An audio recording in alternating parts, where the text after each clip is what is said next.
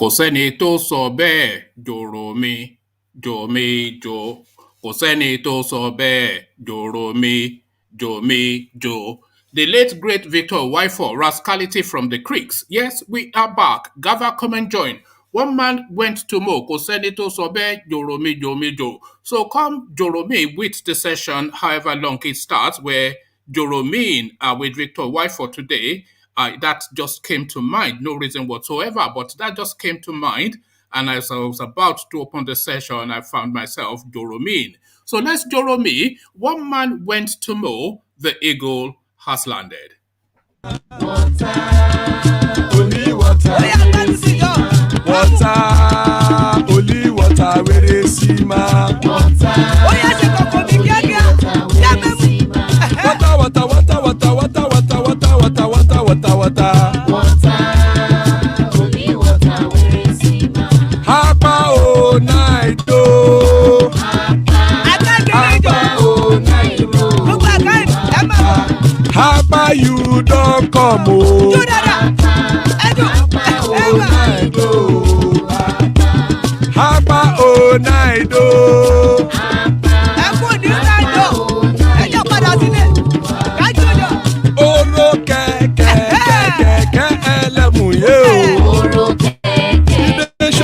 Kẹ̀kẹ́rẹ́ lẹ́mùrẹ́ o. Bobby Master kẹ̀kẹ́rẹ́ lẹ́mùrẹ́ o. Chief Wáìlàtí kẹ̀kẹ́rẹ́ lẹ́mùrẹ́ o. Eruku lẹ̀lẹ̀ ẹlẹ́mùdé. Eruku lẹ̀lẹ̀ ẹlẹ́mùdó. Eruku lẹ̀lẹ̀ ẹgbẹ́ ẹlẹ́mùdódò jàre o. Eruku lẹ̀lẹ̀ ẹlẹ́mùdó. Eruku lẹ̀lẹ̀ Ghana ti dé ẹgbẹ́ pàtó. Ọmọ ẹlẹ́yẹ ẹ̀yẹ ẹ̀yẹ o ó dilé o. Odúyẹ̀lá ẹ̀yẹ o ó dilé o. Petrosoname ẹ̀yẹ o ó dilé o. Petrosodúnkẹ́ ẹ̀yẹ rẹ̀ ó dilé o. Ẹlẹ́kọ̀ọ́ ọ̀run mú ìní o.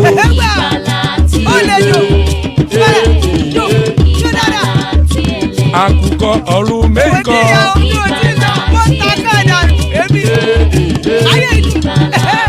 Ikú kò ní ríwà gbéṣe o.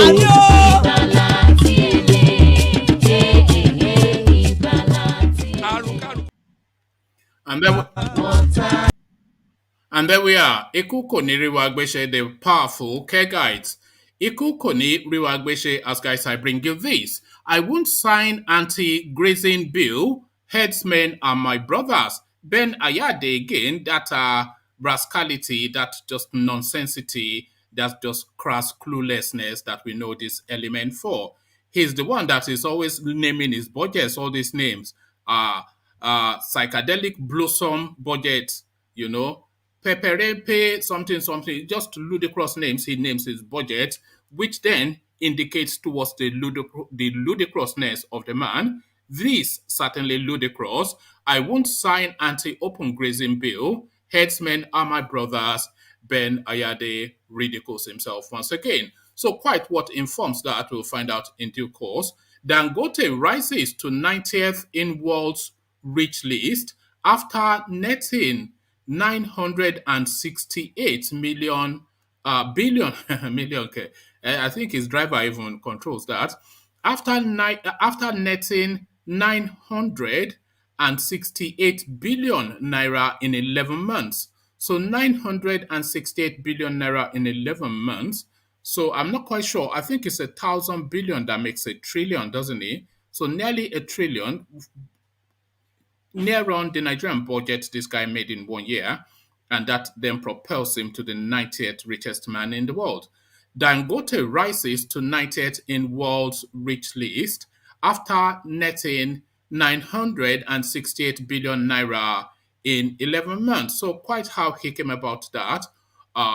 Hopefully this piece illuminates on that. So the illumination on that, I hope light is shed on this as well. Lagos APC faction defects to PDP. So a faction essentially hostile to the Jagaban of GBT. I've had enough and moved over to another stealing coven. Lagos APC faction defects to PDP. So quite what's led to that, we'll find out in due course. Secession, not the solution to Nigeria's challenges. Kayode Fayemi speaking, so he now just nails his color to the mast of one Nigerianism, which then makes him in direct conflict and opposition and conflict with the Yoruba nation agitation. So does this then make him anti-Yoruba though by the paradigm that was fleshed out just in a few sessions ago, when some people were insisting that if you're not for Yoruba nation, then you're an anti-Yoruba man. So anti-Yoruba or not, you decide. Secession not the solution to Nigeria's challenges, a headline attributed to Kayode Fayemi. So we finally land on this. Director General of National Broadcasting Corporation, Lila, in alleged multi-billion naira contract scandal. So yet another Fulani looting. So we all know that there's just three things that for me that I can see that these Fulanis contribute to humanity. That is just a banditry, cluelessness, and stealing. So just running things down, stealing and killing. This is just what we know them for. That's been the experience of those people all the way through our interactions with them in Nigeria. They steal, they kill, and they run things down. That is the experience. Yet another example, but anytime we land on a name like this, it's always a headline like this. Director General of National Broadcasting Corporation, Lila, in alleged multi-billion naira contract scandal. So another Fulani looting narrative we land on just to birth. But before we land anywhere, let's come in now via the Eastern Quarters and another Python dance. Do I pop? O Mary Wonizu, Woniya, Abakare, Mama Dawora, Una Pori Mary Nandi, Windy War, Python dance 1, Python dance 2, now Python dance 3. Una Pori Mary Nandi, Windy War, Python dance 1, Python dance 2. Na Python dance 3. Una pori meri nande bu onye du aimo. O meri nizu ngiro ya. Abakare mamanda ora. Una pori meri nande win the war. Python dance 1, Python dance 2. Na Python dance 3. Una pori meri nandi win the war. Python dance 1, Python dance 2. Na Python dance 3. Una pori meri nandi win the war. Python dance 1, Python dance 2. Na Python dance 3. Una pori meri nandi win the war. Python dance 1, Python dance 2. Na Python dance 3. Una pori meri nandi win the war. Python dance 1, Python dance 2. Na Python dance 3. Una pori meri nandi. And there we are. Nnamdi Tiwiniwo, Python dance, Python dance. Nnamdi Tiwiniwo, Python dance, Python dance. So Nnamdi has won the war. As guys, I bring you this. I won't sign anti-open grazing bill. Herdsmen are my brothers. Ben Ayade ridicules to the space again. Cross River State Governor Ben Ayade has explained why he has not joined other southern governors to sign the anti-open grazing bill as agreed at a meeting of Southern Governors Forum earlier in the year. Ayade, whilst addressing journalists at his office, on Friday in Calabar, the state capital, described the anti-open grazing law as draconian and might lead to war in Nigeria. The governor, who described herdsmen as his brothers from the north, warned that if such laws fail to consider the concerns of herders and farmers, it may lead to anarchy and endanger the entire country.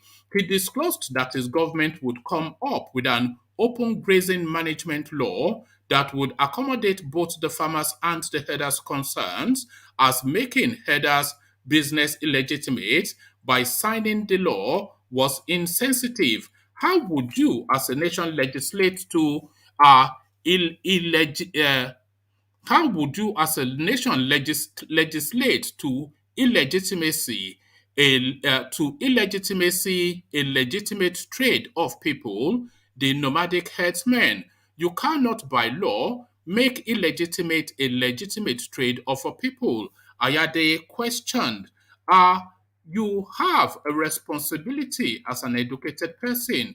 We sit in the office, and that's why, even though certain governors have made it clear that governors must pass the anti open grazing law, I have not, because I found a solution to it. My herdsmen brothers of the north or southern extraction, to shut down their trades, stay confined in a place, whether they have a pasture or not, it doesn't matter to me. So let me take that again. My herdsmen brothers of north or south extraction, to shut down their trades, stay confined in a place whether they have a pasture or not, it doesn't matter to me. So, if I have a brother from Yobe State in a semi arid condition with no grass and having no money to do irrigation to sustain his pasture, will I make his business illegitimate, shut him down, and close him from survival? That is insensitive. What I think is anarchy, a deliberate invitation to war. That is inviting the nation into war. I ask myself if indeed open grazing is coming with consequences. The sociology and anthropology are unacceptable, and we must find a way to create means and balance between the herders and the farmers. That's the essence of being a leader. So before I passed the law, I decided to pull back and find a solution. That is why in Cross River, we are coming with an open grazing management law. I think morally, ethically, it is unacceptable to prohibit a trade that existed before I was born. I'll rather find a way to modulate it so that it will meet the definition of modern animal husbandry or farming. I think because it is a profession, a business, it is also a fundamental right of people to do the business. So there you have it, ladies and gentlemen. This is the thing that happens. There's always one within the southern space, and that one is this one. So that is Ayade. You can get lost with your open grazing nonsense. Dangote rises to 90th in world's rich list after netting 968 billion naira in 11 months. Africa's, Africa's richest man, Aliko Dangote, is on track to attain his highest wealth level in 7 years after raking in 968 billion in the last 11 months. Bloomberg reports that Dangote's wealth hit 20.1 billion naira, that's 8.4, it's rather $20.1 billion, that's 8.4 trillion naira at the close of business on Friday. The Nigerian net worth on the Bloomberg Billionaire Index was $26.7 billion, achieved in June 2014. The feat followed the continued increase in the share value of the businessman's cement business. Since the beginning of the year, the Dangote cement share value has increased by 24.49% from 224 naira 90 kobo per share to 280 naira per share at the close of trading on Friday. Dangote Cement is also the most valuable Nigerian company in the country's stock exchange market. with a net worth of $20.1 billion. Dangote is currently with a net worth of $20.1 billion. Dangote is currently ranked as the 90th wealthiest man in the world. So there you have it, ladies and gentlemen. Unbelievable, richer than Nigeria, one individual. Um, but the source of his money, of course, always shrouded in mystery. But there you are still. If you think about, let me just actually check something. Let's see what the global population is. What is the global population? So let's just find out quickly what the global population is. So the global population is approximately 8 billion people. So this guy is 90 out of 8 billion people. Just pause and reflect on that. Out of 8 billion people and counting, because this data, of course, I don't know when this was collated, but this was the first one that sprung up on my screen. So out of 8 billion people in the world, this guy is the 90th richest of them all. So there you have it. There is money and there is money and then there is money. So this is money. Uh, Lagos APC faction defect to PDP. Lagos for Lagos movement, a faction of the ruling All Progressive Congress in Lagos. Lagos for Lagos movement, a faction of the ruling All Progressive Congress in Lagos State, has formally defected to the People's Democratic Party. On Saturday, former Senate President Bukola Saraki led the group into the PDP at a ceremony held in Lagos, correspondents report. The Lagos for Lagos movement, under the leadership of Olajide Adediran, popularly known as Jandor, has been reportedly having a running battle with the APC leadership in the state. The group conducted parallel congresses during the ward, local government, and state congresses of the APC recently, but the congresses conducted by the Jandor-led group were not recognized as the but the congresses conducted by the Jandor-led group were not recognized as the national secretariat of the party ratified the congresses held by the APC faction loyal to Bola Tinubu. Jandor, who has indicated interest in contesting the 2023 governorship election in the state, led his members from the 20 local government areas of the state to the PDP on Saturday. Whilst receiving the new PDP members, Saraki assured them that they are moving to the party that would rescue Nigeria, to the party that will rescue Lagos State, to the party that will change the fortune of the country. So you may well see this as just a satellite little thing, but this is how it usually happens within the Nigerian space. Is that drip event, and then suddenly it starts to cascade, and we see it happening in waves and in waves. So the cracks are starting to show within the APC. No question about that. You'll recall just a few days ago we were doing some narrative about at the national level Myanmar Brunei being rejected and a faction breaking away to form their own and present their own chairman.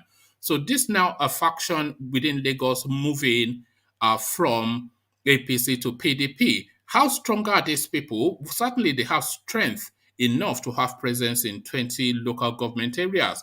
So quite a significant move then from the APC party. So drip, and then suddenly it starts to cascade. Secession not the solution to Nigeria's challenges. Fayemi speaking, the Ekiti State Governor, the Ekiti State Governor, Kayode Fayemi, said on Saturday that secession would not end the country's problems. Fayemi, who stated this in his keynote address at the 21st anniversary celebration of Mambaya House in Kano, cautioned Nigerians that secession would not solve the challenges but duplicate them. the governor said. If we break into 3 places, the problem will be replicated into 3 places. If we break into 100 places, the problems will be replicated in 100 places. Fayemi noted that South Sudan fought with Sudan for almost half a century to gain independence, but went back later to fight itself. He also listed the example of Eritrea and Ethiopia, who fought a bitter war after they broke up. He added that the citizens needed a united Nigeria that is founded on core principles of equity, fairness, and justice to all. So that is Fayemi's view. I'm not quite sure what he's speaking to that. That may well be the politics of 2023 that we're hearing playing out there. So we finally land on this last story, another looting Fulani man, so no surprises to this one. Director General of National Broadcasting Corporation, Leila, in alleged multi-billion naira contracts scandal. Some of the workers of the National Broadcasting Corporation have accused the Director General of the agency, Balarabe Shehu Lela, of nepotism and marginalization. They accused Lela of engaging in illegal award of contracts to his friends, family members, and cronies in violation of procurement laws. Sources told correspondents that since the appointment of the Director General in June 2021, it had been a regime of discriminate awards of contracts to persons that are either do not bid for contracts that the MB, let me take that again. Sources told correspondents that since the appointment of the Director General in June 2021, it had been a regime of discriminate awards of contracts to persons that either did not bid for contracts that the NBC did not advertise, or that the NBC did not advertise. So that was badly written. That was what confused me somewhat. According to workers, Leila has abused all known procurement regulations in the agency. It is a sad story at the NBC as we speak. I have never seen a DG that is so compromised in the annals of the NBC. The Director General has thrown caution to the wind and has also succeeded in forming a cartel that runs the show, clearly sidelining other top management staff, one of the workers said. Another staff in the procurement department, who pleaded anonymity for fear of victimization, stated that the procurement department has been busy attending to contract files of people not shortlisted or issued contract award letters. It is a new regime for us, and we are handicapped as it stands. We come to the office daily to see strange faces claiming to be contractors from the DG's office to supply all sorts.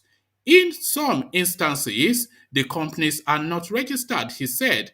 Correspondents further gathered that the Director General had mandated all existing contractors registered with their award letters for vetting at his office, and those whose contract sums exceed a certain amount are made to make commitments before, and those whose contract sums exceed a certain amount are made to make commitments before their payments are processed. A close source conversant with the activities of Leila since he assumed office as a close source conversant with the activities of Leila since he assumed leadership at the DG's office has elected to toe the same path that led to the removal of his successor. He stated that a clique at the commission set traps for the Director General through the indiscriminate awards of contracts. It is a pity that the DG has also fallen for that gimmick of those few that have entrenched themselves as the alpha and omega of the NBC. They give wrong advice to the DG and show him how to shortchange the system through the awards of contracts. The new DG fell completely flat for these individuals. This time around, they used the instrument of religion to penetrate the DG, and the way and manner the DG has used religion as a tool is alarming. Contractors are classified along with religious lines and other despicable acts. What the DG has failed to realize is that these same people are the ones that go about telling the world about how he is corruptly enriching himself. We all are aware of how the former DG was suspended and eventually sacked for corrupt practices. And in truth, if the current DG escapes this, then it would be a miracle because he has involved himself with acts that are very uncharitable in less than a year. So there you have it, ladies and gentlemen. The guy is no fool. He's a Fulani man, of course. He owes you no loyalty. He's just there to steal as much as he can and escape back to Niger Republic. That has always been the narrative of the Fulanis within the Nigerian space. So anybody that feigns surprise is just being disingenuous. So UK, we see you. Thomas, we see you. Charlie Boy, we see you. Ola, we see you. So going first to you, Thomas. Thomas, are you there? Yeah, please. All right. Good to have you, Thomas. So now let's start you off with Ayade and this anti-open grazing bill that he has refused to sign. He, of course, was present at the meeting that was discussed and agreed. And he, because they said they agreed it unanimously, so he was of agreement then. So what has changed now that this short little man from Cross River State is now doing a volte-face? What do you make of that, Ayade? One man, it's very unfortunate. You know, everybody, every politician in that country, they act as their own will. Anything that will not benefit politicians, will not do it. You know, we are having people are doubting maybe this guy is going for presidency or thereabout, or he may be chose for vice president. So this man don't want to step on toes. He doesn't want to step on Buhari's toes because Buhari see anybody that signed this law as his enemy. Is anybody that signed this law as his enemy? Because you know, he said, my brother is in Niger. That is why I built the rail from Nigeria to Niger. My brother and my cousins are there. So this man has his own agenda, and you know him with all these budget name. This year is flamboyant budget. This year is flamboyant. He named many things in his own budget. So this man is playing to gallery of Fulani. One man, you can't doubt that. He's playing to the gallery of Fulani.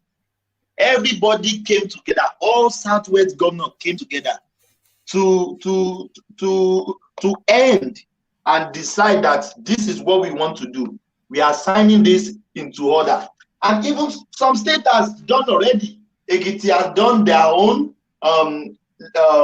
Lagos state said they don't have any problem because there is no much Fulani with their cattle there. Oyo states are signed, even if they are PDP, even APC governors have signed this law. They don't care about Buhari because they are killing their people.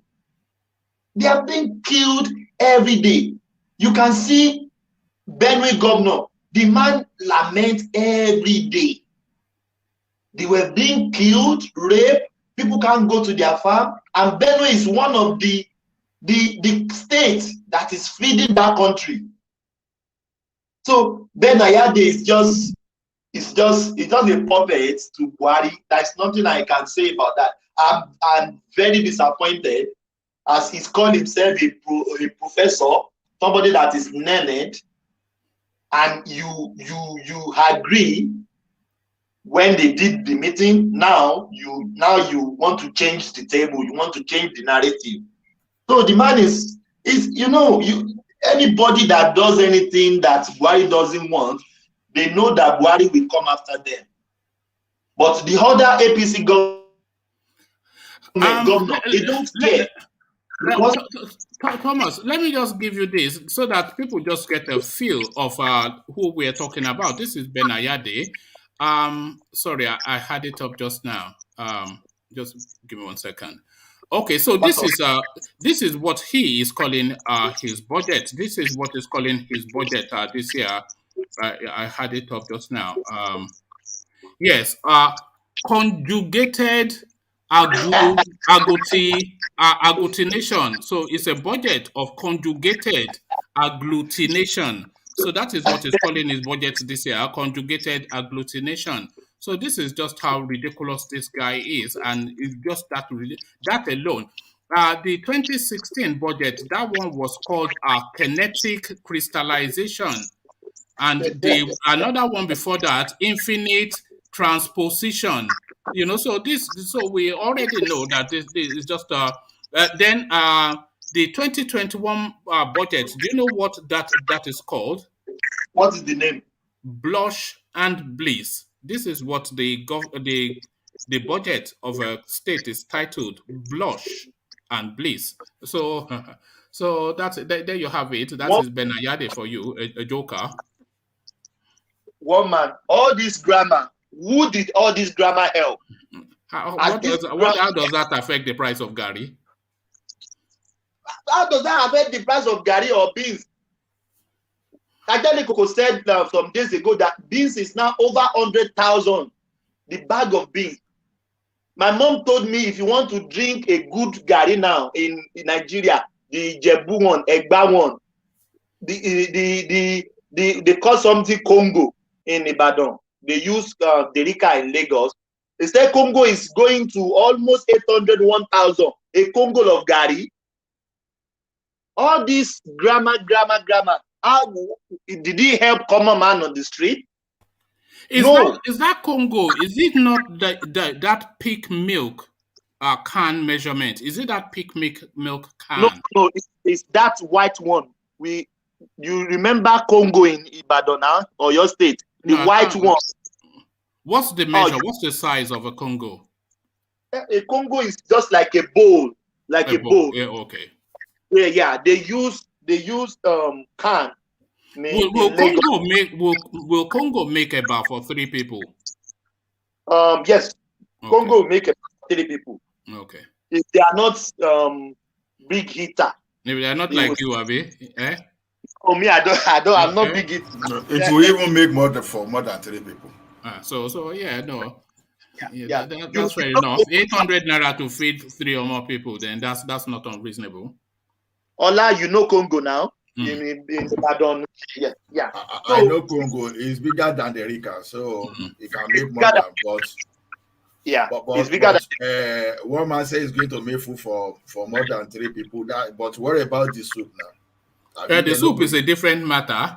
800 naira. If 800 naira will make you soup as well. What? Yes. Okay. 800 naira will make you soup. Why not? Why not? Okay. I'm not saying anything. No, I don't know. The meat is a different matter. But 800 naira will buy you vegetables. It will buy you. You can buy 100 naira of vegetables. You can buy 100 naira each of rodo and tatache. 50 naira. How many? 50 naira. Hold on. 50 naira. 50 naira oil that they put in those sachets. And then you spend the rest on ejagbigbe, and then and egusi even, and you have change even for one alamo on the US. 2K can feed 6 people in Nigeria. One man. Okay. Yes, now. When last do you cook in Nigeria? No. Can you you buy to the quantity you want now? You can buy vegetables for 100 naira. You can buy pepper for 100 naira. And buy tatache for 100 naira. Tomato 50 naira. you know, and then you and that still leaves you that's 350 already, and then you spend 400 naira on meat or fish, you know, and there you are, and you buy your 800 naira Oh, that derika gari, and then you that feed three, four that people. that will feed 2 people, What do you mean 2 3 people? people. I mean, are they only jekuje anyone? That's What do you mean? I one man. understand that 1 kilo of tomatoes in Lagos is 634 naira. I No, don't know but how you're far it not. is. You're not buying by the kilo, are you? You are buying to cook up just a pot of soup. Yeah, but kilo is not much. Yeah, no. One You man. buy two. You buy 2, 3 pieces, or you That say. would be almost half a kilo. I don't think so. Okay. But so how much did you say a kilo let's is? let's How much did you say a kilo is? 634. 634 for 3 pieces of No, tomato. for 1 kilo. I'm not saying for 3 pieces, for Yeah, one so, kilo. so that's what I'm saying. The people that are budgeting at that level, they are not going to buy kilo of anything now. They shop in a Okay. different market from you. But sorry, that's when all you right. were saying the Rika like it was like everybody was on poverty level, that's a big meal now. One man. Don't let us argue that. All right, carry on. Huh? uh Ben Ayade, you know that man. It's everything about him is sophisticated. Let's do this. Let's do that. In the other He way, wants to show that he's he's an talking about intellectual and is above the fray, even though he's just a little man from River State. so he's trying to use people want the modern style of doing this cattle, like ranching.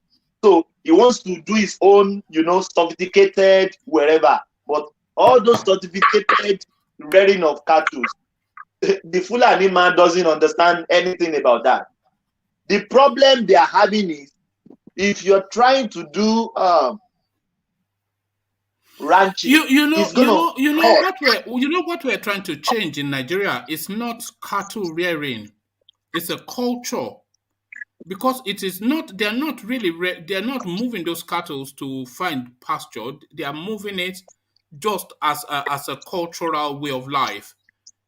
Because they can easily solve those problems in their own region and have plentiful for their cattle to feed on. But traditionally, they know that they take their cattle to the south in one season and bring them back, and that is how they've always been. So it is a culture rather than a farming practice that we're contending with. But this Can I say culture now, something? it's not. Yeah, carry It's on, not. Nana. Okay, see, Nigeria will not be the first country in the whole world that we have nomadic culture. Every one or some of all these or some of these developed countries we see today, they used to have nomadic culture. So culture can be dynamic. So I don't know why some people want to stay with a culture that is creating crisis, that is causing some people to die, and that is destroying. You see, farming too is a culture. Soliciting farming is a culture, for example. And someone will now use his backward culture now to destroy some people culture. I think that is where we need to look at these things. So a culture can be modified. It's not something that is static. So Yeah, that's no, where yeah, I did. yeah. But that's the point. So what you're saying is what I am saying, that or maybe not, but what I am saying is that the contention is not necessarily cattle rearing, because there are far, far, far better practice of cattle rearing than just suffering those animals from north and then suffering to south and then back again. So that's not. It's essentially a culture. That's the way of life they know, and that is the way of life they've always practiced. So what we're looking to change is really a way of life rather than a farming practice. That is where Yes. I think the thing is. But Thomas, thank you all. Thomas, to you. Yeah. So Yeah, so one man, even this ranching is the most good practice. You can see our cattle, they are very skinny because they walk too much. The meat are so thick, the meats are not good. So I don't know. The ranching is the best. If you see the milks here with the ranching animals, they are very big. The cows are big, they are healthy, they don't need to walk from Kaduna to Oyo State to work. It is not even good practice, even for the animals. Is that even is the animal abuse on the animal themselves? So I don't know where Ayade is coming from, but I know he has a political undertone to what he said. Yes, is politicking. That's politicking that he's doing. He just But wants yeah, carry he on. just he just want to be in good book of Buhari and the Northerners for his own selfish ambition. You will see this man will later come out. I want to be something. I want to be this. So you know, anyone that step on these people's toes, they may not vote for you or they may not recognize you. So that is what Ayade is playing to. He's playing to the Fulani gallery. That is it. There's nothing to say about that. All right, thank you. So now this doesn't come as a surprise. Well, or does it come as a surprise? Really, is the question. I mean, you make your decisions on this, but the headline really Dangote rises to 90th in the world's rich list after netting 968 billion naira in 11 months. So what are you then making of just those eye-popping 26, almost $30 billion this guy is worth?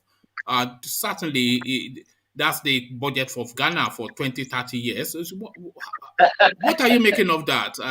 Just this, and how is he making so much money in a place that's just crying and weighing down under poverty? So what are you making of the Dangote narrative?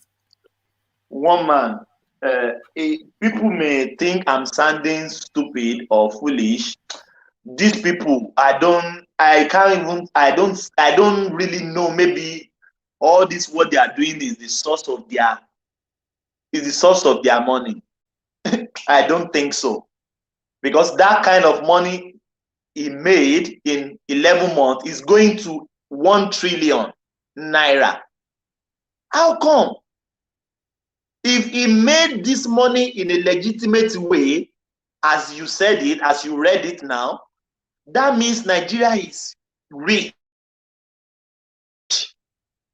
Nigeria is rich. But I don't know. This is a lot of money. This man can even buy the whole Nigeria. You rate this man now, is the 90th in almost, you said we have 20 billion in the whole world or so. This man is thinkingly rich. And we are in poverty in that country. Nigeria is the most wretched country. In people can't even spend $1 a day. So I don't know how this man makes this money. I know he makes his money out of Nigeria as well. He sold his cement out of Nigeria. He has a couple of businesses, but this is huge amount of money. I can't even fathom how someone can make this kind of money in that present Nigeria that everybody is complaining. Do you think at that level they are not even, they don't look at the money anymore? They just do it for the sport, for the game of it, just for the numbers. Because it's not any, I cannot imagine there is still anything to do. What more does he want to buy or own? Except he wants to buy a country or something. People like him, like Bezo and all these kind of characters, like that guy Alibaba. Alibaba. I was watching some interview, the guy that owns Binance, which is the number one crypto trading platform. They make about $30 billion just in, not well, but they don't make, but they transact about $13 billion a day. And out of that transaction, they get their cut, of course, because you're using their platform. So just Yes. think for a moment, 30 billion. So it's not really about money anymore to people like that, is it really? No. You are right. It's not about money. It's not about money again. But I'm still wondering how he made this kind of money. I'm still wondering. I know he have a couple of business, and he can make it because what Dangote is producing is immediate need of people. People can't do without what he's selling. Talking about salt, sugar, cement, it's food items. If there is no how you are wretched, Dangote, you will buy something from Dangote. There is no how you are wretched. Even if you are wretched, a day He sells sugar, doesn't he? It's sugar, salt, indomie, spaghetti. Just think of it. Think of anything. And this man, he hasn't You know what they are saying. The perfect business model is Thomas. The perfect business in Nigeria, that is the perfect business model. Some people are saying is to come up with a concept that would take a naira from half of the Nigerian population a day. So if you are able to take a naira from half of the Nigerian population a day, then that would be the perfect business model. That's what I'm saying. Because what this man sold, produce, manufacture is immediate need of everyone, every Nigerian. Nobody in that Nigeria can say. Do you think Dangote is a danger to Nigeria? Is a danger. Is a big threat. If this man finishes his refinery, Nigeria if will he finishes be. the refinery, he controls sugar, he controls cement, he controls the oil. You know, the day that this guy says he's not happy with that country, we are all in trouble. We are all in trouble. But can I ask Thomas a question? Yeah, go on. Yes, go on, Ola. Thomas, if you say Dangote is a threat to Nigeria, how? Because this is a guy I like, so let me just but because he holds a monopoly on key structures, key sectors in the country. He owns a near monopoly on key sectors that propels the economy. Food and fuel, he owns monopolies in that, and construction. But did they explicitly give him that monopoly, or he saw the opportunity and invested in that particular market? No, he didn't see the opportunity. It was nepotism and cronyism that got him those positions. So it was favored to the exclusion of others. So are we going to say the like of Obasanjo, a Yoruba man, and Jonathan? I don't know about Obasanjo, but I know that Babangida favored him, and that Abata favored him when he had near exclusive rights to import rice into Nigeria, which a monkey would become a billionaire off the back of. The license to print money importing rice to Nigeria. Obasanjo too was laying claim to making him a billionaire and some other billionaire too. So now he was already in the mix when Obasanjo came about, so he could not be ignored anymore when Obasanjo came about. Yeah, so what I cannot say is it how Obasanjo said to destroy him or let him? Don't forget that Obasanjo was also a military administrator too then. So I don't know what made Obasanjo be so bold to make such statements. So that's what statement? That's because he is counting Dangote as one of those people that he made a billionaire, so a multi-billionaire. So I don't know why he was so. Yeah, but what point are you making? So what's the point that you are making? What I'm saying is that when we are saying nepotism, because I still follow some part of OBJ policies then when he was talking about is it 60% or 70% local content. So now the thing is this, he gave some people some level of concession. He did it in the area of power. He did the same thing within the area of all these regular commodities, and he gave the same thing when it comes to cement. But now these people, he gave them all those things, all those power to import why they import, they should put facility in place for local content. Now, as at the time Obasanjo was leaving, some people made efforts. Like I still remember the like of Wapo Cement, this Poland Cement, Poland or Wapo, whichever one. Then I know that what's the name of this guy? This guy that they nearly implicated. This cement guy they nearly implicated. So Dangote too was paying, but most people that got that licenses, several importers, they were busy importing. They were not even putting any facility in place. Right there, Dangote was doing Obajano cement. He was putting plants everywhere. The same thing, Wapo, they were doing all those things. But some of these guys, they prefer importing from China and just to dump there. And funny enough, cement was even more expensive than as we have now in Nigeria. So until Jonathan got to that place, and got that license list back from those people that have not put anything in place, and that is where the like of Dangote now started their expansion. So to me, at least, well, can I say Dangote is turning towards monopoly? Maybe yes, but did he create that situation for himself? Was it that they didn't give orders to do that? Some other people were given the same opportunities. I don't know about but what were you importing. said because I don't have the facts that you are presenting, so we're taking that on your word.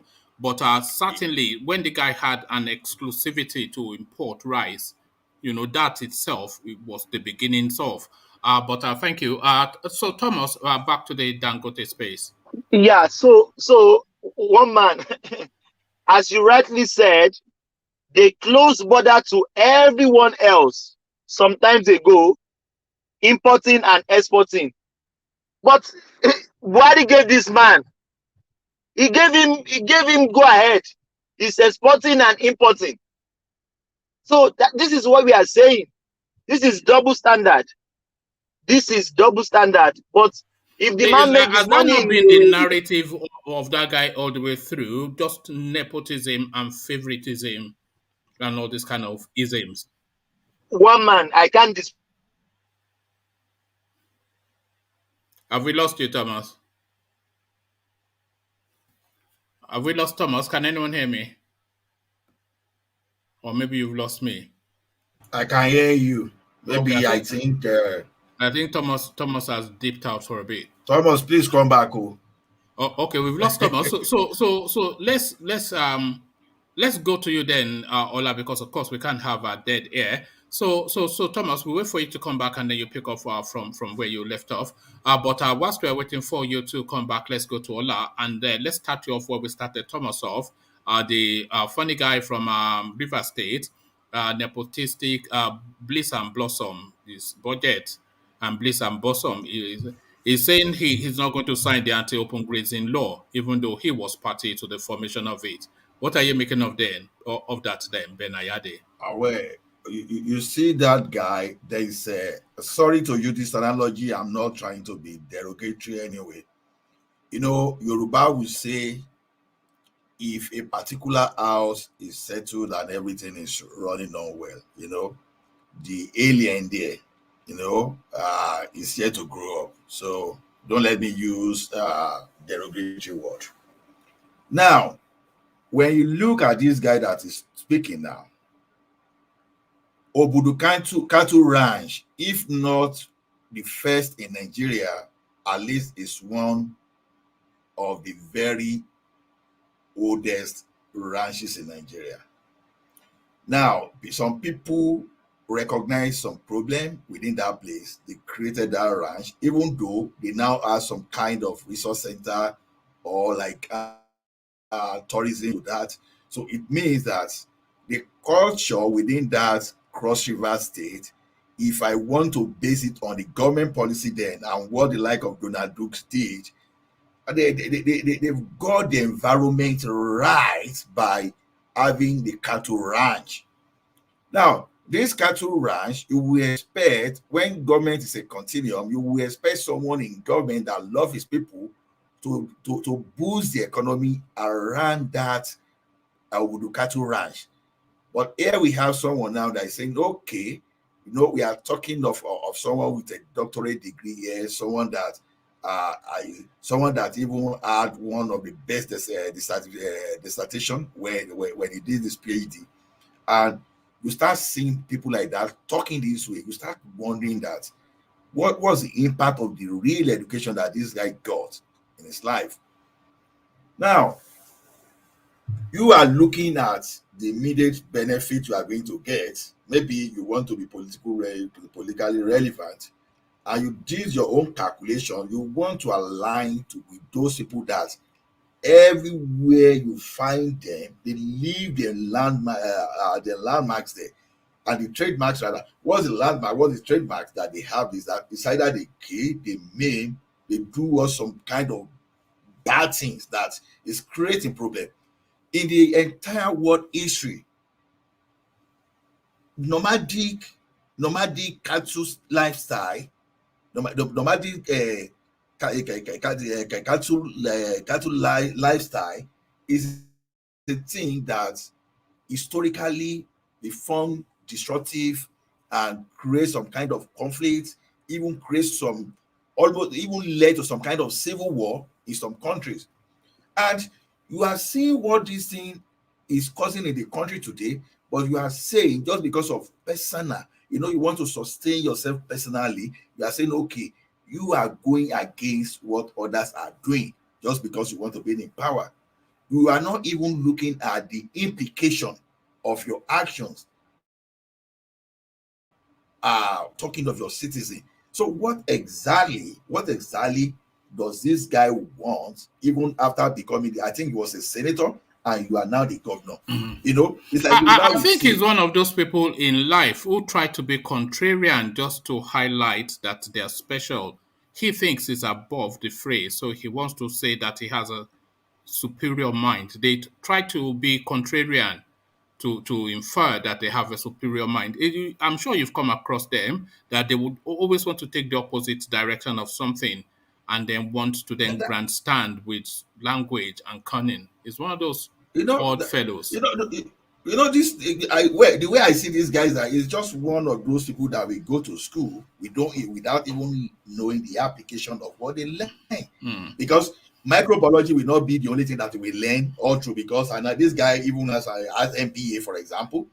So not only that he's a PhD holder, even with MBA again. He's a So lawyer it as simply well, you means know. that He's a lawyer as well. can you see? So a lawyer well read, but you now see now that because you expect that kind of guy, to even know what is even going on, even beyond Nigeria.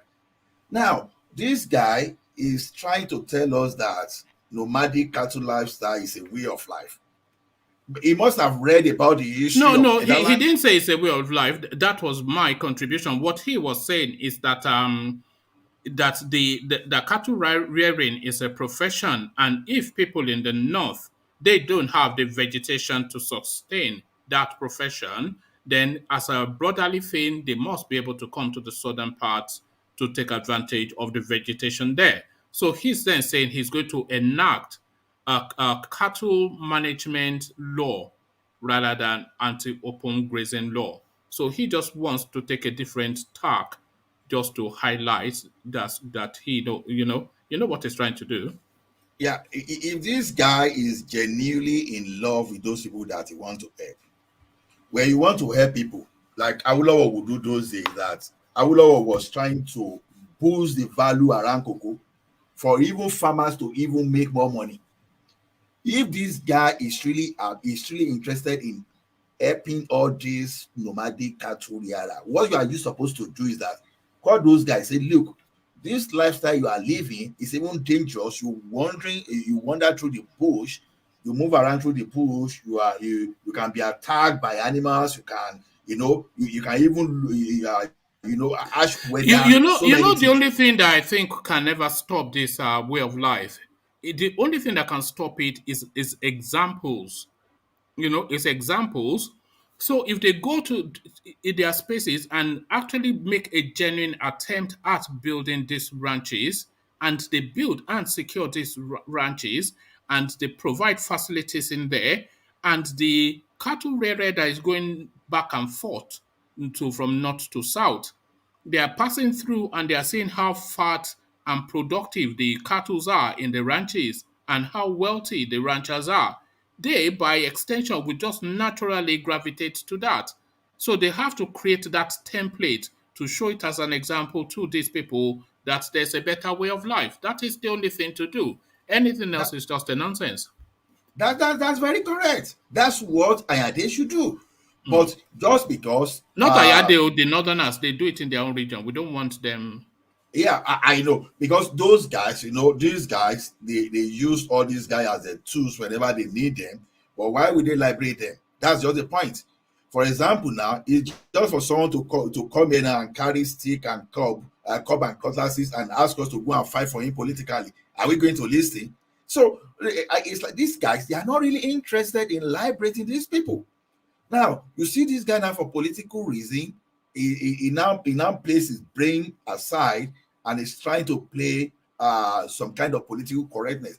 There's nothing Ayade is looking at. He's only seeking the guy only is trying to seek to seek political relevance beyond his tenure. That's the entire thing he's doing. Otherwise, Obudu Cattle Ranch should be the most in the whole of Africa based on the master plan of that place. But this guy is not seeing the opportunity of expanding or of extending value around cattle economy within that zone. But he want to open grazing as if cattle rearing is the only part of economy that the cross rivers states so desire as we speak now. As if we don't have any other thing they can do. It's only cattle rearing. So the guy is just For him to spend money on cattle management in Cross River State is a betrayal of his people because he is spending their money to facilitate a foreigner's business at their expense. Because whatever money he's spending on this cattle rearing business that he wants to recalibrate is money then that is not spending on the people of his own constituency. sometimes we can't say it's a betrayal of trust. We can't say, creating that place can be some kind of partnership because when you create the facilities, you are able to document those guys that we do some. I'm not talking of Is open. it not is it not surrendering to terror? Because it will Oh, only oh, be oh, doing that off the back of the terror that these people present, trying to placate them. Is that not oh, oh, oh, oh. just the idea? Is that idea not even just to be rewarding wrongdoing? Exactly. I was even thinking we are talking of ranching now. Yeah, is when you do that, you are just trying to surrender to terror. We've seen what happened in Kaduna, for example. Is it Shongotaf or Acacia local government? I can't even remember where they separated that time as a grazing reserve. Before you know it, the place they've turned to villages now, all those things, and that's the beginning of the crisis in Southern Kaduna now. Is now we have a learned person that understands this because okay, go ahead, please. Yeah, Sorry, yeah, sorry to go on. butt in. I just want to say something about Nigerian leaders. Especially this guy was talking about Ayade. You see, those governors that enacted anti-open grazing law, they are not opposed to because this is the narrative that the Northerners are, especially El-Rufai and his people, that you can't just ban. No, nobody's banning grazing of cattle. All they are doing is trying to avoid situation whereby people will just go into anybody's farm and eat up the crops. That is what the not as if they're saying, don't come down to South anymore and do your cattle. They are telling them you cannot go into people's farm and eat up their crops. That is what that anti-grazing law is all about. So if you want to have a ranch, you are free to have a ranch. Ayade, we know, like all of you already said, he's only trying to be relevant, or maybe, like you said, he's a contrarian, trying to be, whatever he is. But what he's doing is a betrayal. That's why I say it, of his people. Because if we know that these people are known to be very belligerent in the sense that whenever they come into any space, they want to occupy it, they want to use your farm and go, and they want you to shut up. And so how do you prevent such? You said you want to manage it. How do you, I mean, all this while you didn't manage it, now suddenly now you want to manage it now. How are you going to manage it if you don't put in place a law that will ban people or that will criminalize people if they enter people's farm and eat up their crops? So you see, Ayade is just playing politics here. That's how I see it. And it's just a crass sort of because if he singularly does not sign that anti-open grazing law, that anti-open grazing still comes into effect because his state is nested within several other southern states. So if those southern states don't even allow the open grazing, then whatever he's doing is just redundant. So essentially just playing to the gallery, really. Exactly. One other component of this anti-grazing is this: if you are really serious about not just sudden banning this thing, there's a way you can negotiate the implementation. You understand? Okay, this thing is so sudden. You want to put a stop to this thing maybe at the end of October. Why can't we rearrange for this guy? Let them give like 6 months. You can always negotiate if you are really serious about doing something. But unfortunately, everything in Nigeria is about politics. It's about immediate benefit. So that's the way I see Ayade. So in some case, it's an unfortunate case. So let's just, I'm done with him. All right, thank you, Ola. Let me acknowledge Alexander's super chat before I take you on to the next talking point. He points this at you, Ola, and this is what Alexander says to you. He says, I love the way Ola employs Yoruba adages to buttress his salient points. Sublime, Aburo. So that is Alexander Thank you, sir. by way of a super chat, Well appreciated. a pat on the back. So thank you, Alexander, for that. Let me now take you to this now space. This guy, of course, your guy, so I already know your prejudices in this direction. So, but I expand on it some more. Aliko Dangote rises to 90th in world's rich list after netting 968 billion in 11 months. So how is that even a possibility? What are you making of that? Aliko top 100.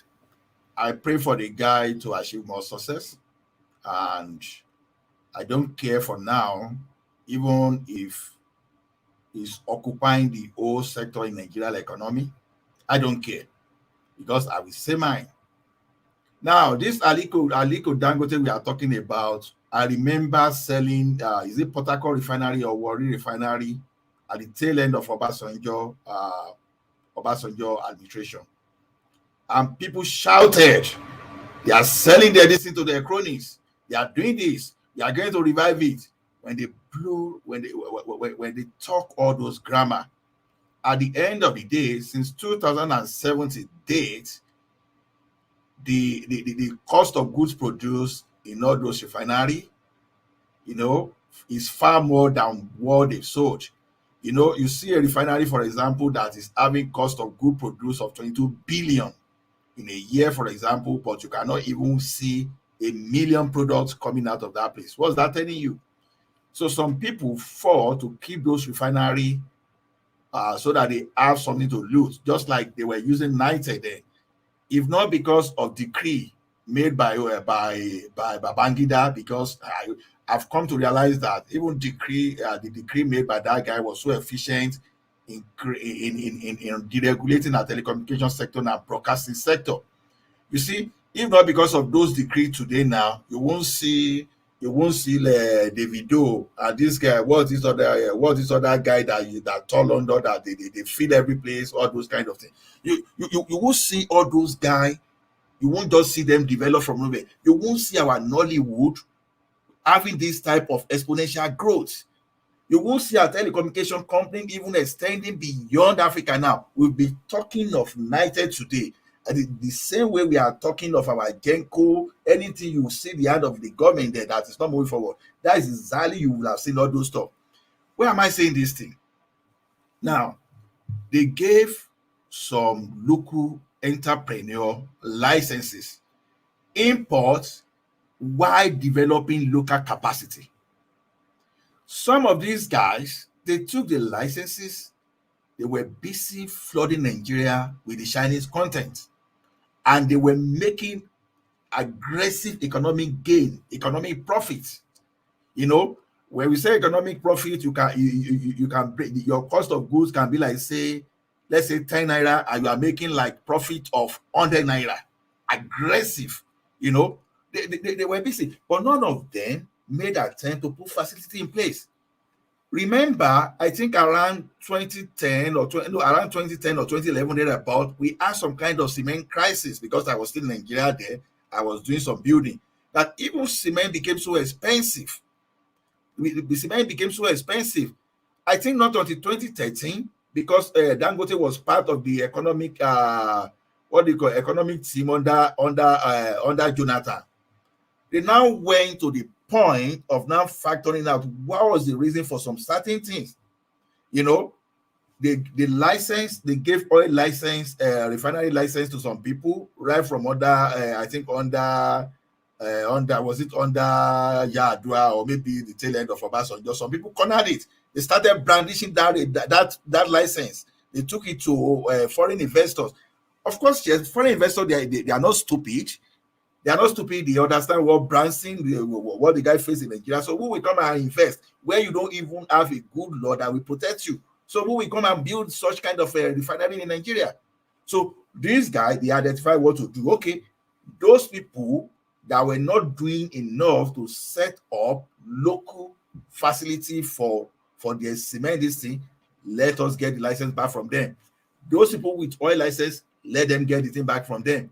Now, Dangote that could not get that you took back the Warri refinery and Port Harcourt refinery back from, they now gave him license to build refinery.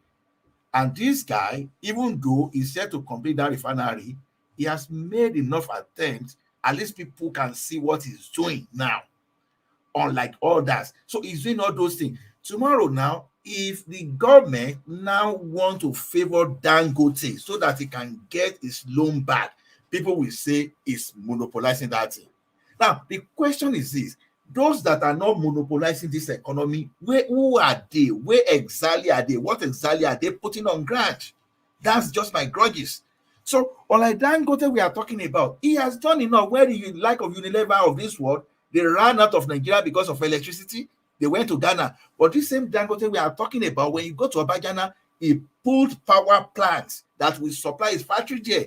Where you see when Nigerian entrepreneurs are complaining of power and power to drive, this guy will put his own power there, and he's doing some kind of backward integration. You know, you move closer to your resources and put everything to process. People are saying no, because if you see the profile of Dangote's debt today to put all those things in place, then you start wondering whether it is fair for people to say this man is monopolizing compared to the level of debt that this guy has accumulated to put this thing in place. So anything government can do to support him, and for it. If we want to play with Dangote, If Dangote, if the Nigerian petroleum supply is dependent on one man, then that is a risk. That is unhealthy. If the Nigerian food supply is dependent on one man, then that is unhealthy. And if the Nigerian construction industry is dependent on still this same man, that also unhealthy. So I cannot see how that guy is a force for good. okay, now let's look at it this way. You can have a good monopoly. What do we mean by a good monopoly is this: Yeah, but government. you are relying on his personality now. You are relying on him being of the right frame of mind. If he Yeah, if he turned out to be like a Buhari type character that just wants to wreck everything and kill everybody, then he can finish that country. You cannot have the country positioned like that, surely, at the behest of one single private individual. no, the thing is Ola, this: what's your you point? can't What's be your point? What are you no, I trying to don't you get the point that he's making. you can't be stronger than the government that it can try to shut the country down today. All those things, are just, they are hypothetical. Government can No, they are actually not. move No, in. they are not. No, they are not. Government. Hold on. If they are not, if they want to stop the importation of petroleum, which they would have to, then the petroleum has to be refined in Nigeria, which this guy has a near monopoly on. So if he has that near monopoly, if he decides to move against the country with that monopoly, he can wreak havoc on sin in that country. Well, it depends on what you call havoc. Let me tell you one thing. What if he Assuming spikes it up Dangote, by 400% and he says if you don't pay, you don't get it? What will they assuming go and shoot him down? Or they will assuming we have nationalize his petroleum, which is assuming we have responsible government today. If the policy on ground favors Dangote and they want to take the country to ransom, a normal government that is functional can counter that by opening the border that, okay, supply to counter the effect. That is why we have government in place. It's all a matter of policy. So yes, that yes, Dangote but then he would then move government position at his will. If government do that, they will be doing it in response to his aggression, which is a there are national risk. laws. There are laws that can take these assets from him if he takes that in against the country. This kind It'll of be very conspiracy. difficult. You know that refinery is vested in international financing. You can't just walk in with soldiers, Buhari style. This is not a AK-47 matter. But don't forget that some of those international finances too didn't just go through without passing through the CBN too. Right. So the thing is this. The thing is this. No. What are you saying the government can legislate it for? What's your If point? Dangote want to hold Nigeria to ransom today, Yes. government can change the policy by saying, okay, I open the border, for example, for a while to flood the market until we are able to Yes, protect this but guy. if the government does that, the government will be doing that as a consequence of Dangote's action. So, as a result of his actions, he's already moving the national space. That's exactly what I'm saying. It's a form of check and balance. That's it. But it's not a check and balance, is it? He's powerful enough to move the national space, to move governments to react in a way that. How many years this guy has been doing What are you talking about? And he has been controlling every government that comes in. He controls them. It dictates to them so as to favor his own kind of business. So what government do you think is going to come in? Except maybe the government is not part of the this whole current class of people.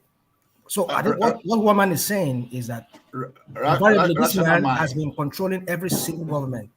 All kind of the rational mind. We heard more than this when they gave Globacom the national operator license. Even some people were saying, because when you look at how strategic the communication is, for example, you understand, when you look at it, they've said it that Globacom would owe Nigeria to ransom. Now, even when they were even forcing some people like MTN and Econet then to even come to per second billing, I could remember clearly that the likes of Econet and MTN said it was impossible. You know, some of us in IT we were laughing that these guys are liars, they are corporate liars. But it was, for example, the company that was supposed to hold Nigeria to ransom that came into the market with per second billing. Remember then that for almost 5 months, they even tried to frustrate Globacom that you will even call and call and call. You can call 30 times before your call will go through.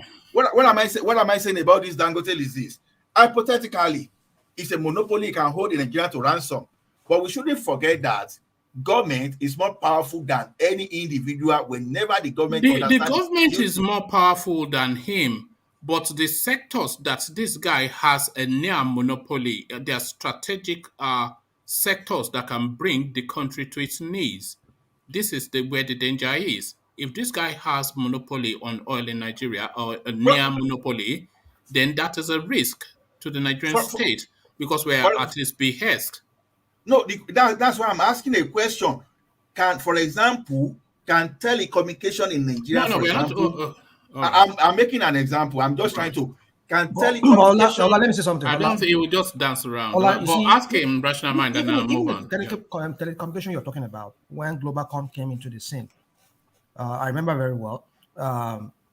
It's the whole thing that Globacom brought into the telecommunication sector was not it was not at the dictate of the government. Wale Adenuga, the chairman of Globacom, and his people, then they decide to do that so that they can come into that sector, they can also carve a niche for themselves. So you are not saying what you're saying now is what we're talking about. This man dominating the whole thing in Nigeria when it comes to the petroleum sector. You It's recall that how they opened borders for him during the lockdown of borders, Rational Mind. I heard about that. Yeah. This is the thing now. So This that's is to tell what you how we're talking powerful it is. about. So Globacom you're talking about was not a dictate of the bringing down of the whole. And does that disadvantage his competitors when they open borders for him alone? Yeah, it does. Yeah, this is what we're talking No, the about. guy is very But, powerful. That it but I'm does. not saying I've not said this man is not powerful. Don't forget. Don't quote me wrong. I made an example. For example, when you took refinery you sold to this guy back then, and you took that public refinery back, what have you achieved with the public refinery as But you're speaking today? what are you talking about, Dola? Now, That's not even the point. We are the not talking question is about. this. No, I'm saying we have individual that we call monopoly that is still giving something to the country, even than the one we have as public that we want to protect. All these things are just some kind of fears that we can't really know until it happens. But, So why but, should we? but Why then, should Ola, but we've But seen why one. should we be positioned for it to be a possibility? That is it. You are saying it's a fear. Why should we be in a position for it to be a possibility? no, okay. Now, what of our public this thing that we never even planned, that we cause us You know, problems, if that are there's a causing us problems these shortfall, days? if there's a shortfall in oil supply, this guy also inserted a bill via the National Assembly for that his company will import that shortfall as well. So you are saying the government will flood the market. They cannot by law because he has covered that too. One man, I don't know. I don't. Now the question is this: now, are there others that are there any law on ground that say anybody cannot come to Nigeria and invest in a refinery? That's the first question I will ask. Are there not? Are other people coming forward and they are not giving Look, them There is no license? law. There is no, no no, law there's no currently right now. law. Look, you don't seem to. I thought you said you were an economist and a banker. This guy, he's built one of the biggest refineries in the world, a real juggernaut of a mega structure. Nobody will come into that space. He will just eat them up. And this guy, if there's a shortfall in fuel supply in Nigeria, the shortfall is to be met in percentage terms, imported in percentage terms by the capacity of the local refiners. So he has near on 90% of the capacity in Nigeria. So whatever importation, he imports 90% of it as well. So who comes into that space to say he wants to come out? They'll get destroyed. Exactly. What you've just said now is this: Dangote has taken the stay and the entry barrier has been raised and made difficult, right? That's what you just said. Then Yeah. the same way when you look at the cement, No, he factory, has made the entry barrier impossible. So he hasn't been raised artificially. He by contriving with elements in power made the entry barrier near impossible for any player to come in. So he has then created a monopoly in the oil sector for himself. see one man, even in Abata where I live, where they produce this thing, entry barrier for refinery is high. You'll be shocked of where Abata take oil to refine, No, for no, example, no, because that's not what we're saying. it, We're saying no, specifically to this guy, yeah. now what, because I've said before that they gave many people refinery licenses since Well, 2007. How many of them made attempt to build? Ola, let me say How no, something. come that when Dangote Ola, build? you don't let get me say it. this, Ola. You don't. Sorry, just allow me this rational Now, mind. now, I don't think you get it, Ola. We're not no, saying they are not. let me cite an example. We're not saying there are no subset. There's a refinery, a modular refinery in I think Rivers or thereabout called something Walters, some English sounding name, that they are producing quite a good number of petroleum products for the Nigerian space, and they are looking to expand. So there are modular refineries, but the refinery the licenses that you get, of course, is given to a capacity level. So it's not just to go and do as much as you can. It's given to a capacity level, is it not? And they've capacitated this guy to the point of monopoly. This is the thing. Let me say something. Okay. Yeah, rational mind. Let me Yeah, say okay, this. let's say from rational mind. You see, the way, if anybody wants to come into the petroleum refining of petroleum products in Nigeria, this guy has so stifled that space for any other person, any competitor to come in. It will To the destroy point, them. yeah, this is one of the reasons. Mind you, most of the things that you will need in building a refinery in Nigeria, you have to source them from abroad, and which means you have to look for foreign exchange. Now, this guy got a discount for foreign exchange. We all heard about that story, how that almost crippled CBN. He got dollars from the CBN to be able to buy whatever he needs to build that refinery. He bought them he got this money at a discount. He went back to the black market and sold them and get more naira. But let's not go into all of that. So what I'm trying to tell you is this: that ordinarily, being able to access the way Nigeria is right now, for you to even access the foreign exchange, for you to be able to go and buy the whatever instrument, whatever equipment rather that you will need to build an oil refinery, it's even near impossible right now. But this guy, to tell you how powerful this guy is, he got a concession for that. So, and mind you, he has in fact, there was a time he said he almost went bankrupt recently. He invested a lot of his money into that oil refinery. And now you are asking somebody to now come in from nowhere, even though if he's getting maybe somebody's bringing money from abroad, he has his own foreign exchange to bring into Nigeria and do that.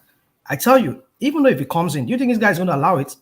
Mind you, because he's just built his own money. I mean, he just built his own refinery. He has not even made the money yet.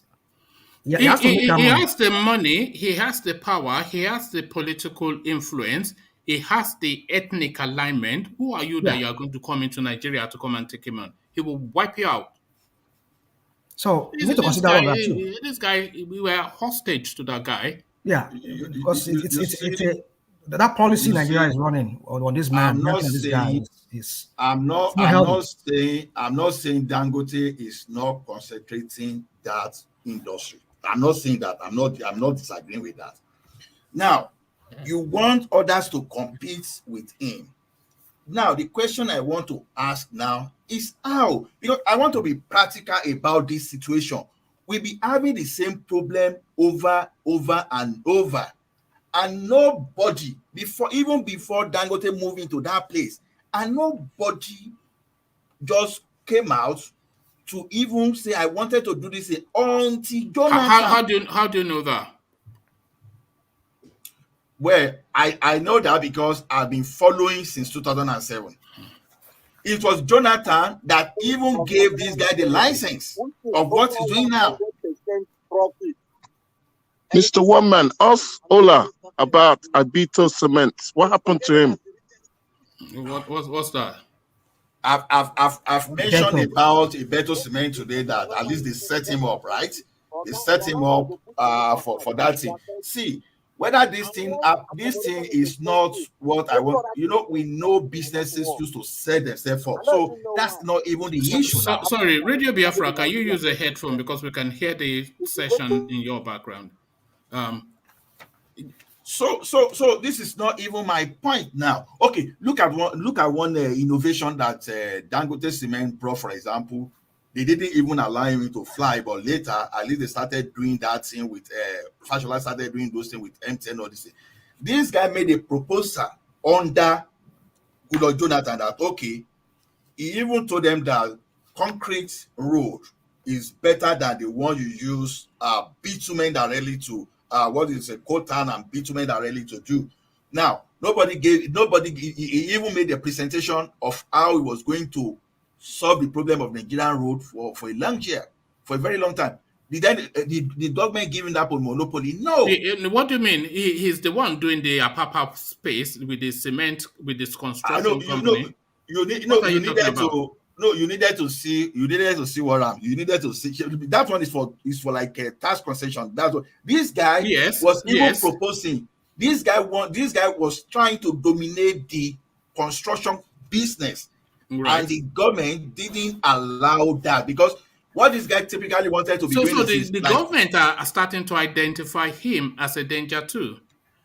no, where you see, the thing is this: I agree that government of Nigeria is not that efficient, but not totally, because this guy we are saying to, they have interest in other businesses too, but where the competitors are not there for them. For example, that construction company we are talking about now, we have RCC, we have Julius Berger, which is almost sorry to say, Alpha and Omega of construction in Nigeria, and we have so many construction businesses. Dangote would have easily killed them if he had gone with that idea of using cement, because they would just sign like 25 years agreement with the government that, okay, I will be doing this thing for you, and I'll be using Ola, you can go on talking about the way you're talking. I don't know You what can go Ola on is. talking. You You've can just lost go me on. in the middle of whatever. The thing is this: in the absence of Dangote now, this is what I'm saying. It is good to say Dangote is crowding the industry, is dominating the industry. Now, in the absence of Dangote, I will ask a question, because now look at this. When they gave licenses to import, No, please don't go on a long journey again. Just no, go I'm not going. to No, I'm not don't going go. on it. I'm just citing an example. Yeah. When they gave example, Okay, thank you, Ola. I think we understand what you're trying to say. no, you don't understand. Just give me a minute. Just give me a minute. I'm not Go to the expanding. point. Just give me a Go to minute. the point without the. Now, when they gave Ola, why license, do you like Alright, thank you, defending Ola. these Thank you, Fulani Ola. I people? did say go now. to the point. Go to the point. Don't go Exactly. the long way. Go to the Exactly. point. When they gave licenses to Go import to diesel, the yes. wait Ola, now. yeah. How many people are importing diesel today? There are so many. When they gave licenses to build refinery, they were not doing that. Dangote is the only one that is doing that. That's exactly what I'm saying. I'm not defending Dangote. Why are they not doing that? Why are they not doing that? That's the question. That's what I don't know. Okay, why are people importing diesel? Why are people importing diesel? All right. Okay, why are people Go and importing rest, petrol Ola. today? You like defending these Fulani people. Nonsense. That's sentimental. I don't see this is business. I don't see You were that. defending the palm white tapper, the Sharia judge. It has nothing to do with ethnic. Take anything out of this. You defend nonsense. No. Then tell me something that is not nonsense. Hold on. Radio Biafra. Ola admires Dangote because Ola is a business sort of a person, and he admires the processes that Okay, let me ask hold you on. something, Can you hold Mr. on? One Man. When I say hold on, you hold on, please. Ola is a business-minded person, and he admires Dangote for his business acumen and his business trajectory. Ola was a former banker. He worked in a lot of these spaces where all of these things are done. So he knows the inner Dangote is workings. not a So businessman, why don't you listen, and then if you disagree, then otherwise we talk over each other. So this is what Ola is saying. He admires the guy more for his business acumen than anything to do with tribe. So this is what Ola, and this is not the first time that Ola has shown his admiration for Dangote for his business acumen. So I think you were a bit unfair to color it as a Fulani thing. Ola, I hate it too. Dangote is a fake businessman.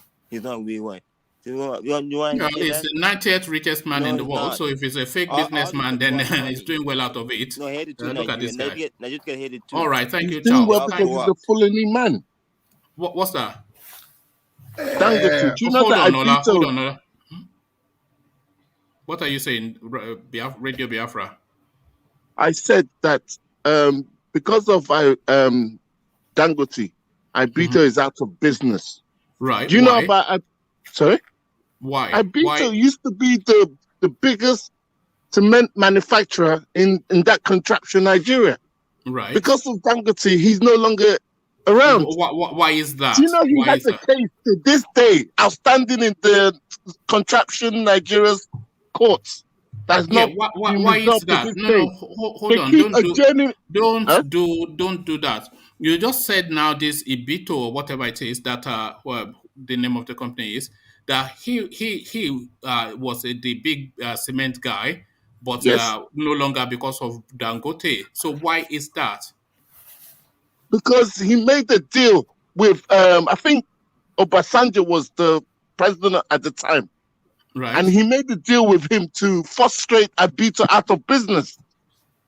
They made up some allegation that he was selling some fake cement and all this thing. They frustrated his business, so he no longer exists. The case went to court. What are you talking about now? Are you telling me I'm telling lies? Ask your panelists No. about Nobody Abita said what you're they know telling about me lies. if You I'm just have to be misleading factual you. about what you're saying. You know, Okay, you tell me what I'm saying wrong then.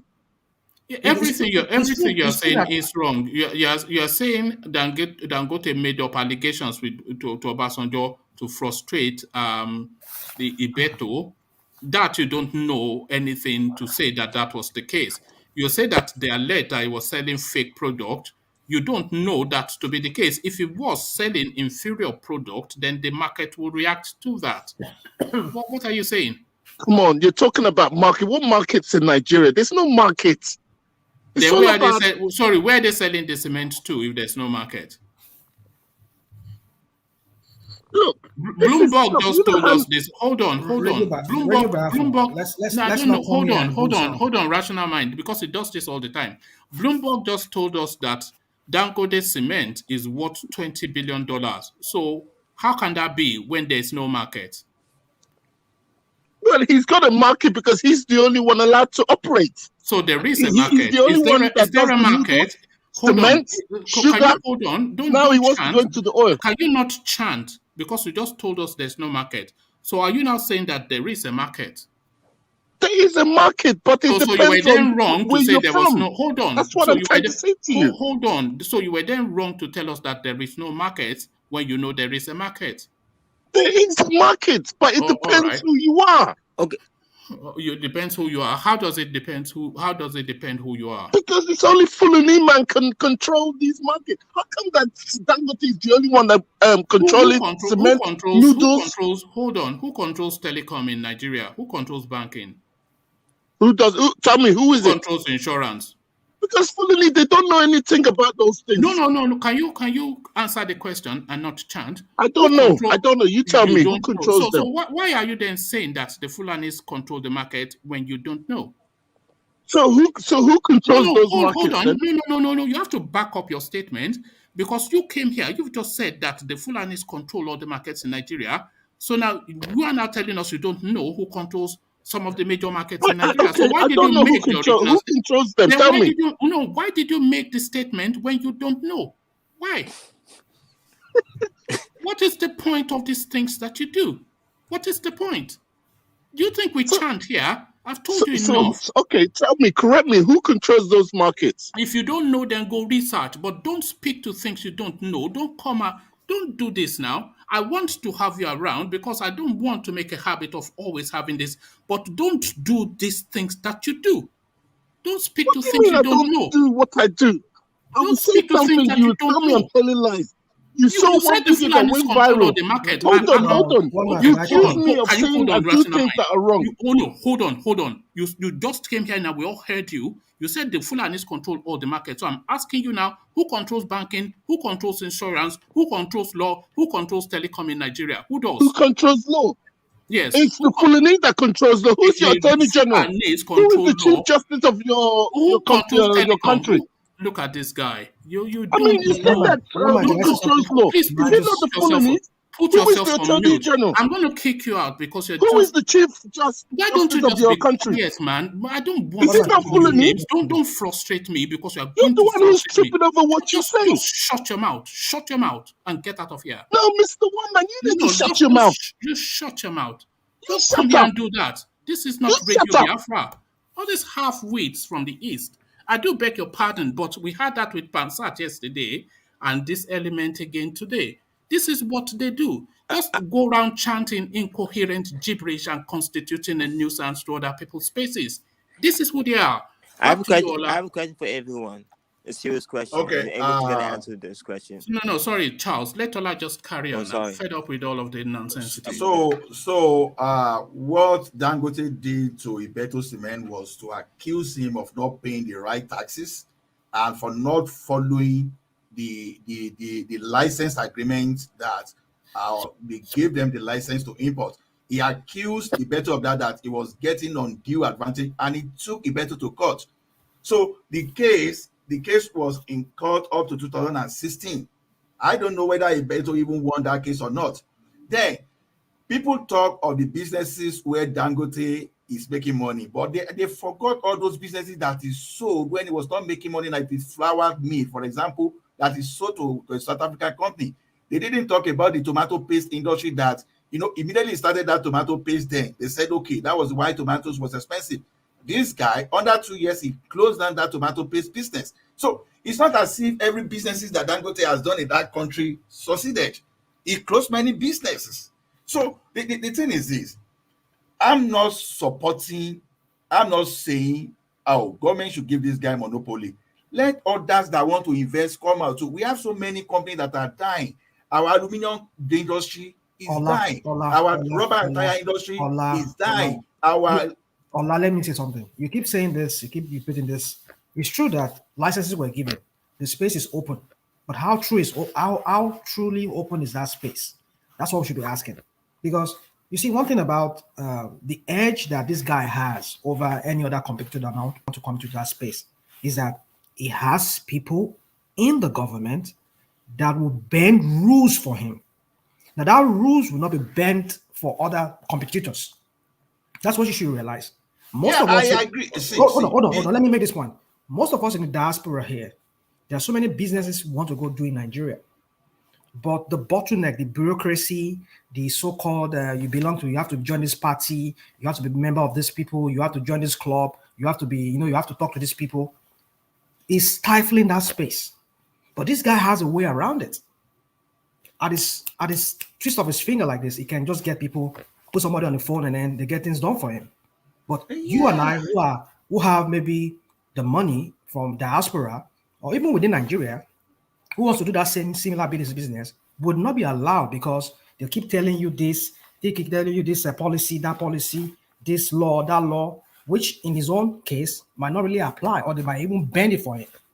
So that is why those people you see that have those licenses, that's why they were giving that licenses, they were not able to do anything with their licenses, because there are so many hoops that they need to jump. That hoops for him, Dangote, they will just take it away and will just pass freely. If anybody wants to go, it's going to meet that. So that is the problem we're having in that country. I've not said businessmen don't lobby political leaders. I've not said that. That's not what I'm even saying. My own is this: others that want to come and they don't have this thing, they should shout. Look at this thing.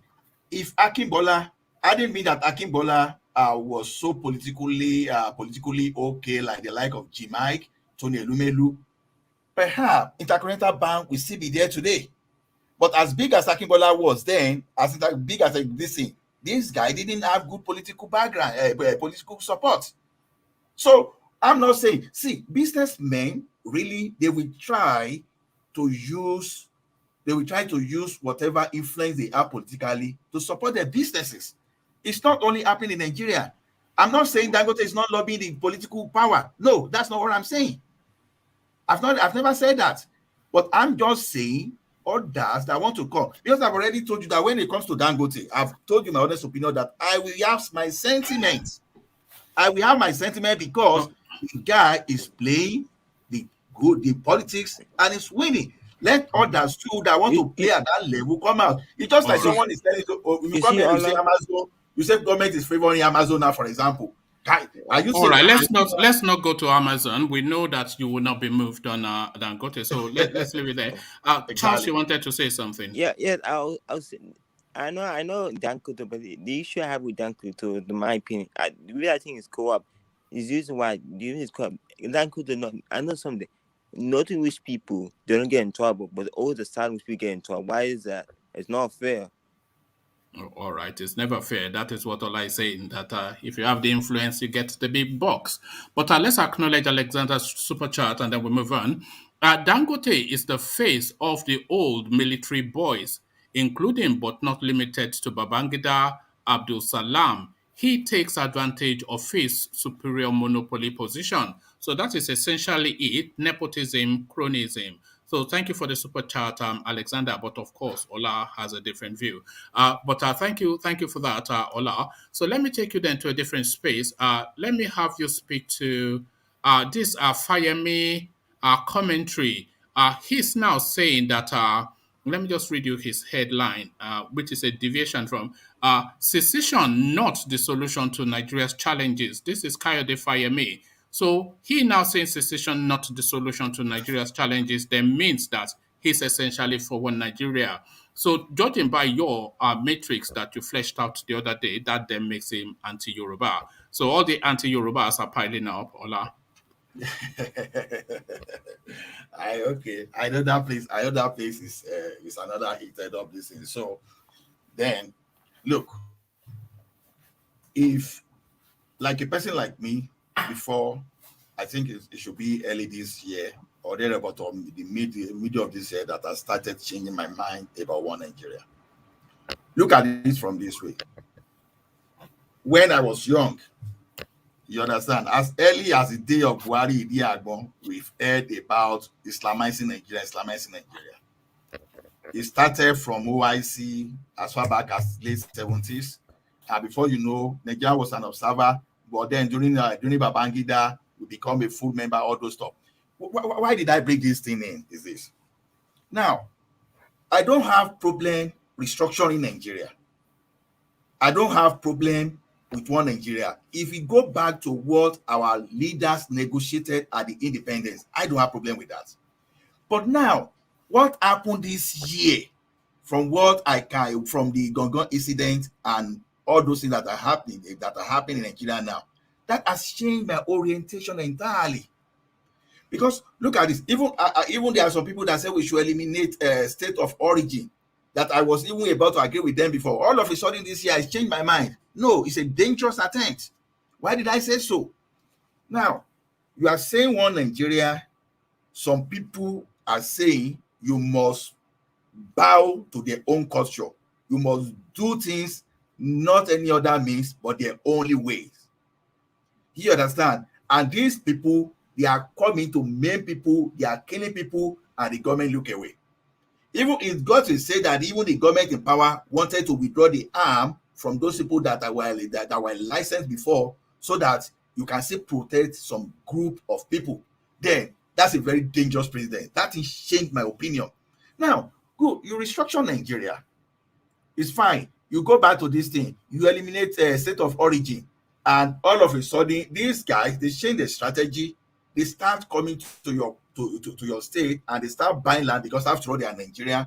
They start concentrating themselves there, and they still come with their with their fanatics, with their fanaticism. Now, maybe in the next 30 years, we now have Fulani now, for example, dominate the entire of, let's say, Oyo State, and they still have the idea of displacing people, ethnic cleansing, and find them within your area. Now, because they are Nigerians, by the time you want to apply the right forces to deal with the rebel, those people that want to be the enemy of this stability, you will not be seeing them as Nigerian, and court will be restraining you, and you won't be able to even wield that power you are supposed to wield.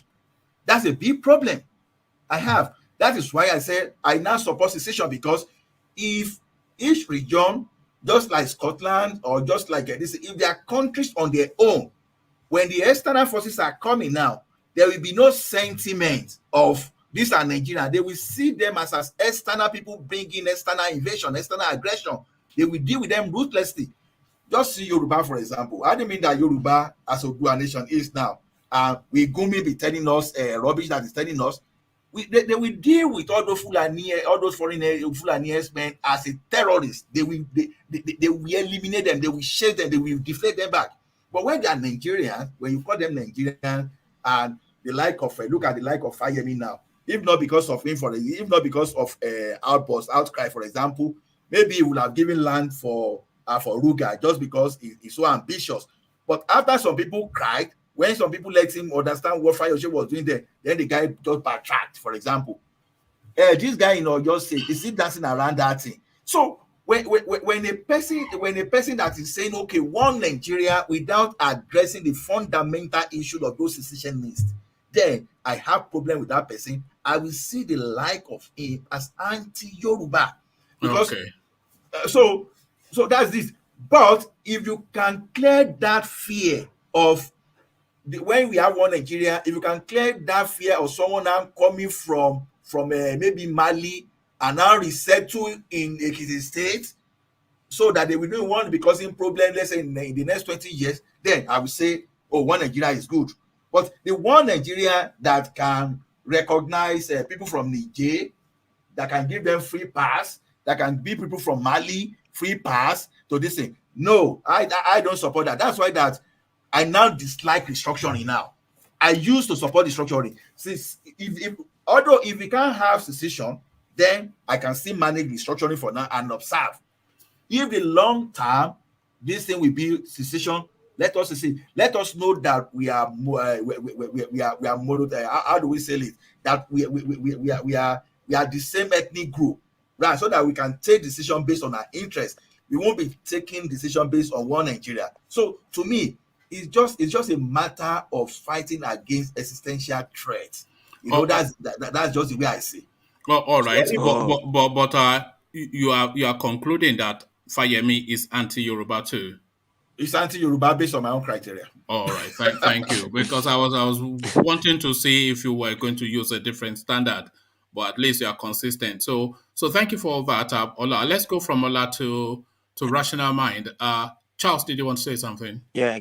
I thought I'm gonna watch my go. So we didn't hear that. Repeat it. I thought I'm going next, but watch my go. I tell you. Okay. All right. Okay. Actually, let me then come to you, Charles. Just with your permission, rational mind. Let me go to Charles, who is always eager to speak. To the anti-open grazing then by Ben Ayade, what are you making of that? He's saying he's not for the idea. He wants to find a middle ground. So what are you then making of this treachery within the ranks? I think that guy. I think he's getting one. I think go to law should be across the country because it's not right for someone to. And because it's not right for someone to go to people's land and trample over people's crops. It's not right. And I think goes a lot must happen across the country. That's the only way. That's the only way to tell the husband, you can't stop trampling on land for no reason. You can't just go something like just to eat the cattle, just to destroy the crops. Somebody had to. So most people in Nigeria, most farmers have to feed their family. It's not right for you to destroy their crops. So I think they are going to be educated and realize why anti-grazing law is good for the farmers who need to feed their family. All right, thank you. Yes, that fundamentally is true, but thank you for that, Charlie. And that guy Dangote, that guy is something else. That guy Dangote. So go there then. He's now the 90th richest man in the world. What are you making of that, Charles? To me, he's a rich. The only why he's rich have. I'm sorry to say this. Dangote money is not really his real money. They're all Nigeria owned money he stole. That's a fact. How is that a fact? You just heard Ola describe his business journey. Because to me, he's a hard-working man who has made a success of his. No. You're a bit unfair to say that. I'm waking up from the sleep. What sleep? Did you not hear everything Ola just said? Did you not hear Ola describe this guy's journey? You see that he was taking licenses and making it good when other people were failing. This is the reason why the 1% of Nigeria stole money. This is the reason why the poor people are suffering. This is the reason why. Because the reason why Nigerian people are suffering, because Nigeria don't want to hear the truth. Okay. This rich people. So what is the truth? Tell us the truth then. Dangote, Dangote not a rich guy. Because he's a fake rich guy. He's not rich. How so? The way that I'm saying it, because Dangote he's rich. He saw all the politicians, all the corporate party giving money. Who does that?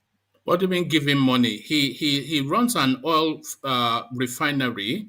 He runs a sugar plant. He has the biggest cement facility in the whole of Africa. He controls the entire. His cement factory in Ethiopia is the biggest factory.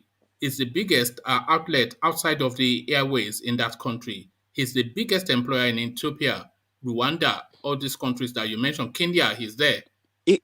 Who cares? You could be weak. Even a guy who's corrupt could be. How is it corrupt when he's investing in factories, Africa-wide? To me, it doesn't matter. To me, all I care about, you could invest in tax, but I care about one I care about if that money used is not co-op. If it's co-op money, then all your money is useless. You can if it was a true businessman will not steal money from the government for use But how has he stolen money from the government, Charles? Because I know One some man. rich people in Nigeria. Yes. You know the co-op. Don't be. You know rich people in Nigeria co-op. You know that. All right. Come in UK. Yeah, one man. Sorry, I've been busy.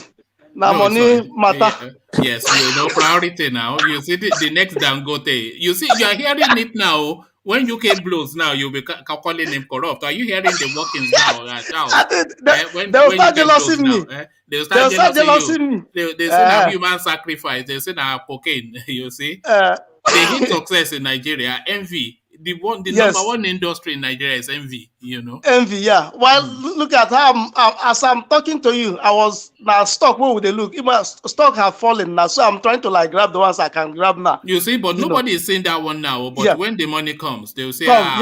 Yeah. we They will knew him. say. He They will only say had one you shoes. don't do. He only had You one don't, shoe last week. Oh, now look at exactly. him. That's what That's what I've been doing. So I was able to. I want to grab the one to grab. You know, because the thing is falling. So let me Yes, grab you know, now as it's falling. this is the period that you want to invest, because in this period people are cashing in for the festive season.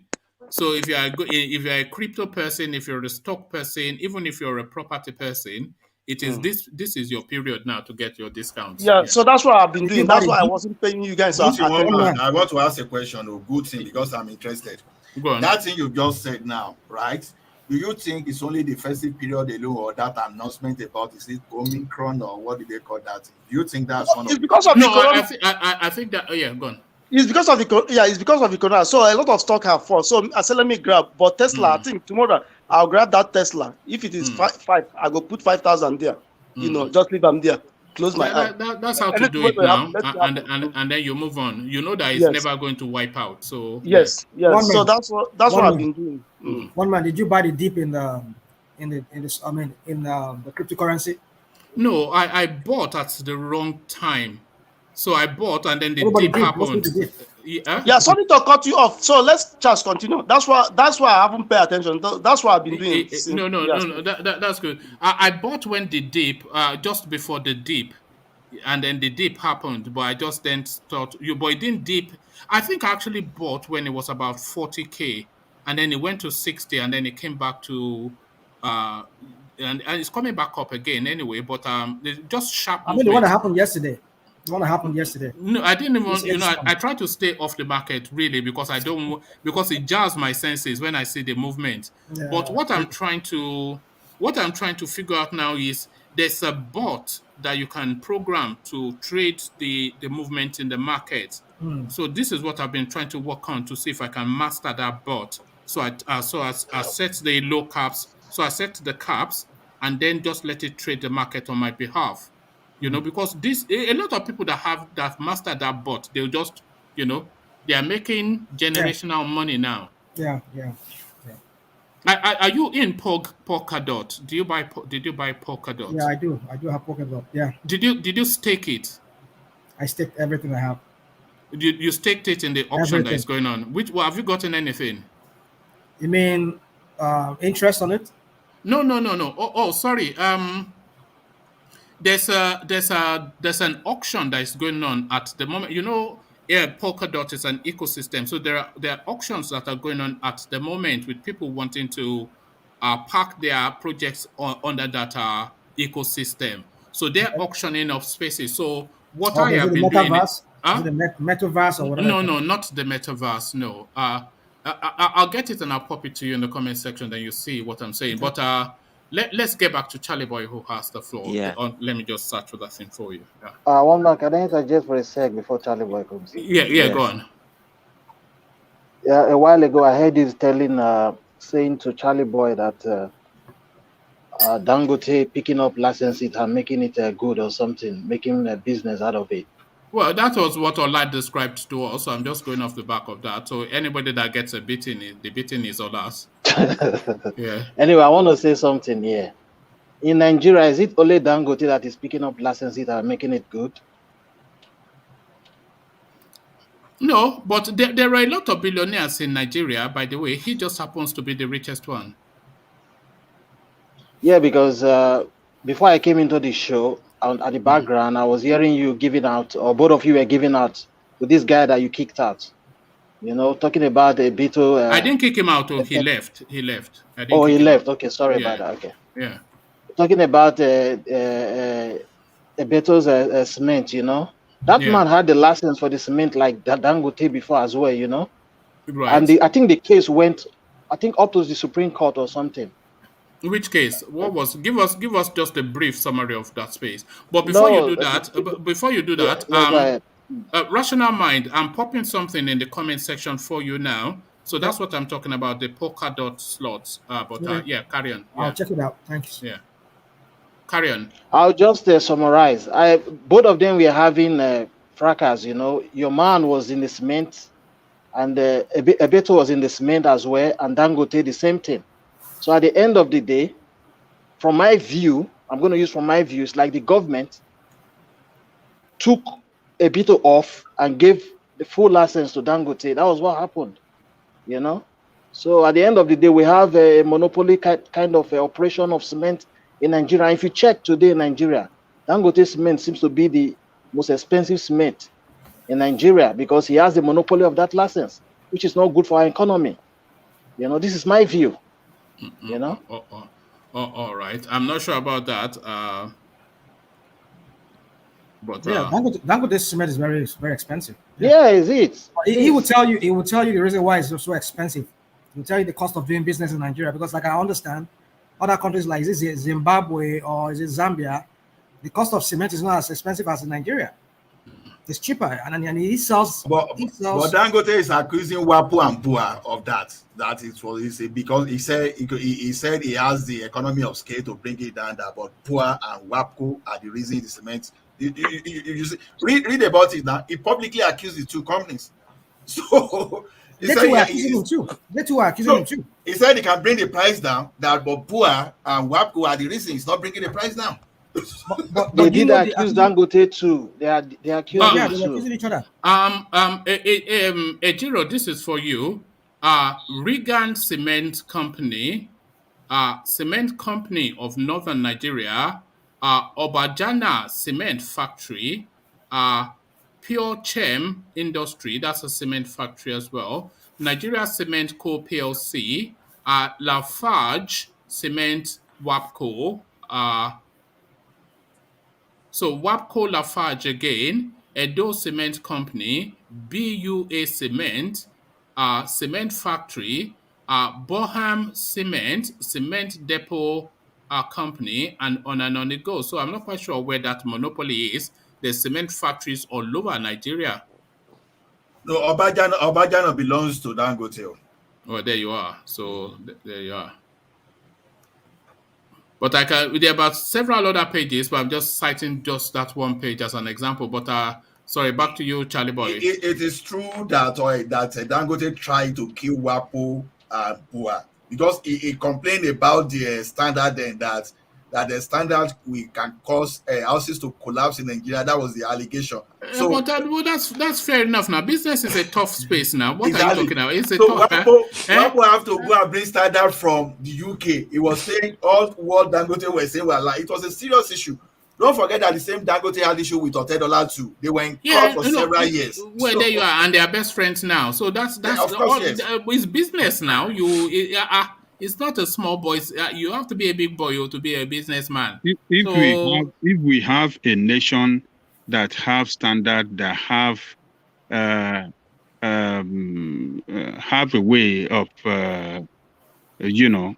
checking on quality control or quality analysis, or what do they call them? Dangote should not be the one to say, "Oh, this one is making cement that is inferior, that is not quality." The nation should be able to determines that.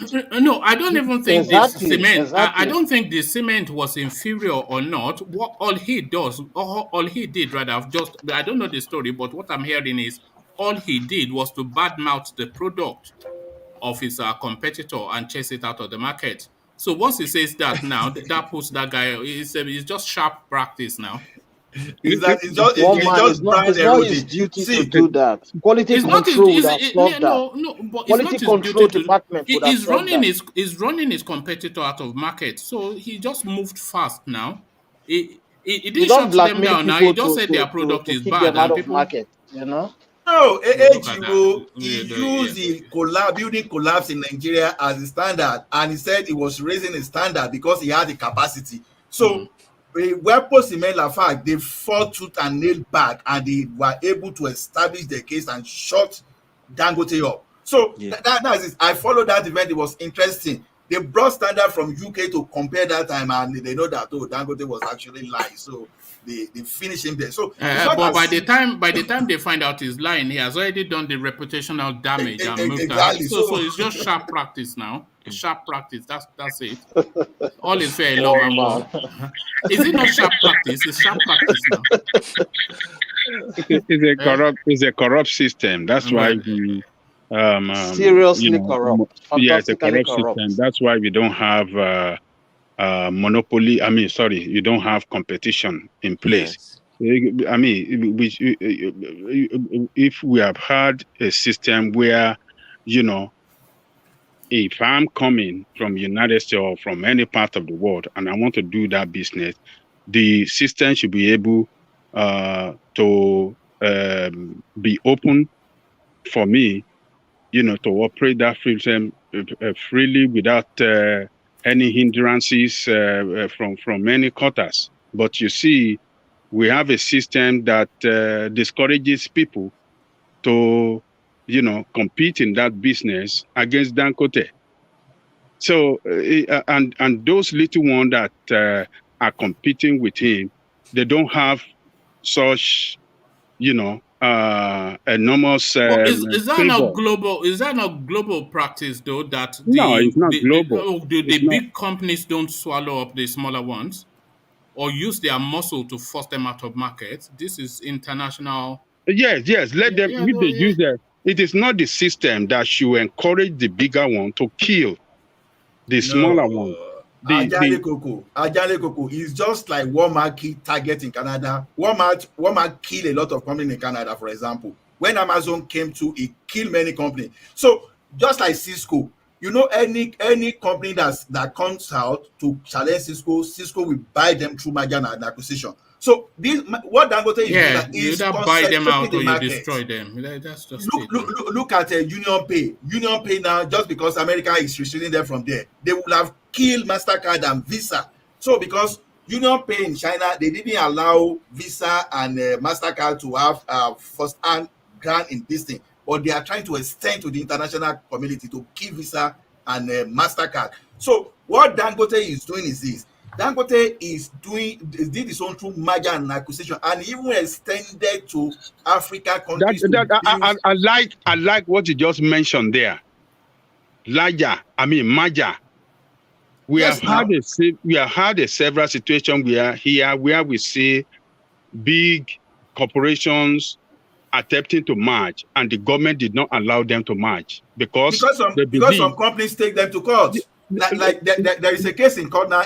Shaw, they call them Shaw, when they're one of the largest telecommunication companies want to acquire.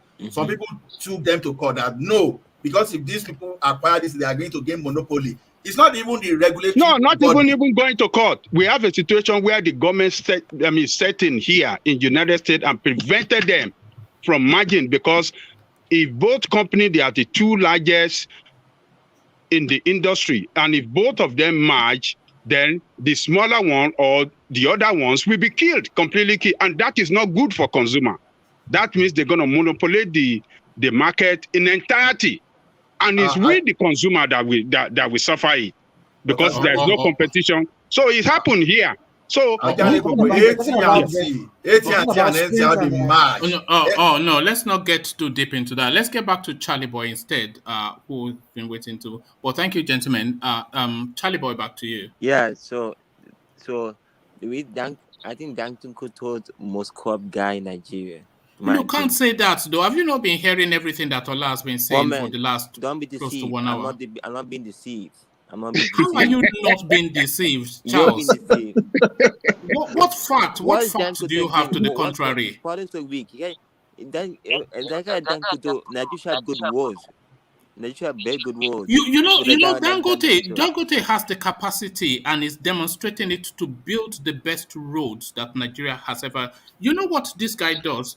He's using the cement that he creates to create a technology. I'm not sure if he's creating the technology or he's even bringing it. But the southern part of Nigeria, especially, they are water dense areas. So he's now building roads with cement block slots, so that then gives that water system the way to irrigate itself without sitting within the road and uprooting it. So he's that guy and is guaranteeing that those roads for 50 years, 100 years. So Yeah. this is what he's doing. But So why you can't admit that don't he's don't co-op? dismiss him out of hand. You gotta admit that he's co-op. You gotta admit that. But how is it corrupt? Because you say so, Abi. But Well, one no, man, well, you the government mentioned it. deceive you. You know they are giving him tax tax relief for that road he's building. You know Yes, that. yeah, no, that's Yeah, part of the exactly. Yeah, infrastructure tax concession space that the yes, government opened up. That yes, big entrepreneurs, big companies can build into infrastructures in lieu of tax. In yeah. my opinion, this is how Dan could get his money. The core people, the core people, they loot the money first, then give the money to him. That's what they do in Nigeria. Well, That's what I why think do you they say do. that? What facts do you have to No, that?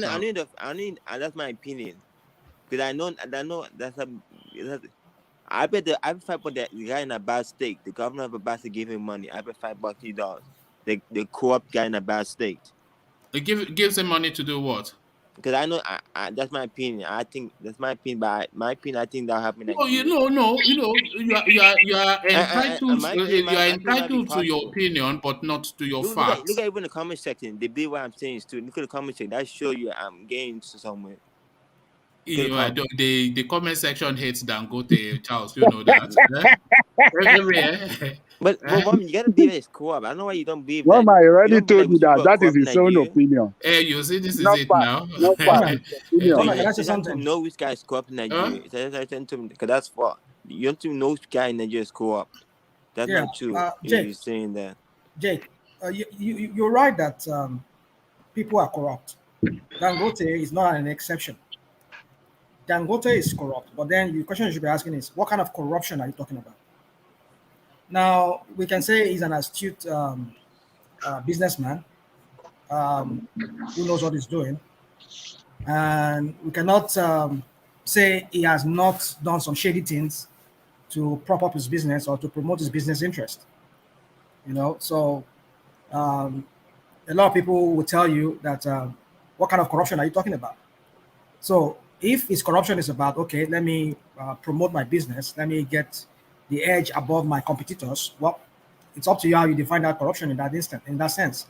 But then that is not corrupt. I would agree with you, but that would depend on what kind of corruption. I just want to say this real quick before we move forward. I don't know if you guys saw the link I posted there on the chat. There was this allegation about Dangote stealing somebody's trade secrets, and how he well, you can read his story. So the man, I won't put it beyond him that he can't do that, because these are what people do, even here in America. I mean, not just America, other parts of the world. When people have certain blueprint for some kind of businesses that they see it as a threat to themselves, they don't mind going into any length to get that secret or whatever it is, or to just make it of no effect on their business. So Dangote, for me, I know the man is not totally, can't absorb him of any corruption. All right. Charles, let me show you this. This is Apapa to Oboronshoki. I have a house in Oboronshoki, so this applies to me, but this is what Dangote is doing. You're operating here for over 12 years. And the system of the road this time around, over 3 years now, is too bad. To the point that a place that will take us for 5 minutes, it will take us for 5 hours.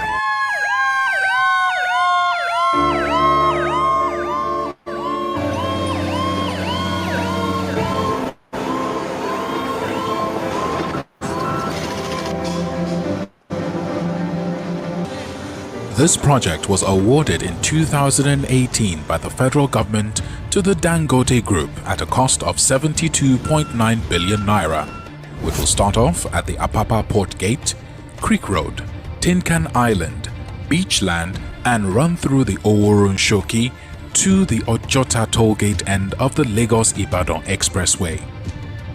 It is going to be the first major reconstruction since it was built in 1975. Today, the Dangote Group with its partners are fixing the roads with a long-term objective in mind. The company opted for the continuously reinforced concrete pavement, CRCP, in simple terms, concrete road.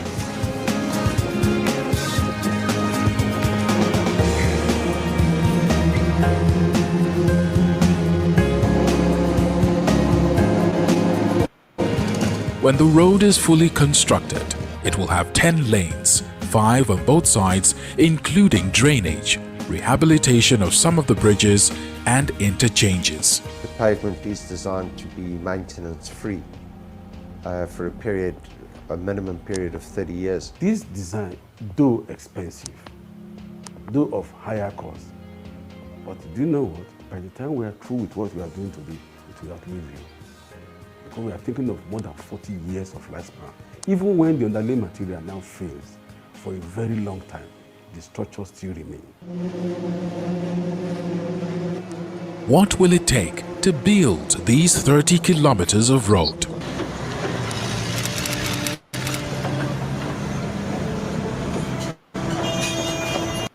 This process will continue. 75,000 tons of stone dust and 220,000 tons. So that was just for your benefit, Charlie boy. That guy, what he's doing, he owns cement in Africa, and then he has now evolved or mastered now a system of using that same cement to build roads. Can you see the synergy? And they are building those roads, guaranteeing it for at least half a century. So this is the thing. So very easy for us to throw that corruption thing. Yeah. It's very, very easy. But this guy, he works for his money. How many kilometers of road? You heard it now. Countless I think from Apapa to Oworun-Shoki. They said it's 35 kilometers. How many kilometers? And well, from Apapa to Oworun-Shoki. So that's at that cost for 72 billion. For 72 billion. Yes, from Apapa to Oworun-Shoki. That is looting right there. What's the conversion rate? What's the conversion rate? We are in Nigeria. What is conversion for what? Oh, right. Why do you want to convert for a business you are doing? That is cheap, even. That's just cement are produced in Nigeria, isn't it? Right. How did you arrive at that? You don't have the bill of quantity. So there are some things that we cannot just say. You heard what that guy said. He said, though it's very expensive, but it's going to last us for so many years. I mean, what are the basis of estimation? See. Some can give you per kilometer of road for 2 billion. It is me and you money. Hold on, Ola. It's you and me taxes that is injected into building that road. And if they are spending more, I mean, what are they talking about? Look, the traditional road in Nigeria is just to dig it up and tarmac it. So he's doubly reinforcing these things and is putting slots of bricks, like you walk on pavement. So it's almost 3-4 times more the cost of the average road in Nigeria. And then he's guaranteeing it for half a century for 72 billion naira, 75 billion naira. They build road in this country where we live. Yes, but it's different, isn't it? It's a first world country, isn't it? There's no way they will build it in Nigeria better than the way they build road here. Right. But if you look at the cost per mile, no, you can't weigh America against You know, all of the enabling environments for that cost to be as it is, America has it more than most countries. They have all the insulations to insulate. They have electricity supply. They have security. They have systems. They have all of these things that makes that cost what it is. All of these things that insulate that cost, they are cost in Nigeria. So you can't weigh America against Nigeria. No, one man. Is if to say I can bring a civil engineer guy here, I will tell you something. Cost of building road in the city I am is more than cost of building road in Nigeria, and I'm not making it up. I know what I'm saying. A civil engineer confirmed that. See, the thing is this: we should know that cost of labor alone, what that thing consume. Because when you are doing business, the cost of labor is a killer. Hold on, So, Ola. Do you know that cost of labor is cheaper in Nigeria than here? It's that is cheaper in exactly what Nigeria. I'm saying. Hold on. It's cheaper in Nigeria, 10 times than what you pay workers here. That is And exactly then what you I'm want to saying. come and you want to turn around and say that, cost of building road should be more in But cost Nigeria of labor than is just one of the cost incidentals of labor is cheap. Cost of Well, the labor is cheap in cement should Nigeria be now. cheaper. I mean, he's using his own. Hold on, he's using his own cement. No, Yeah. Ajale Koko, you and I, we are not into Hold on, construction. he's not buying cement. Hold on. It should be giving the cement for free. No, it's using large tons of cement. It should be cheaper. Right. We are not buying a bag of cement. And the reinforced steel. Whether it's the reinforced steel it's from Apapa to Woronchoki. What about What- that? what do The you mean? machinery, the engineering. Are you who is confirming? Are you following what they are saying? You're telling me that what they are telling us is the way they're going to do it. Who is confirming it? This is the contract now. That is the contract. We're seeing it now. We're seeing the construction now. That's sentiment. That's sentiment. No. What I'm saying. In project And run management. through the old. Yeah, not from his own farm. We have to confirm from the government agent. Is it the government agent that supposed Ministry of Work that No, these are to- on the ground. These are on the ground reports now. These are on the ground reports. This is not from the studio report. Can you see the reinforced steel? Can you see it? From Apapa to Woronchoki. Can you see the machinery from They Apapa said- to Woronchoki? They said it's 35 kilometer. 35 kilometer at that cost. That is huge sum. But look at the cost now. This is the cost that we're looking at now. This is different from digging up the road and just pouring tarmac on it, which is the tradition in Nigeria. One man. Okay, Ajale Koko. Okay, You let's can build continue. a Don't worry. duplex. You can build a duplex for 20 million, and another person can build the same duplex, the same size for 100 million. So the thing is this: what's the basis of estimation? What are the materials you are using? What was soil? Okay, you are talking of America. Nigeria is a tropical area, for example. You can't compare what you do in the tropical to what you do in the temperate. That's why I'm saying this thing. We are not in construction. We need to talk to construction engineers. I'm not saying he's doing the thing absolutely right at the best price, but the thing is this: we should be very careful how we use sentiment or how we use suspicion. It is not sentiment. I'm not running about sentiment. I'm talking about the cost that with that, 35 kilometer for that amount. For example, now, can we pick the cost of this guy? Hold on, Ola. 10 lanes, 5 lanes each way. Whether 10 lane or 5 lane each way. I mean, from Apapa to Woronchoki for 75 billion. For 35 kilometer road. That's a lot of money. I don't agree. No. How much did Lagos State government construct the bridge at Ikoyi, for example? The bridge that Lake Ikoyi, what that bridge? That Lake Ikoyi to Lekki? How much did Lagos State government did it that time? I don't know. But you know, it's not the whatever amount that they claim that they spend on building that bridge, you know that it will cost times 10 of the amount that it's supposed to be. Are you looking at the tonnage of materials? One man, we are talking. Look, let me tell you the way material works. For 75 billion. Let me tell you the way material works and all this kind of what do you call it? All this cement. When you are getting it in tons, not in bag, in tons, it's cheaper. Right. That is where material it becomes from cheaper. Papa to Boronshoki. It becomes cheaper. The more the engineers, the experts, the consultants. That's what I'm saying. They are cheaper over there than here. Whatever they are not from there though. They are international. You saw him now, Oyibo man. That's what we are talking about. So Oyibo man, so we don't have engineer, we don't have this, we don't have that. No, the level of technology that they were looking for, they get the best experts for it. An Indian man now. You see what we are talking about. One man. This is what the nation. This is what the nation. What amount did you mention just now? Did you say 75 million? Billion. What amount? Billion. Okay. 73 billion. I thought I heard million. Okay, sorry. No, billion. So how much is that in dollars? How much is that in dollars? How much is that in dollars? That's the question.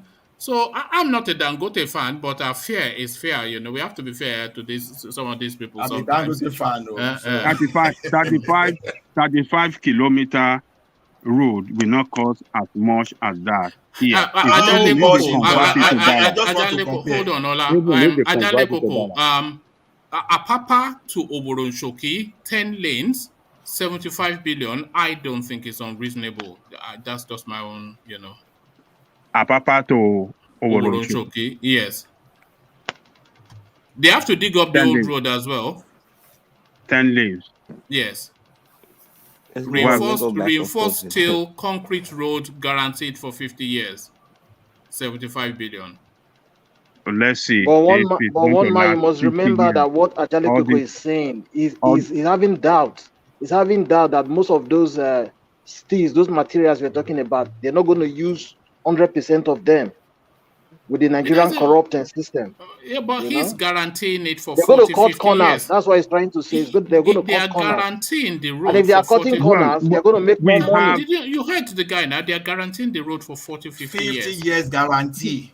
50 years guarantee. One man, Nigeria, you can say anything. The more you look, you can say anything that you want to say. Well, but you say they are saying it publicly now, so they cannot say who they is did going not to hold say them responsible? Who will hold them responsible? The public space that they spoke into. Nigeria you come from. No, come on, man. We have to be fair. I'm not a Dangote fan, but we have to be. When Julius Berger construct in Nigeria and give you guarantee, how many cases have you seen about Julius Berger that they will give you guarantee and you will doubt Julius Berger, for example? Ola, you want to compare Julius Berger and Dangote now, Abi?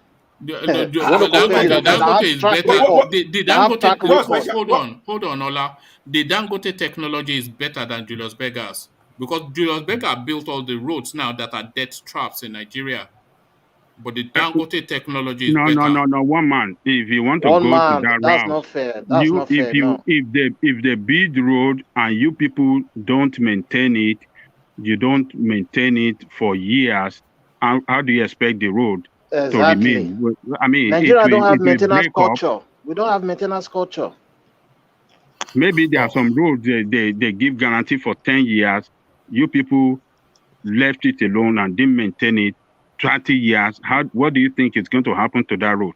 And if Julius Berger had even given guarantee for so many years, and before how many years that the guarantee, we saw that this road have started breaking up. Why shouldn't we take it up with them for Alexander backs up Dangote as well, and he super chats to say, one man, back in the early 70s, that style of road existed between Stadium and Alaka in Surulere. One of a kind, still there, and pothole free. So there you are, Dangote bringing new age technology or reinventing old age technology to the Nigerian space. One So that man was back it. in the 70s, was No, it no, Dangote that built that plant? Let me give Ajale Can I Koko say one something? lie. Wait, Can I say actually, something? see, there's one road called the we West have Ring such Road So, road here. that is Jora Wait, Causeway wait. too. yeah, let's hear What has from happened to Ajale them? Koko. All of them are Ajale Koko, broken up. wait. Yeah. We let's have hear 38 from Rational kilometer. Mind. Yeah, let's hear from Rational No, Mind let me first. just take a minute. Hold Just on, a Ola. second. Hold on, My Ola. elder Yeah. brother, Alexander Gomez, it's true, Costain made that road on Western Avenue, Alaka area there. But you should also realize that the road on now we now refer to as Funshaw Williams Avenue or whatever name they call it right now. It has been rebuilt during Fashala's time. The whole place from Costain there to what's it called to Ojuelegba down to even up to like Fadeye area. That road was all reconstructed during Obasanjo's time. All right. So it did not last that I don't know how many years they said they built it. If it was built in the 60s, then that will make it like I think like 40 years. He said in the 70s. Sorry, let's quickly 70s. get back. Hold on. Let's 70s. quickly get back to Charlie Boy, who will leave us fairly soon. So Charles, just back to you. Let's hear more from you because you're about to leave, aren't you? Yeah. So thank you to so let's just move on from that topic. So we always can go back and forth on it. No, okay. Okay, speak quickly on this then, Charles, before you leave. Secession not the solution to Nigeria's challenges. Kayode Fayemi, the governor of Ekiti State, so he's now saying we're better off with one Nigeria. And I know that you are a one Nigerian man too, are you not, Charles? No, one Nigeria is my foot. 36 years, 30 people been dying, killing, raped, mothers and children been raped, mothers and children dying from hunger. One Nigeria, my foot. The only reason the guy is saying because the guy is corrupt. The guy I dare the guy to go in the street and see the people go in the street and see what people are suffering in Nigeria. The guy must think before he speak. All right. Thanks, Charles. I suspect you're going to do your prayer, so you can come back and join us if we're still here when you're done. So thank you, Charles. Yeah. Bye for now. So from Charles, let's go on to Rational Mind. Let's go to you, Rational Mind, and to that Dangote space that has generated a lot of controversy. He has emerged now the 90th wealthiest man in the world, making an eye-popping 968 billion naira in 11 months. So what are you then making of this now guy that's just speeding to number one, richest man in the world soon? What are you making of Dangote and his wealth? Are you saying 900 billion naira? Or No, 900 he made 968 billion naira in 11 months, which then propelled him to the 90th wealthiest man That's on the almost a planet. trillion naira. Yes, that's what I said. That's almost a trillion naira. You know, this is And he made it just in how many? In 11 months, you said? 11 months. Oh my goodness. This is according to Bloomberg. We are doomed in that country. I mean, we are doomed. That country is doomed. I mean, if one individual could be having what our in budget this in the poverty capital of the world. Yeah, I mean, I know it's like we've been saying. There's no denying that fact that Dangote is, should I call him an astute businessman, or should I say a very corrupt man? Even though he's corrupt, his corruption is all about promoting his business. It's all about promoting his business and all of that. And I'm sure he'll go to any length to do that. We can see that every government that comes into power, it seems to have a kind of like a control or some kind of concessions from them for his business, so that his business could continue, could promote his business. So I'm not surprised if he's making that kind of amount of money. And if he falls in among the 100, I think I saw that this morning, 100, among the billionaires in the world, the 100 billionaires that we have in the world. It's number 90. He's number 90. You can start it. So, and as you said, it already is the richest man in Africa. By far. So you can imagine. So he keeps making money and money. So the question is how is he making his money? Is that it so? easier to make more money with that money than to make that sort of money in the first instance? Say that again. Is it so? Is it what? Is it easier to make that sort of money with his money than to make money in the first instance?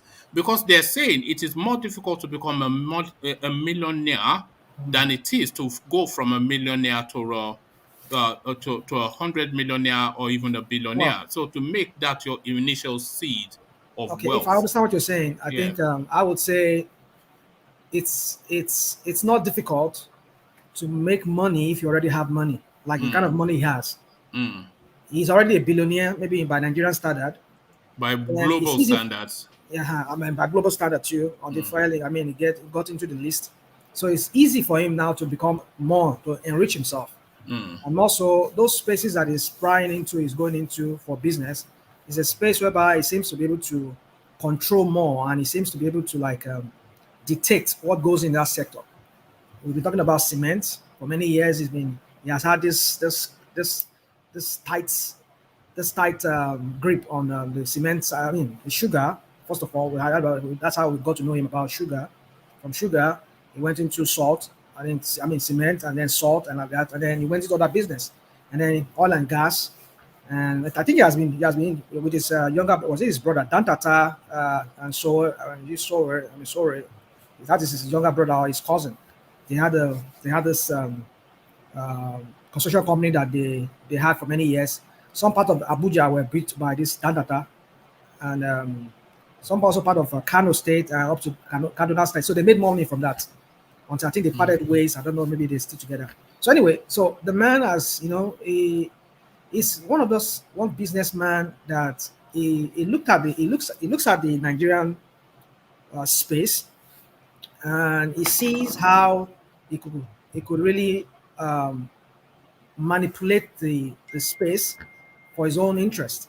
And that's what he's been doing for many years. He has always parlayed with all the military generals, I mean, the military head of state and the generals, and also up to even civilian. Even when Obasanjo was there, we see what he did, how so many times he parlayed, and then he had some concessions from them, up to Muhammad Buhari again. So the man, he knows what he's doing. I mean, if he's getting richer and richer, I'm not surprised, because he has had this firm grip on that space, and he continues having that firm grip. And like we said, the reason is because he has mastered that art of the politics of Nigeria. And like we all know, every time, some of us might know, usually he gives out money to any of those political parties, so that when they get there, just like people lobbying here too in America, they put money into your political campaign, and all this, and the guys that you would at the end of the day you would enact, or you would you give policies that would favor them,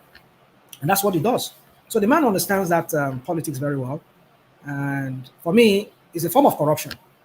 But if you look at it in a bad way, well, it's up to anybody who's looking at it. But if you look at it in a good way, well, it's up to anyone. But for me, it's corruption in any way you look at it. So he's so corrupt to know what he's doing, and he's doing it to promote his interest. And he continues getting. You can all of us here can keep shouting from now to tomorrow. The guy will continue getting rich, except we find a new political order in that country, a new political class that wants to do what is right, and that open that space for everybody, not just one man. As in not you one man, but I'm saying one man. So open that space for everybody and create a business environment whereby, or business climate whereby everybody will have equal competition, equal opportunity. Not that you so stifle it that by the time I give you some kind of the business rules and everything for you to do business in my country or in my not particular space, it seems like you're not even able to even thrive in that space. So you'll be left to like, okay, let me just leave the space. And the guy who knows how to master that space, because he knows how to manipulate it, he will continue. So that is how what I see with that man. Like what I have, this PIB law, this PIB that they passed. Yes. I understand that he's one of those people who gathered some lobbyist group. He gathered some lobbying group, and they were able to lobby the Senate and the House to enact some kind of, to include some kind of policy in that PIB to favor them. Yeah, no, that's what I was referencing to Ola just earlier on. Yeah. That PIB bill, what the insertion that he sponsored in that bill is to say that when there's a shortfall in our petroleum supply in Nigeria, the people who get to import to meet that shortfall, they will import to their capacity to produce rather domestically. So let's say, for instance, it's 100. Let's say you have a capacity to produce to 80 and I can only produce to 20. So if there's a shortfall, you get to import to your 80% capacity and then I only get 20%. So he monopolizes the production on ground, and if there's a shortfall, he still monopolizes that as well. Of course, That was of the course. insertion he put in the Yeah, PIB. yeah. So that same thing goes with the cement too, because we're talking about. I heard you when you read out many businesses that also does cement, like Boham. I know I've known Boham for many years. Boham Cement, Boha, and the rest of them. But these ones, they don't have like the share of the market they have compared to Dangote. Dangote seems to have like a 60% of the share of the market. The remaining 40% you can share it among the many other cement producing company. Like Boa might maybe have 10% or 20%, and remaining 20% you can share it among Boham, Portland. I mean, it's actually Portland Cement, the other cement factories in Nigeria. Lafarge and the So rest of Lafarge and the them. rest of them. So they don't have, I mean, they don't have the kind of amount of share of the market like what's it called? Dangote has. So he doesn't see them as threat. The only one he sees as threat is the Boa. Boa is like he's flexing muscle towards him now. So he knows what to do. If he wants to do them anything, I know he can do it. But I don't know because it's the same northerner like himself. Maybe he won't be able to do that. Maybe he won't want to do that after they go to their Rakadede, whatever their emirs, they settle their scores among themselves. So the point I'm just trying to make is that the guy still has this firm grip on those sectors that is into. Is it All oil right. and gas? Is it cement? Is it sugar or I- whatever? Is he a danger to the country? Does it present a danger to the Well, I country, would say yes Dangote? and no. Yes and no, because I'm kind of person that believes in people to be allowed to um, to thrive in whatever sector. But you see, why we say no is in the Nigerian context. The Nigerian context is that we see this nepotism, we see this chronism, and this nepotism and chronism is not like what we see here, even here in America or that part of the world where they practice chronism and nepotism, of some sort. The common man, they still have what they know as middle class, and even their common man, they still have. I mean, they can still live and survive. They still can still afford certain things, like here in America. Even though we know we have so many billionaires here in America, just 1% or 2% has the largest amount of money in America. But people here are still okay. I mean, even though you say you're a poor person here, you can still afford to pay a house, go to groceries, go to grocery stores and buy food. But if that can be replicated in Nigeria, with all this their chronism and this their whatever, then it's not an issue. But whereby you people continue enriching yourself, the people, common men, are starving to death, there is insecurity, that is when it becomes a problem. So that's why I'm saying the monopoly would be bad if it's stifling the growth of other people. If it's stifling it, it's a bad monopoly, it's a bad policy, it's a bad kind of economic policy. But then if it's creating an environment whereby other people can still thrive, can still afford to live, to exist, to breathe, why not? So that's how I put it to you. All right, thank you. Just to digress for a moment, are you on a laptop? Rational mind. I want to Yeah, show I am you on my something. laptop. Yeah, yeah, Oh, sure. okay. I'm going to send something into the comment section. I want you to click on it and tell me what you see. This is just nothing to do with politics. I just wanted to, you know, can you see it What conversation is it on in the main room? the main room? Yeah, I'm going to see it here. it says open sea. Let me see. What I have here in the main room here is Jake's last comment. I will come back later. That's what it says here. Am No, I lagging? no. That's in the private chat. Okay, okay. You mean let me go to let me see. It says open sea da. Sometimes I'm very very careful clicking on. No, don't worry. This is from me. I just want to show you this. This is like some eBay type something, but I want you. I've put it in the private chat as well. Okay, let's see here. It's trying to open. I don't know if it's my antivirus or whatever. Okay, yeah, I can What see do you it. see? Tomadachi or Yes. What do you see there? I see a picture of a kind of like a anime. Is it anime or whatever? Okay, I own that. Now, how much would you guess I paid for that? To create the site. No. That image that you see, I own Okay, that. But how much do you think I bought it for? this is not my space much. I No, don't no, know. no, no. I'm leading Just you to guess. somewhere. Just guess at it. How much do you think I bought So it like for? you paid like £1,000 or No, that cost me about $270 thereabout. okay.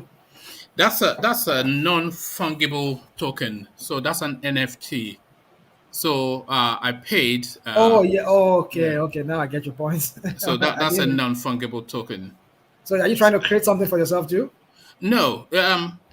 What I'm just trying to highlight. I'm sure you are in the space, but if you're not, Well, where money is going to be made in the future is there. NFT. Okay. Yeah. NFT, yes. Yeah. I've heard You about know. it. I've So read a lot. this is me when I was buying crypto, when I was buying Bitcoin for £700 in 2017. So that I paid $270 thereabout for. So I'll hold it for 12 months, and then if it doesn't bring me 100 grand, then I'll cry very hard. But Oh. let me. Well, I've heard about it. I've read a lot about it, but it's Well, not my there kind you of my are. thing. My NFT All is not my right. kind of thing because I just believe it's making a nonsense of this whole thing of cryptocurrency because somebody can just design anything and say, okay, Do, I do you want to know put what something. metaverse is? Yeah, I read a little bit about it, not much. Yeah, Okay. yeah. I think is it not this? You see, Yeah, go you on. see that NFT space don't think of it as that image that I showed you. Think of it as intellectual property and ownership. Hmm. So that image that I showed you now, that's my intellectual property now. So I own the contract to that image. But in the future, the contracts for land, for purchases, for anything, they will all be encrypted in that metaverse space. So ownership is going to be intellectualized and digitalized into that space. And the green shoots of it are these NFTs. So that is the space of the Yeah, future. I know I've read a little. I mean, I've read on NFT. I've read a lot about it, but it's just I don't just find it that too attractive because No, you people are better just find it making. attractive now because in It's not 12 months' attractive in the time, sense that okay, all right. somebody can just say, "I create this thing. I want to sell it." After, like you're saying now, I'm like, "Oh, so, No, so no, what? no. You So see, what's my big?" there are a lot of um there's something called crypto punks.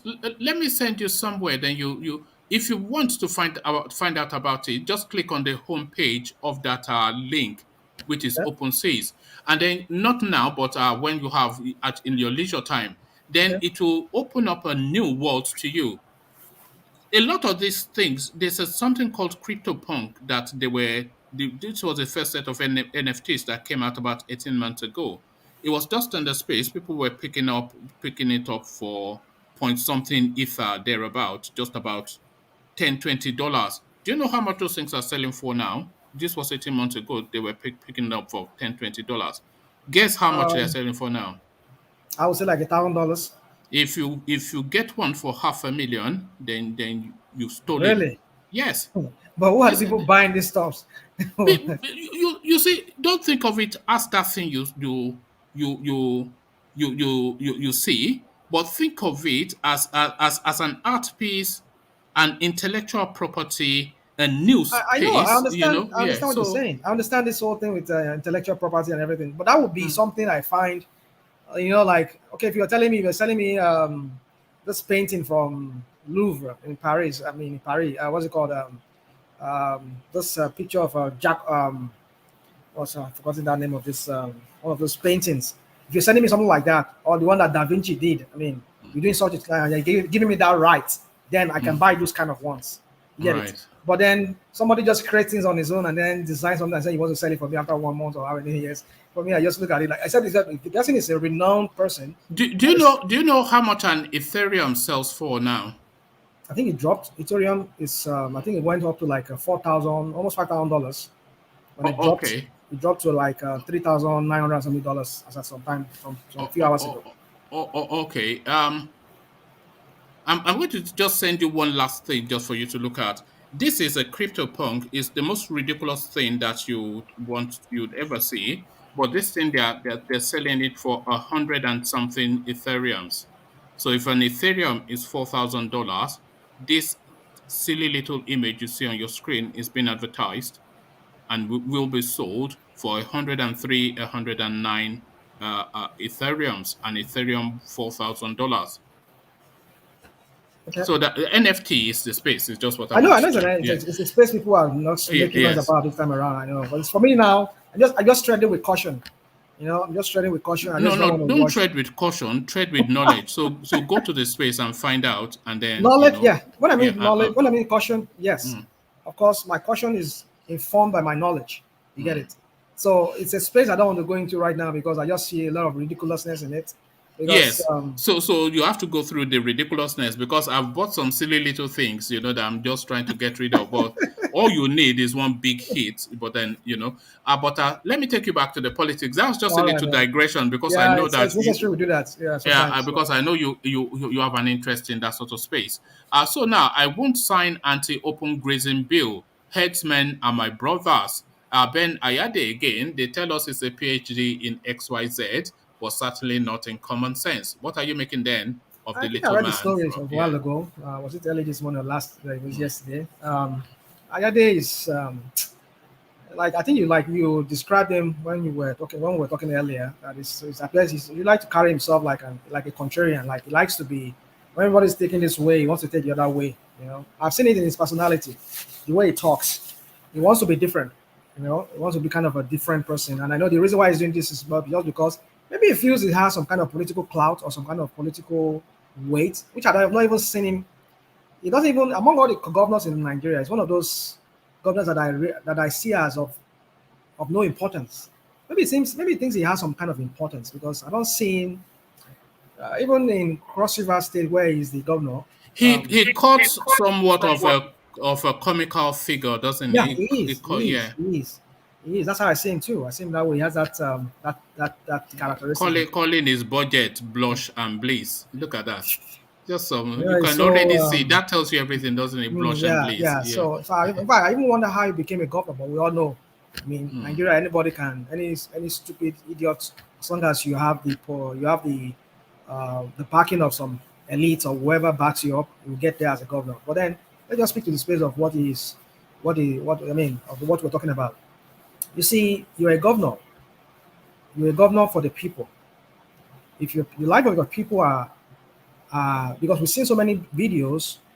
In fact, during that time when the whole southeast was boiling up for this Fulani invasion and everything, we've seen so many videos that came out from Cross River State of how thousands of herds of cows, cattle were just moving, and then trampling on people's farmlands and everything. And I mean, this is just an example of what open grazing could do. And not just that, we've seen it also how it resulted into some kind of bloodshed where farmers, in fact, was it not in Plateau State this week that 13 or 17 people died over this farmers herders clash? So, I mean, what pleasure do you derive in seeing people being killed? Why don't you prevent it? So how can you prevent it? If you can manage it, why now? Why now? Why can't they even manage it before people start talking about even enacting a law that would totally prohibit the movement of cows from place to place?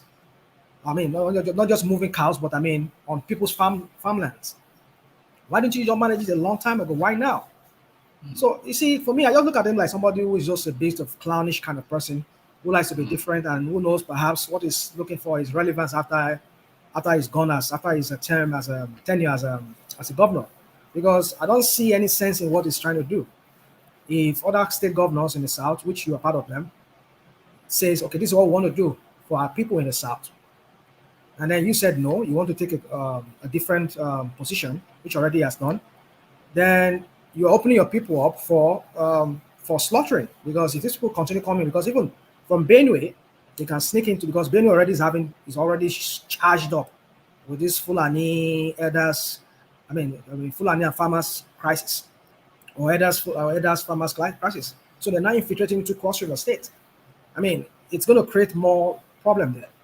Because when you talk about being surrounded by other southern governors, I mean governor states that are already enacted that law, the only space that is open to him is Benue State. That's another place they will infiltrate him. So if now you don't want to do that, they will continue murdering your people, slaughtering them, because if they talk after trampling on their farm, they dare not talk. So they'll kill them. And then how do you manage it then? Because these are people who are barbaric, who are savages, who knows no law. I mean, who understands that there's no, I mean, who understand that they are above the law. And because they have somebody there in Aso or in IG police or whatever that will always come to their rescue when they get into trouble. And so now you are the governor. Why don't you protect your own people? The people whom you say you are from among them. By putting in place a law, you're not saying that they cannot they cannot own their ranches or if they have their farmlands and have their cattle roaming within their farm perimeters of their own range, no problem. That's their own farm. And then if they need money, at least we heard about the money that CBN said they gave out. I mean, federal government said they has earmarked through the CBN that they can go and borrow money from. Go borrow money from these people, from the central bank. If truly you people say you are powerful, you are the Fulani guy, your Fulani man is the one in power and other parts of security agency, go and meet them, get this money from the CBN, go acquire land. You can acquire acres and acres of land, fence it round, put your cows there. That is how it's supposed to do. So it's supposed to be. Rather than letting them just walk around people's farm, my own farm, your own farm, and eat up my crops that I've labored for. And then when I challenge you, you bring out dagger, you stab me. Or you take out gun, you kill me. Over what? I mean, offending me on my own right. So what is the position is taking? It will backfire, but I just hope that people's life will not be lost from now till when he gets out of that place. Whoever comes in after him should repeal it, should sign it into law, and then let it stand. Because that guy, the way I see him, Nigerian leaders, they don't care about people. If people die, as long as it's not their own family, their own very person, they don't care. They are just leaders without human. I mean, they don't have a sympathy or empathy. They don't even think about other people. All they think is about themselves. So how can we have people like that as leaders? Because for you to be a leader, one thing you should have is to be able to identify with the people you are going to serve. But when you cannot identify with the people you are going to serve, you're not supposed to be a leader, to lead that kind of people.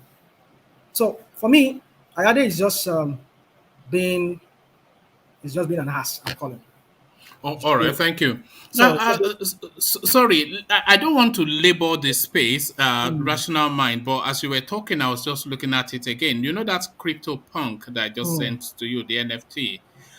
There is something they call minting. So this is where you buy it from the original source. It's essentially a form of mining. Think of minting as going to dig for emeralds in a field. So the first person minted this token in 4 months ago. So he would have paid right about 10 Ethereums for that. He then sold it for 40 Ethereums 4 months ago. So the person that bought it for 40 Ethereums, he then sold it for 94 Ethereums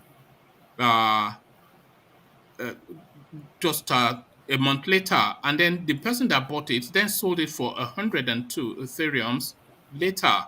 So the person that now bought this is now listing it for 106 Ethereums. So do you see? Yeah, I get you. It's just a license to print money. But let me take you. Okay, sorry, go on. No, I want to take you actually to a different space. This is a story that I had thought about bringing to the platform, but I just find it too distressing for myself personally to really want to discuss at any great length. I'm talking about the Dowen College students. Are you following that story? I read that, a bit of it. I've not. That was what I was reading when you asked me to come talk. Yes, you know. Do you have any thoughts on that space? Just because we had one that happened in some is it the Abuja one? RCCG school. One boy that was. So this one now they finished him off. So just being careful with language Yeah, because of I will. because of YouTube. I will. What are you making of this bullying culture in Um, Nigeria and where it's leading to? Do you know that those bullies have been flown abroad? Their parents quickly got them out of the country. really? Yes. Wow. I mean, what about the one in Abuja, the girl? You heard about that too? I've not There heard was a about girl. that one. I don't know, maybe that was in Abuja, but I think there was one. Maybe that was the one I was reading that when you asked me to come up and speak to speak to issues here. So that one too is there. I mean, it's just gory. You need to the gory description of what happened to that girl, and it's just. I mean, now this one, and then formerly the other one, the Deeper Life one in was it? Deeper Life. That one too. Yes. So it's you see today I know maybe you don't listen to this guy. What's his name? Mayegun. I took my time, although I wasn't not live actually. After he gave it whatever, so a replay of it. I was listening to it, and then I mean the guy did a very good job in explaining what is going on in that country today. I mean, he took a different route from what he usually speaks before or two. He dissected the Nigerian space. Let me use the word, the psyche of the people in Nigeria. You know, it goes back to Fulani again. This is No. what they have This is not turned out Fulani. No, to. this is not Fulani. Well, an element of this is there too, but not Fulani. Okay, go on. It's Because that's how I see it. I'm not going to talk about. Well, maybe I might later talk about it in some sense, some connection with it. But Okay. it's just something you and I will understand. You know, like, see, let me give you this way. Maybe I should not be saying that on your platform here.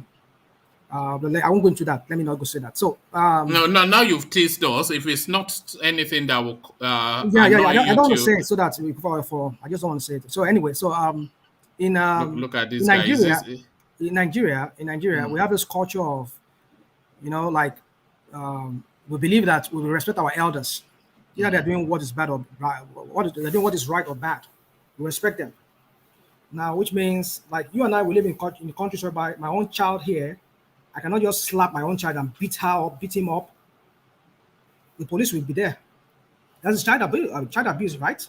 Now, these kids too, they grow up. If like you and I would grow up in kind of society whereby our parents beat us up for not complying, or they just, you know, instill some kind of discipline in us, or even the schools we attended where our teachers flogged us, like, you know, so we have swollen backs and everything because of the cane and every kind of things. That can also be seen in the security agency in Nigeria. You know, the police, the army, they have that brutal kind of mindset that people should be brutalized for not complying. So you see, that also is what we're seeing happening in what we're talking about now, which is the schools. The Nigerian space now is people are devoid of empathy, sympathy, love. You know, it's a brutish sort of it's country. really brutish now, right now. Yeah. People don't care about any other person Yeah. anymore. All they care about is themselves. We're going back to a state of nature form of existence within that Imagine space. your kids committed crime, they flew them abroad. That's what I'm trying to tell you. You know, in our family, like for some family, when something happened, maybe there was an incest or something like that, we want to keep it among ourselves. Or maybe somebody was sodomized, we want to keep it among ourselves. That is our culture over there. No, we should not let it out. We should not let this, that. Let me just say this.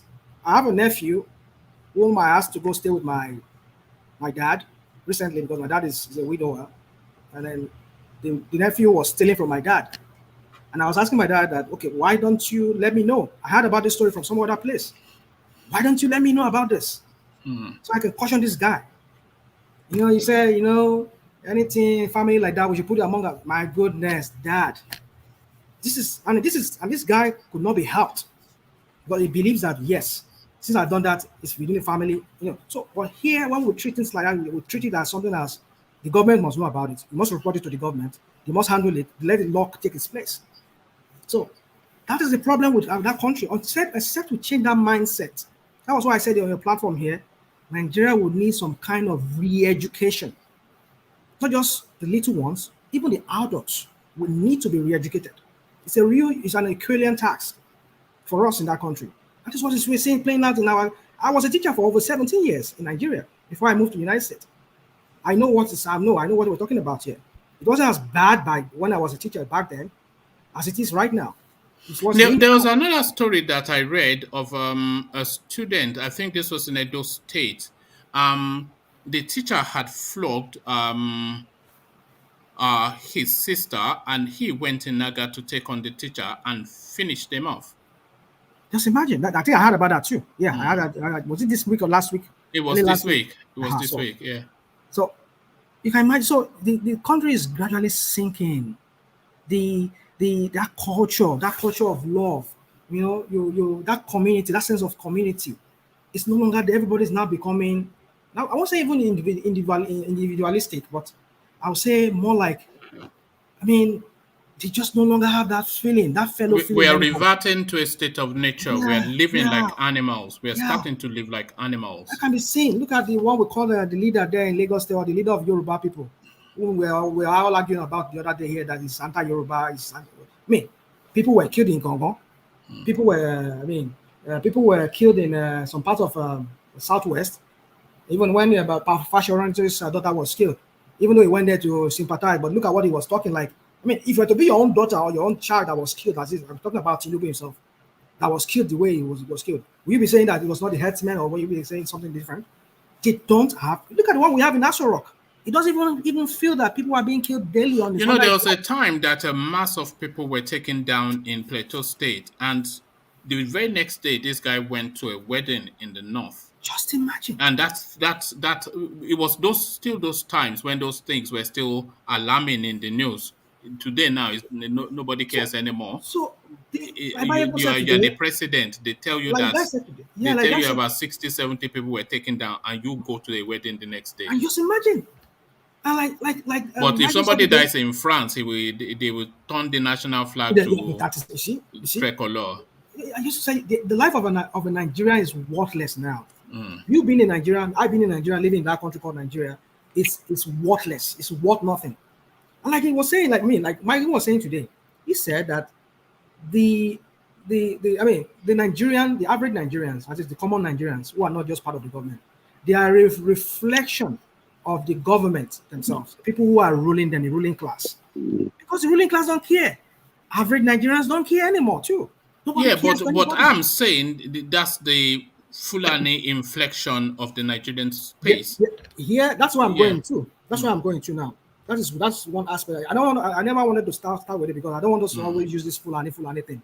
You see, I know my own people, the Yoruba people, where I grew up among, we have what we have this love for ourselves. Even though I know we have some idiots among us, some idiots who don't care, but we do have people among ourselves that, Yoruba people are very, very accommodating. We look after ourselves. But then in recent years, especially after I left Nigeria, the news I've been hearing about people over there, it kind of has the question, what is going on? Is to tell you that the Fulanization of some sort is having its effect on people. Like, I just talk about TINUBU and the rest of them. When people died in Gongo, nobody even cares. Even the one you mentioned now, the people that were killed in Plateau State and everything, they just act like it's nothing. People are gradually becoming insensitive now. Just as the leader there, the one that is there, he doesn't care. He's insensitive. That is why. It doesn't even see it. It doesn't. Like it doesn't really exist. It's just the callousness. That is why. Callous. That is why these kids could do what they do, rape a child, and the other child we're talking about, and they all run away.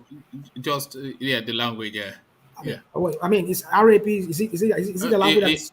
No, there are trigger words that YouTube always pick up, and then they start to chase you around and throw policy at you. That is real. That's a real. We're getting to a stage whereby people cannot even speak anymore. No, they've censored people so much now. Even hello goodness. Now you want to. My goodness. Where are we getting to now? The whole system is just. Let me just. So, in conclusion, let me just conclude my thought this way. What we just see play out with these kids we just mentioned, and the bullying and everything and all of that, it's I'm not surprised because, if I have to go religious now, it's just what the scripture says itself already. That's what we're seeing play now. People are becoming more and more insensitive. People are becoming more and more egocentric. It's just about themselves. They don't care about you. They don't care about the other person. And that's the stage we're getting to right now. And then it's alarming that, I mean, these people, their kids did what they did, and they allowed them to just fly abroad just to cover up the whole thing so that they'll not be prosecuted. I think if they were to be in a country like, okay, look at what happened recently here in America, in Michigan, the shooting. The father of that child that went shooting those kids in Michigan, they yeah, ran. we read that. Yeah. They ran and they caught them. So those fathers of those kids should be arrested for flying out their kids because they knew something was wrong. Because in the first place, why would you? I mean, your kids they were attending classes or they were attending schools in that school. So why did you now suddenly deem it necessary now for them to go abroad and study or to go abroad and live? So that is where they need to be prosecuted. But this is Nigeria. This is the same politics we play in our little homes, whereby when a father or maybe there's a story of whatever between the family members and they want to sweep that under the carpet. Like I just give you an example. That is what is reflecting in the society. So until we change that mindset, Nigeria is not going forward. That country will continue having a lot of problems. There has to be a complete redirection in that country because the Definitely. path that we're Definitely. embarked on, it doesn't Definitely. lead to anything. It's just chaos after chaos, callousness after brutality, It is. taking advantage, abuse, no consequence. It's just Yeah. There must be accountability. it's There just must be consequence. wild. It's a Yeah. wild place. People should be brought to account. People should be made to face the consequence of whatever actions they take. It's because of people are not being brought to account. That is why people feel they could continue doing what they are doing and go. I mean, it's terrible. It's a terrible place. It's a terrible place. I can imagine it's a terrible place for many people to live right now. Yeah. Yeah. Thank you, Rational Mind. It's just I didn't want to because I just found it too upsetting. It is. Handsome It is. young boy in an expensive I saw it. school. Yeah. All the spend of the father. He's all over the media space. I see him all the time, but I don't want to click on that clip because I don't want to share that pain with him, even though I empathize with him. It's just so callous. It's just such a waste. It Such a is. young boy. He just all the Smoke out his hopes, life all like the that. investment, all the it's just and on it goes. We had it with the Deeper Life guy. So with that, we would expect that measures will be put in place to ensure that it doesn't go that way anymore, but it's actually gone that step further with this instance now. Yeah, correct. Yeah. It's just heartbreaking. It is. Can I add to that because I avoided that video too. But one thing I think parents in Nigeria we need to learn sometimes is we need to learn how to listen to our children. We need to know how to talk to them to the point that they will be able to talk to us. From what I learned from that boy, that unfortunate incident was that he told his mother that he would not like to go back to that school. I think they ignore that thing if it was true. Then I think that parenting is a very difficult job. We should learn how to listen to our children. You say we should also learn how to identify physical cues or Absolutely, emotional yeah. cues. So if you send your robust, confident child away and then he comes back and is somewhat withdrawn, he may well have a bad day, but if he's withdrawn day in, day out, suddenly that confident, assertive character that you're just trying to, and then he suddenly become like a withdrawn sort of person, then that already tells you that something is going on. So we need to be able to read those cues, and that is really Exactly. getting to know your children. It's not, Exactly. anybody can provide food and accommodation. That is a benefactor. A benefactor can do that, but a parent, he pays attention. She pays attention. So that is parenting. So it's I not think I think Exactly. I think, I think they It's said not food and shelter. It's not parenting. I think they talk about emotional intelligence. I think that's what it is. Yeah. Yeah. So Yeah. if parents cannot really display that quality, it will be very, very difficult to be a very good parent. Yeah. And there's Alright. this thing that Bauchi government did. I think if people can make that in standard across the country, ban all these senior this thing from harassing the junior. Let everybody that one that SS3 we asked a GS1 student to wash clothes. All those nonsense should stop. No, those not. They should have stopped 10, 20 years Exactly. ago. It's All- a total nonsense. And I'm You know putting what are GS2 students. is it a military camp? Even Can I say this too? Can I say this? yeah, go on, like some countries like here in America here, they have what they call elementary, middle schools and high schools. So now, like, I remember recently I had a story from my old college my old high school that I went to in Nigeria. They said they separated because they separate. In fact, middle schools, which is, I'm not saying bullying cannot happen anywhere. It can happen anywhere. But I'm saying if that's the problem, that the seniors are bullying the younger ones, when I mean the seniors, like people in the senior secondary school, because I attended most of all my secondary school in Nigeria, I can understand what it comes to that. So what I'm trying to say is separate high school students, let them be separately, entirely far away from the the middle school, which is junior schools, and then maybe elementary school can have them all together. So, like in our own case, when I was growing up back then, our seniors, especially the SS1 students, SS2 students, they will be bullying the junior secondary schools. Get it? So, if they can do that, maybe that could help too. I see that. But I don't think that was really totally exactly. This situation is they were keeping this boy in a room with a SS2. We don't want to go too detailed with it. I really want to raise something too that is trending in Nigeria. Yeah, but just hold on. Just be mindful, because I don't want to open that space to the space that I'll be getting emails from YouTube. Okay, I don't know if this word is appropriate too, because among the secondary school students now, courtesan is now reigning now, that they will give. Can you imagine someone giving a GS1 student ultimatum to either belong here or belong there, and they will threaten, and these people, they are not able to tell their parents. Yes, I think this was what happened to that child, wasn't it? About Nigerian parents should just wake up, please, to their responsibilities. All right, thank you, Ola. Thank you, Rational Mind. So let's see now if we still have UK with us. UK, are you still there? Okay, I think UK is still trading the market, looking for that bit. Hello. Are you doing sports trading? Look at this guy. You want to all of the dollars in America must end up in here, whether they like it or not. Well, that's why we are here. This is it, though. No be joke. Whichever way now. Let us be Dangote of here now. This is since it. Nigeria government. Where are you from? You told us where you were from the last time. I'm from Ohafia now. Ohafia. And where is that? Ohafia in Abia State. Abia State. Oh, that's great. We border with Ebonyi State. We border with Calabar. Then who are your favorite people? Who are your favorite amongst your neighbors? Well, I think the Calabars, because most of things we do, because my dad was born in Calabar, Italy, in 1950, and my dad. So from my hometown to Calabar, because my father even bear Calabar named Bassi. Bassi means Sunday. Yes, Effiong, Bassi, those.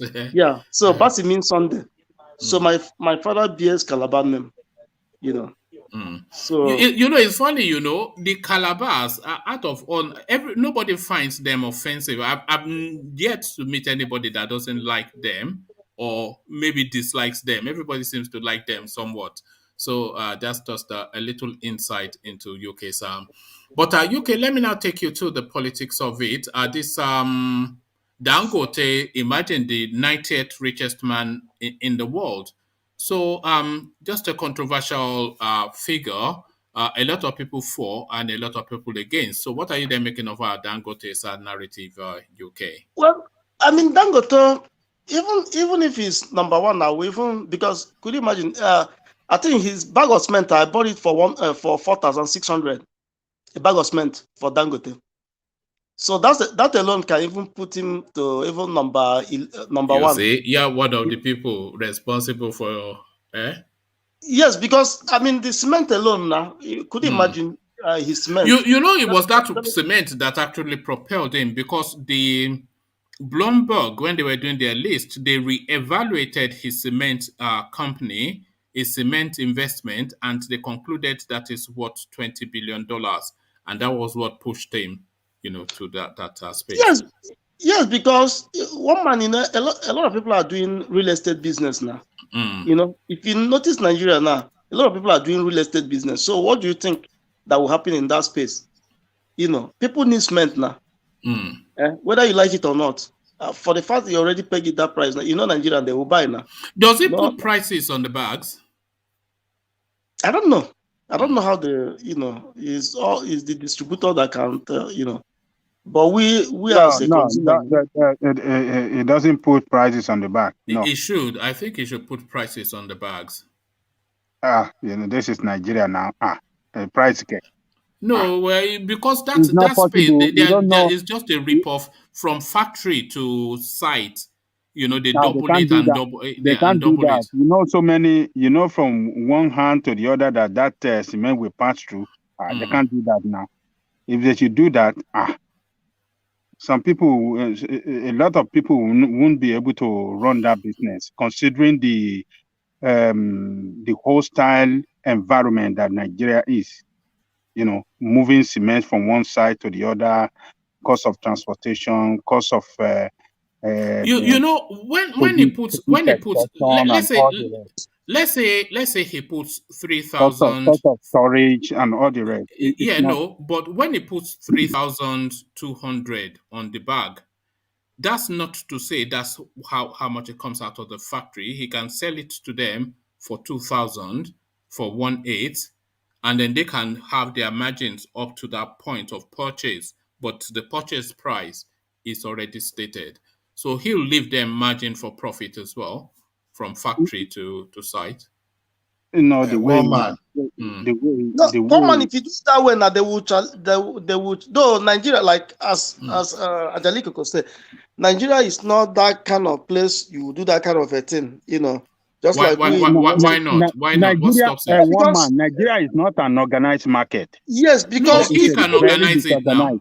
Let me ask you one more question. Hold on, Ola. Take that cement bag from the factory to the site, to the building site. So how many processes does it go through? It goes through from the factory to the big retailers, to the warehouses. So they have their margin. From those warehouses, it either goes to the direct retailers who retail it to the end users, or it passes through one more hand before it gets to the end user. So from factory to the end user, there cannot be more than 4 processes. So if he insulates those 4 processes in his markup on the bag to leave them the margin for profit, he can still put the price on it to protect the end user. You're looking at it the way business is run here. It doesn't run like that in Nigeria. Why not? Passes through so many channels. Area boys. No. Okay, so that's what I'm asking you then. From factory to the building site, how many hands will the cement bag go through? Maybe it will go through like possibly 5 or 6 hands. Paint it. Take it from the factory to the building site. Okay, from the factory to the distributor, right? Right. Yes. And from the distributor to the wholesaler, and from the wholesaler to the retailer. You see where the problem comes from. You see, between the distributor to the end users, it will pass through a lot of channels. Yeah, bad road. Bad road. The cement will fall. Do you know that Dangote truck spoil our bridge? One man.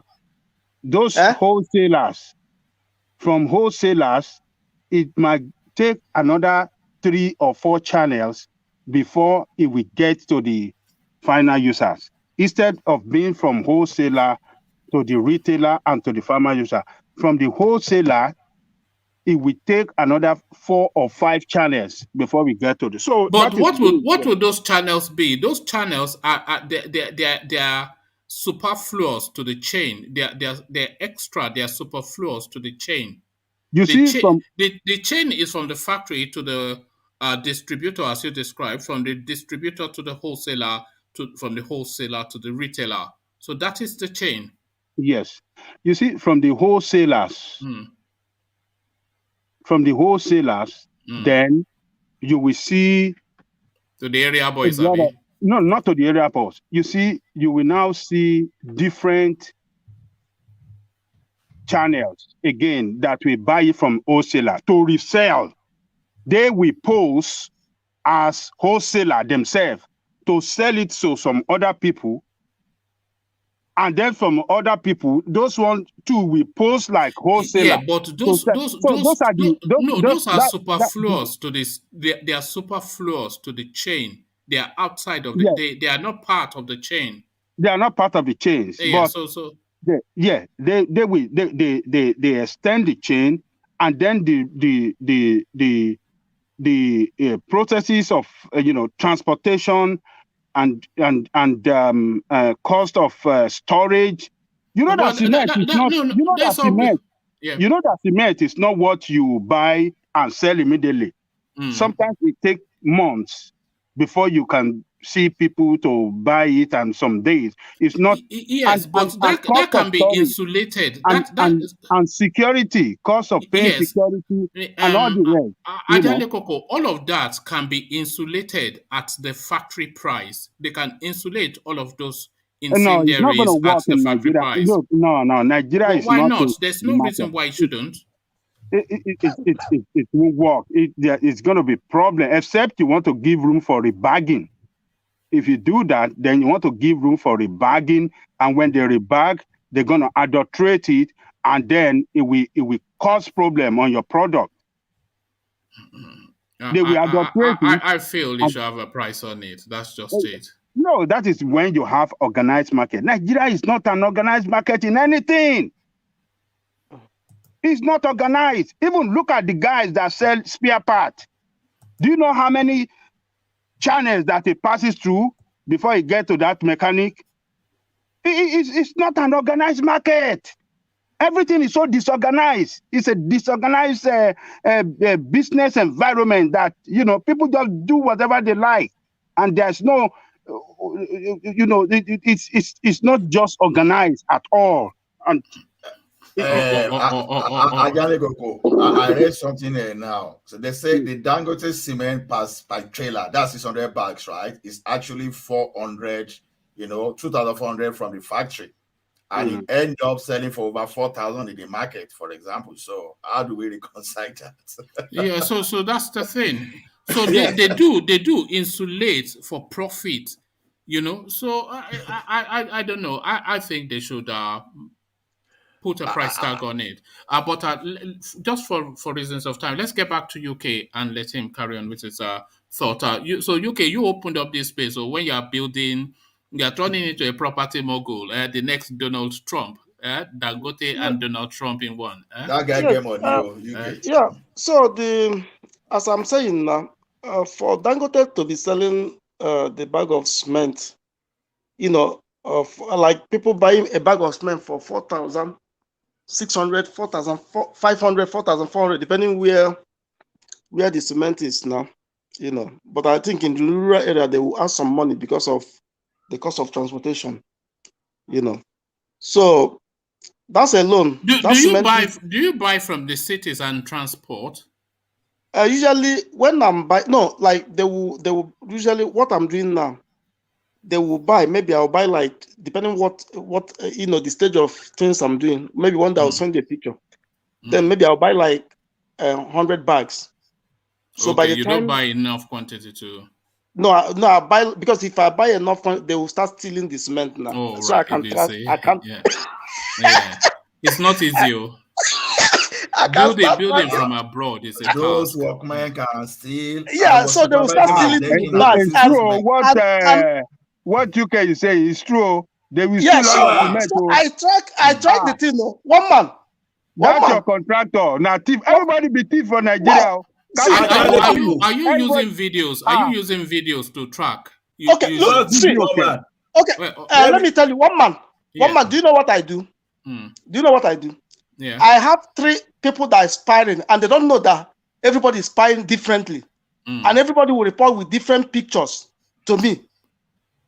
So this morning, I have a problem with the main man I push the money to. I say, Yeah, they were supposed to mold 10 bag of cement, but that 10 bag of cement is not there. So when I asked him a couple questions, I said, except you want this ocean to cut now. You know, we are ocean now. They look at us as ATM.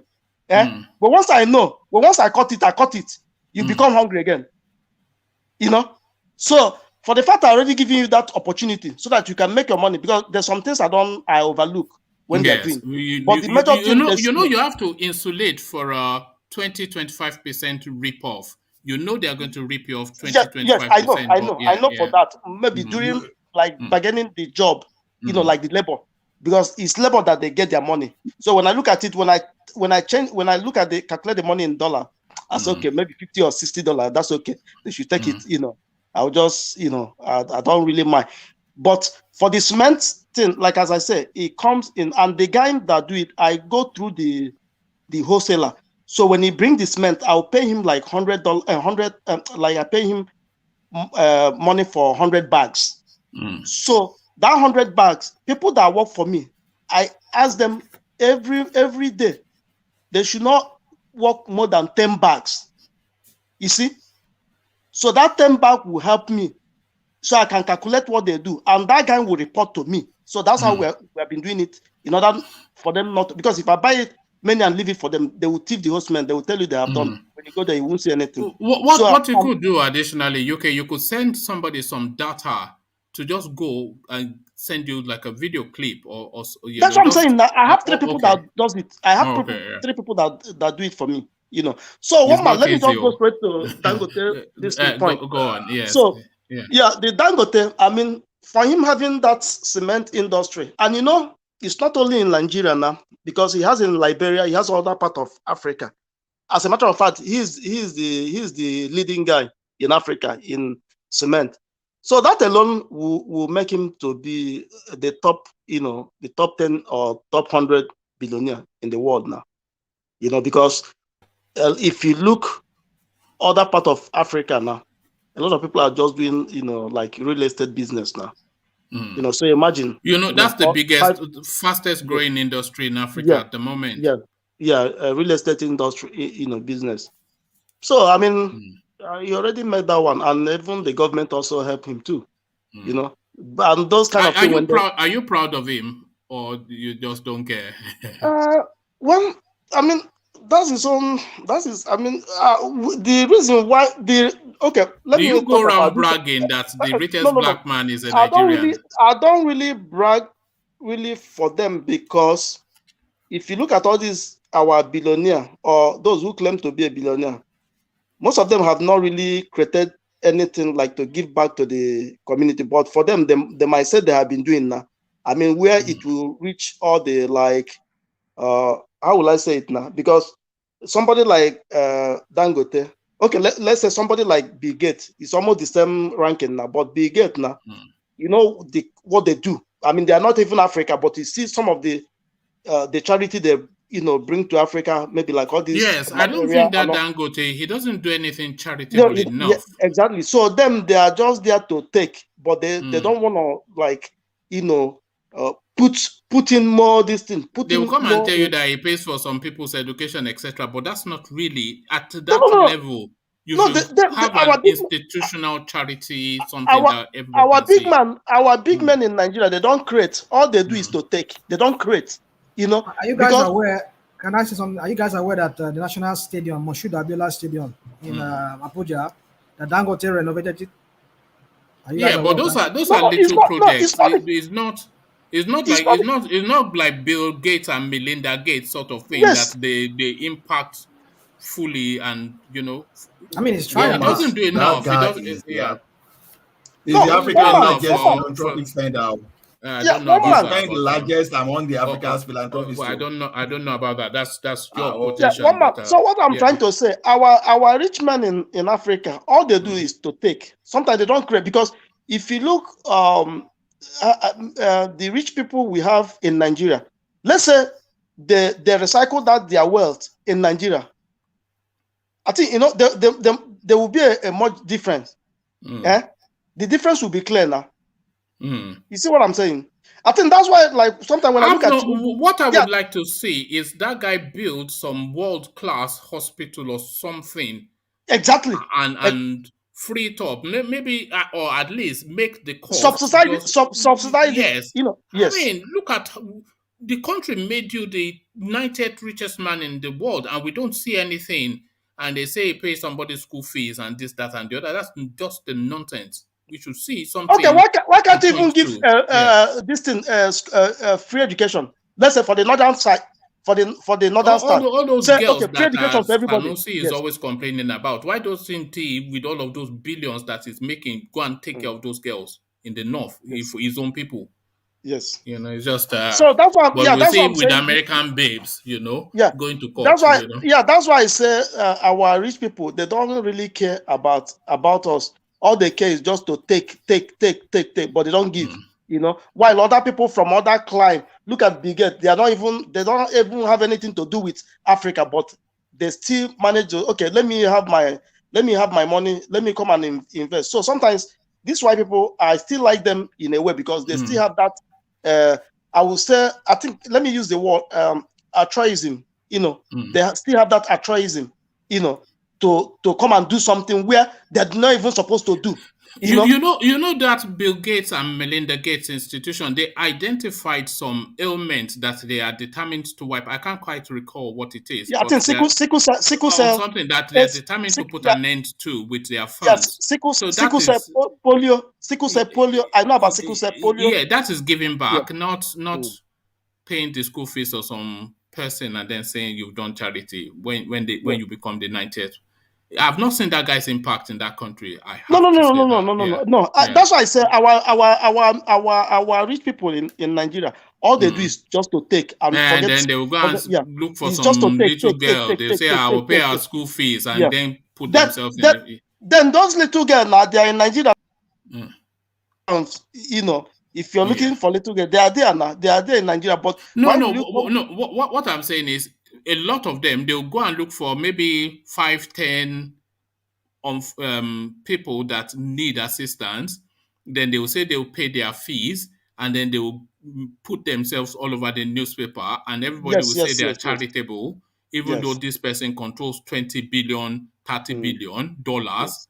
And rather than just go and sponsor one girl or one boy, he can actually make an impactful difference. So I don't see Dangote making an impactful difference. Let him start from his own village. Let him start from his own village first. Let him start from his own village.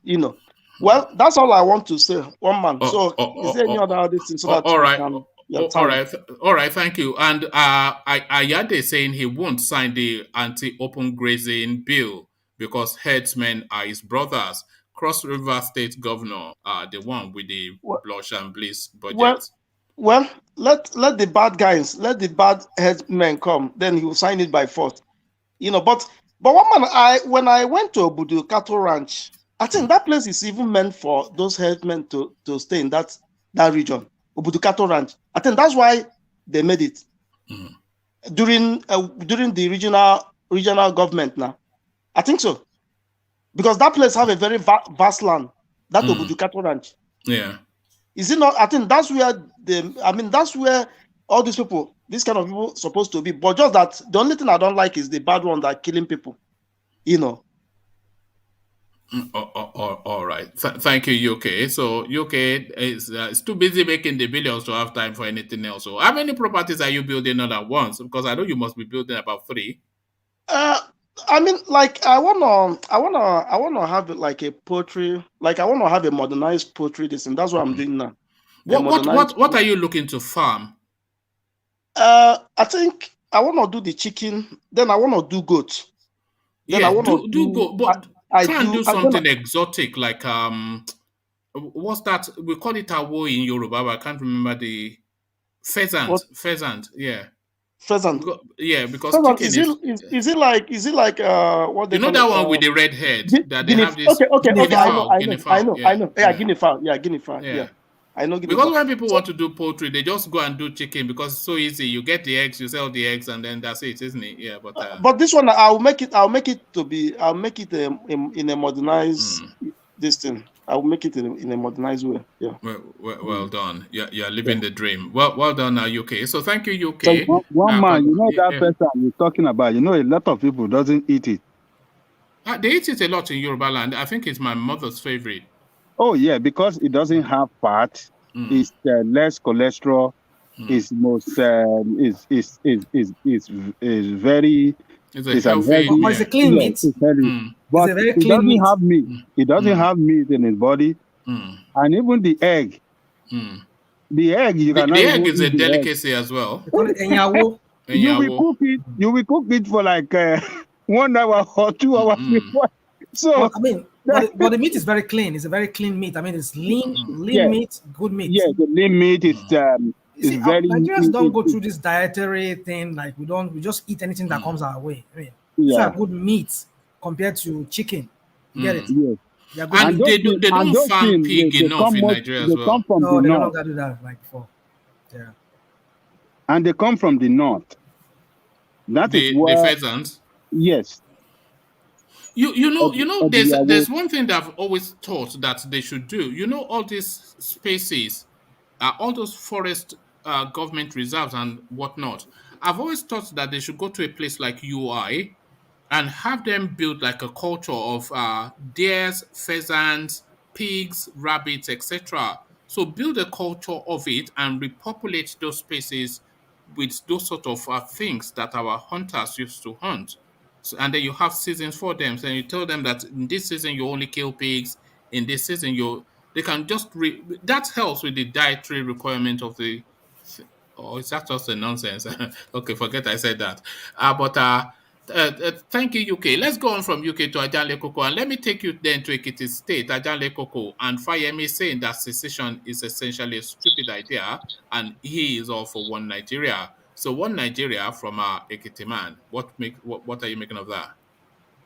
Yeah, I don't expect any person in elective office in Nigeria, governor, local government chairman, or anybody whatsoever in elective office or in the position of government appointment to clamor for secession or Yoruba nation or Biafra nation, because they are benefiting from the system.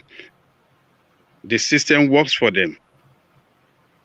It doesn't work for a lot of people. But as long as it works for them, it works for their wife, it works for their family, it works for their relative, they don't see the system as failing as the way we sees it, because they have constant electricity at the expense of we, the people, in their house, in their offices. They have security 24/7 at the expense of us, while we, the people, doesn't have that security. They can eat food free of charge at the expense of we, the taxpayer money, and everything they have is free with a humongous salary that they collect. So they cannot see, they don't feel the pain the way we feel it.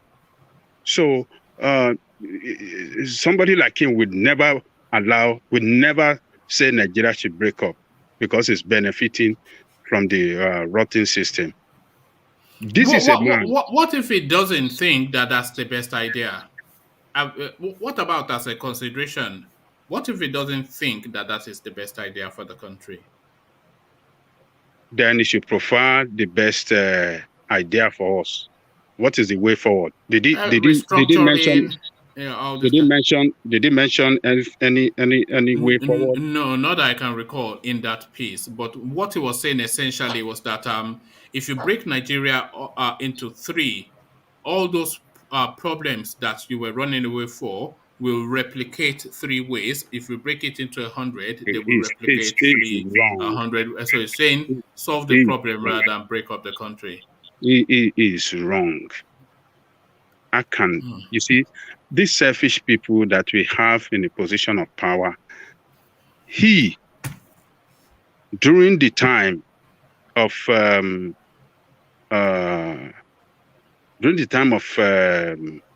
Nadeko, when they were fighting against the annulment of June 12, this is the guy that set up that Kudirat radio that was talking, championing for justice, championing for fairness, championing for equity, championing for, Yoruba nation. But now he's in power. He's a governor. He can loot as much as he want to, because the account of Ekiti State is is in control of it. But look at the way, this is how selfish black people are. Look at the way he's talking now. You know, that guy especially disappoints me because he talks a good game, but he doesn't play at all any sort of game. If you listen to him talk, you think he will just be the best governor in the history of that country. But the Ekiti people are just saying this guy's a total rubbish. They don't like him. Ekiti people does not like him. He didn't win the last election. The election where he didn't win, they rigged it for him. Yeah, we all know Ekiti that. people doesn't like him.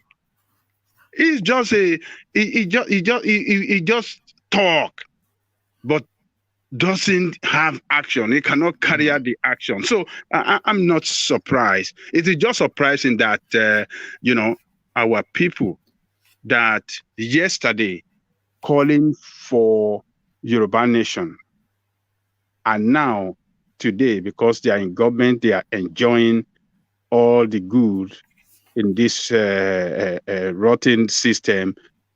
They are now calling people like us and others are calling for justice, saying what we are saying is rubbish. The particular point he made that, if you break Nigeria into 3 or into 10, the problem will just replicate. Yeah. Replicate. That is an act of stupidity. So if today we have state police, local government police, armed, well-trained, and armed, do you think we have the problem of Igogon, or the problem where we see all this criminal coming to our farm and our villages to kill our people? Do you think it will happen? It's not going to happen.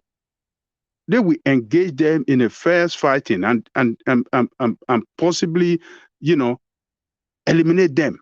But look at the way sometimes you see some of our people that are well educated, well exposed, and they talk sometimes because of their selfishness, and you just be surprised that what is going on. So he's not a forward thinker by this statement that I heard from me. He's not a forward, he's a backward thinker, and it doesn't fit a position of leadership. Position of leadership is a position to better the life of your people and to say the truth. You say the truth always. Particularly when it comes to solving problem, you have to provide a conclusive solution, a solution that can really work for the system. That one alone that is said that if we break Nigeria into 2 or break it into 3, the problem will replicate. It is wrong. Well, he was speaking in Kano, though. He was speaking in Kano, though, so that then adds to what he might be saying there. So he was speaking in Kano, and so just really saying what they want to hear. It doesn't matter whether you are speaking in Kano or you are speaking. He can't speak anyhow. Now, he has to. Then don't say nothing. Where is it? The middle of the Jamjawit? Don't say anything that will make your people look at you like, really? Don't say something that will make your people. Don't disappoint your people with your statement. Don't. If he talks out of tune in Kano, as governor or not, they will take his head down. You know what they are like. No, then don't say nothing. Don't say nothing. There's a way you can say it. There's other way that you can say it better. But saying that, oh, if we break Nigeria, don't even say it. Don't say if we break it to 10, so the problem will replicate. No, don't say it. Just keep quiet or say something else. Don't say something that you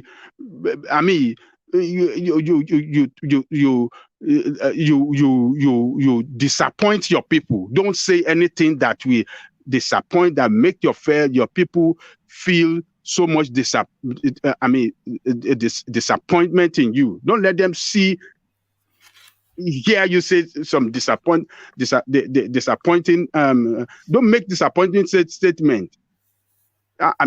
These people, man, what they are eating in their mind doesn't make them think sometimes. So they don't feel it the way we feel it.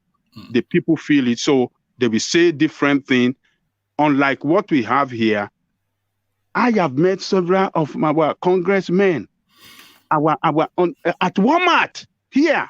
Do the Nigerian parliamentarians, do they even hold surgeries? I don't know if you call them surgeries in America, but in the UK, your MP will hold a surgery, which is essentially a public sitting where you can meet him to discuss. Yes. We don't have that in Nigeria. They don't hold surgeries. Where are you going to have that? No.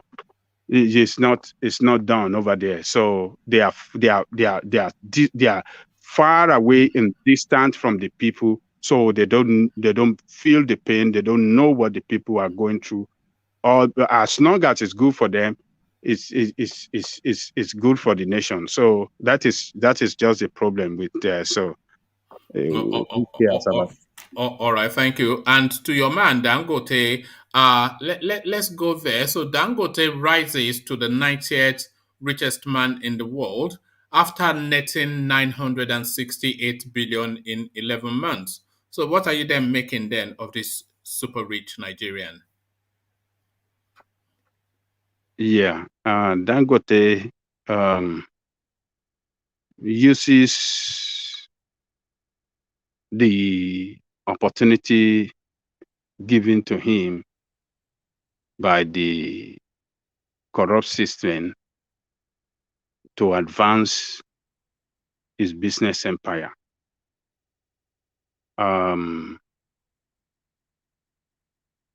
We have to give him credit for that he's been able to advance his business empire across, from Nigeria to many African nations. However, I don't like the way the corrupt system bend the rules for him and give him that monopolistic power in some of the industries that he operates. That monopolistic power is to the advantage of him and his business, but not to the advantage of the country, not to the advantage of the people of Nigeria. Because when a system does not encourage competition, that system limits the opportunity of expansion in that industry, in several industry or businesses. And when you limit the opportunity of expansion, you limit employment opportunity. You limit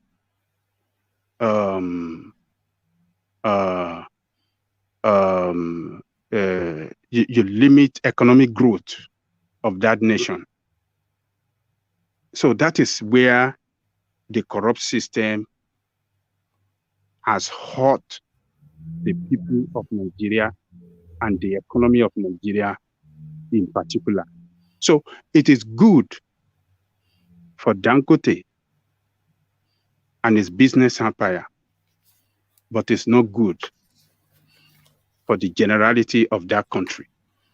So he carried the name of Nigeria now as the richest man in Africa is a Nigerian. Yeah, it is good. But how much as the nation, how much does the nation benefit? And how much has it given back to the growth of the economic, to the economy of Nigeria? Monopoly is not good. A system that does not encourage competition is, we suffer growth. Do you see him as a threat, expansion. as I asked everybody else? Do you see him as a threat to the Nigerian state? Just how powerful he is. Hey, the rate at which it's growing in the next 10, 20 years, this guy might be more richer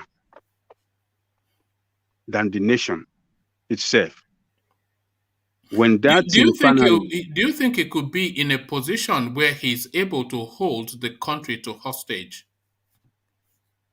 Yes, it's possible. When that guy refinery kick off and it start producing, I think it's going to have the capacity of producing the biggest, the largest production capacity in the world. If I'm not wrong, yeah. The largest production capacity in the world. It's not for Nigeria, it's for him.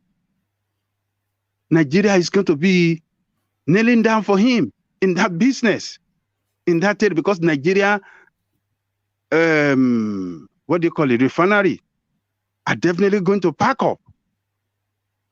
So he's the one that is going to maintain the monopoly of that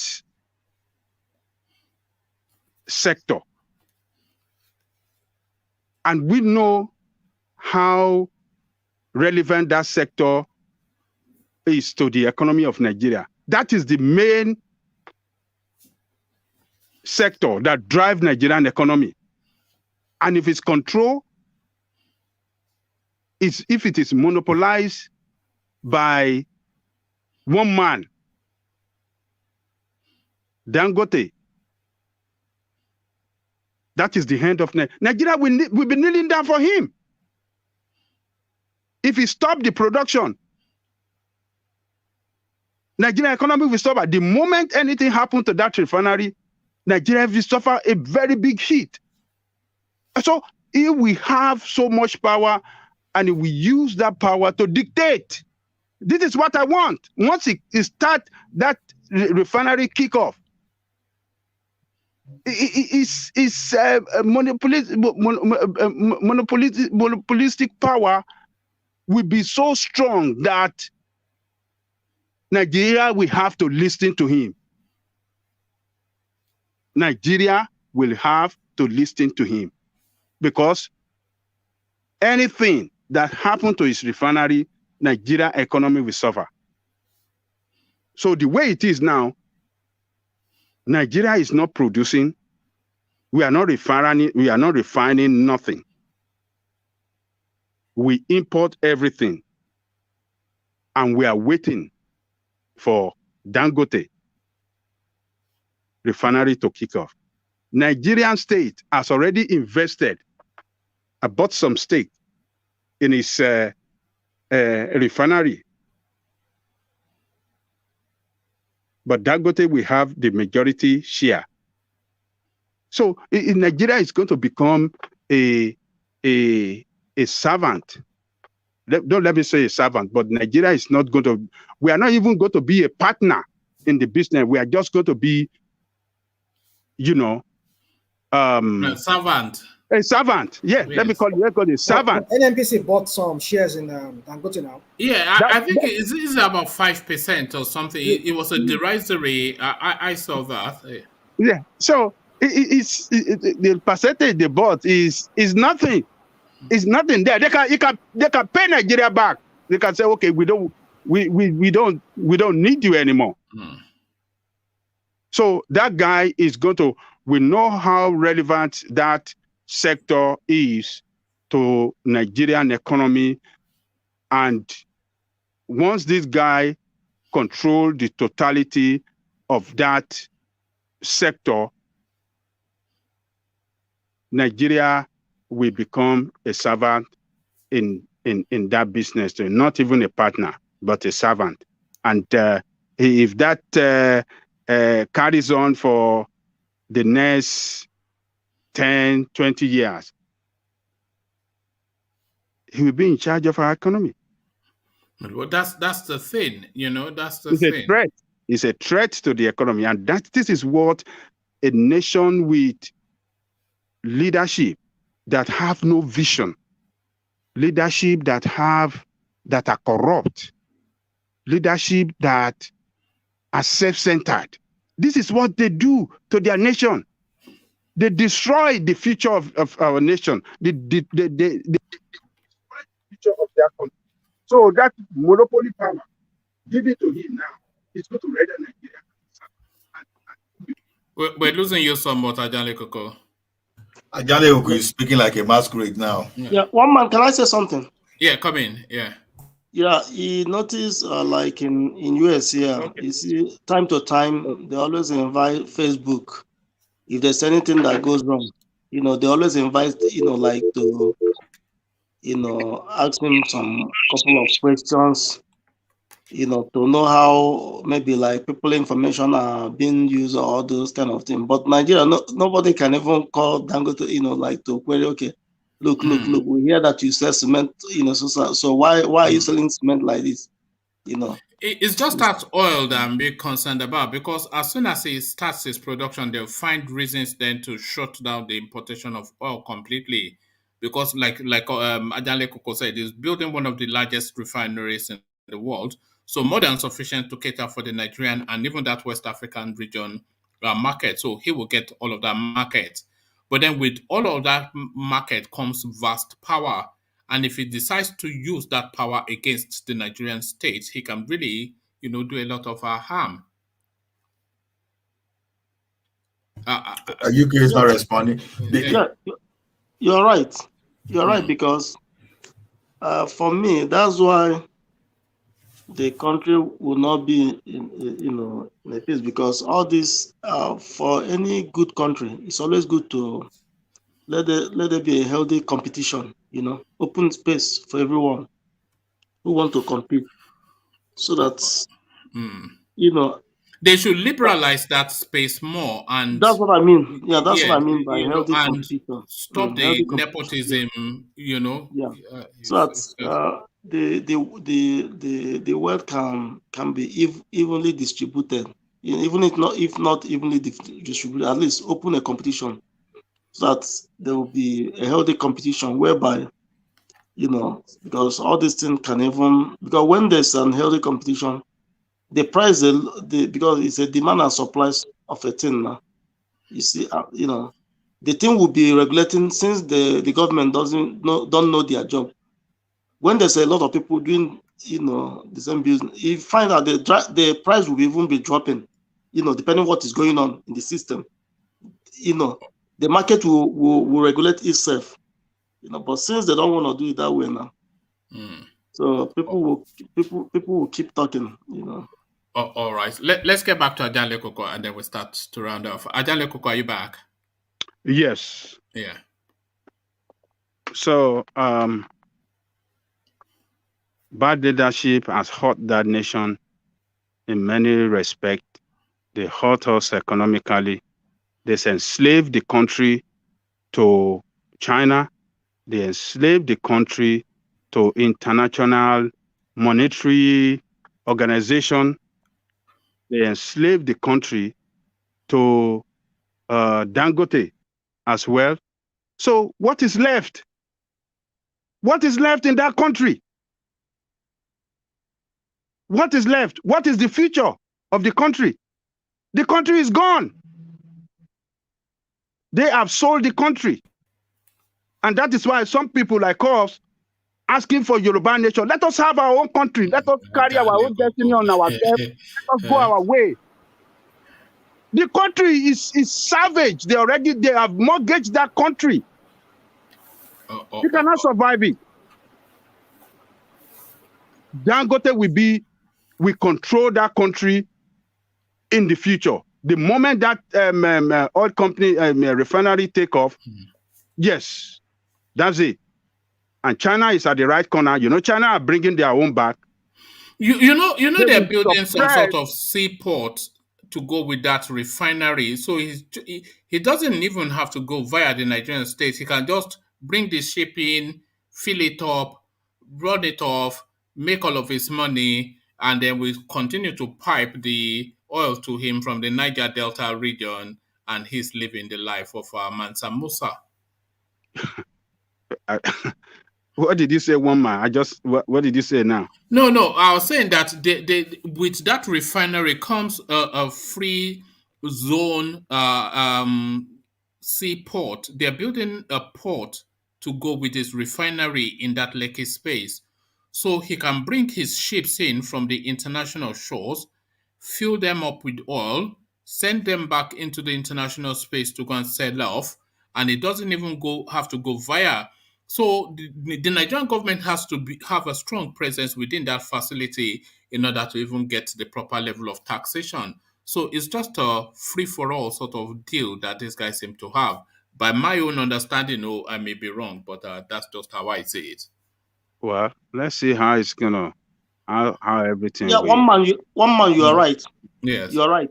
Yeah, because for the fact, that he has like almost 90% of the share of that region. He can do anything. One man, he can have his own seaport where he will load, take, sell, come back, take, sell. Anything he gives Nigerian government, that's what they will take. This is it now. Yeah.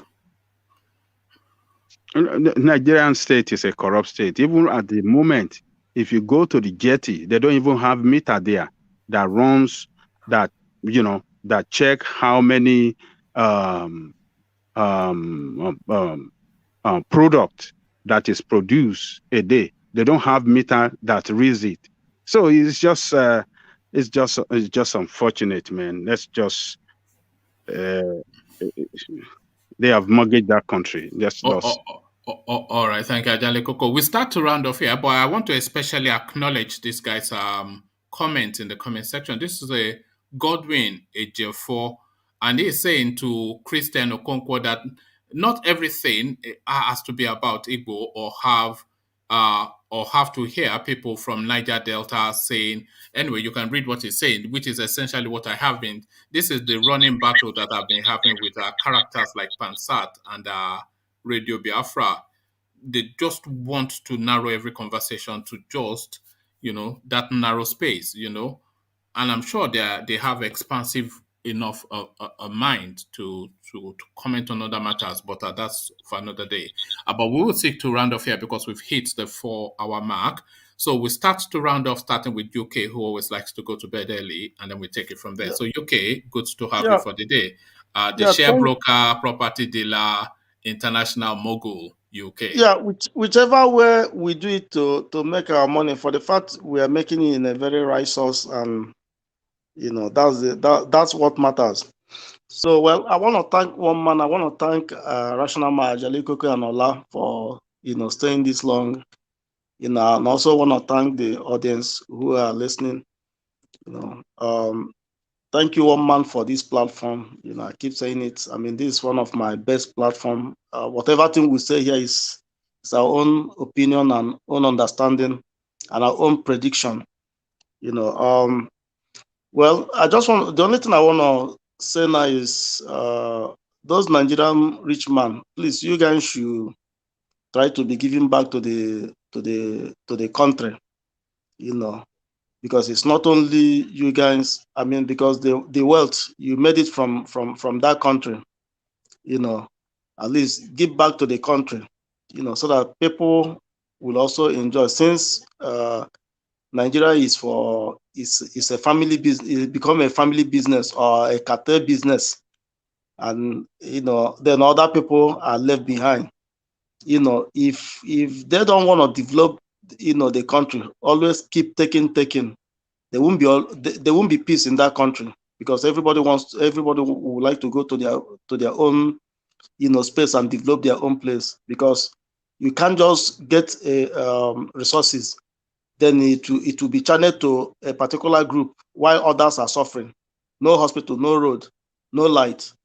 That is not a country.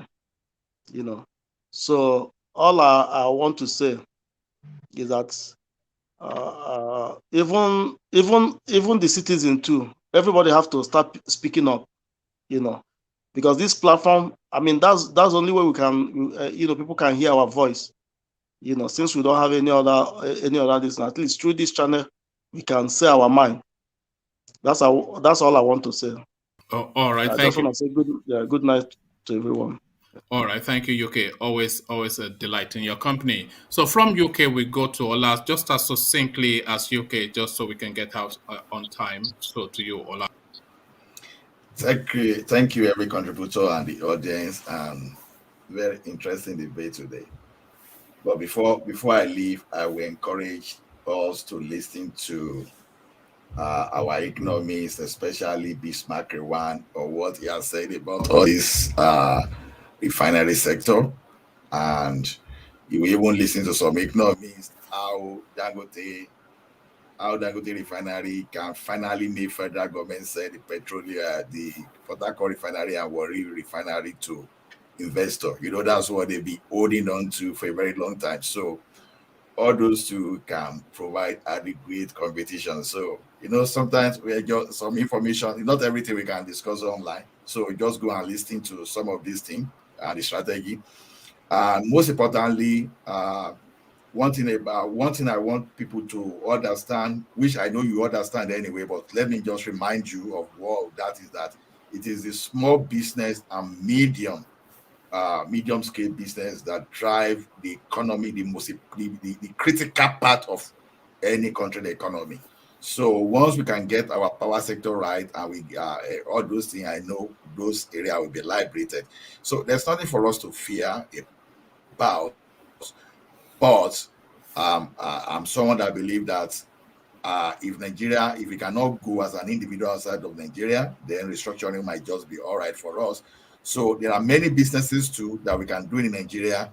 Let's take our eyes off the large scale alone. Let's focus on where our strength is. So I believe we've learned a lot, and we will keep learning on this platform.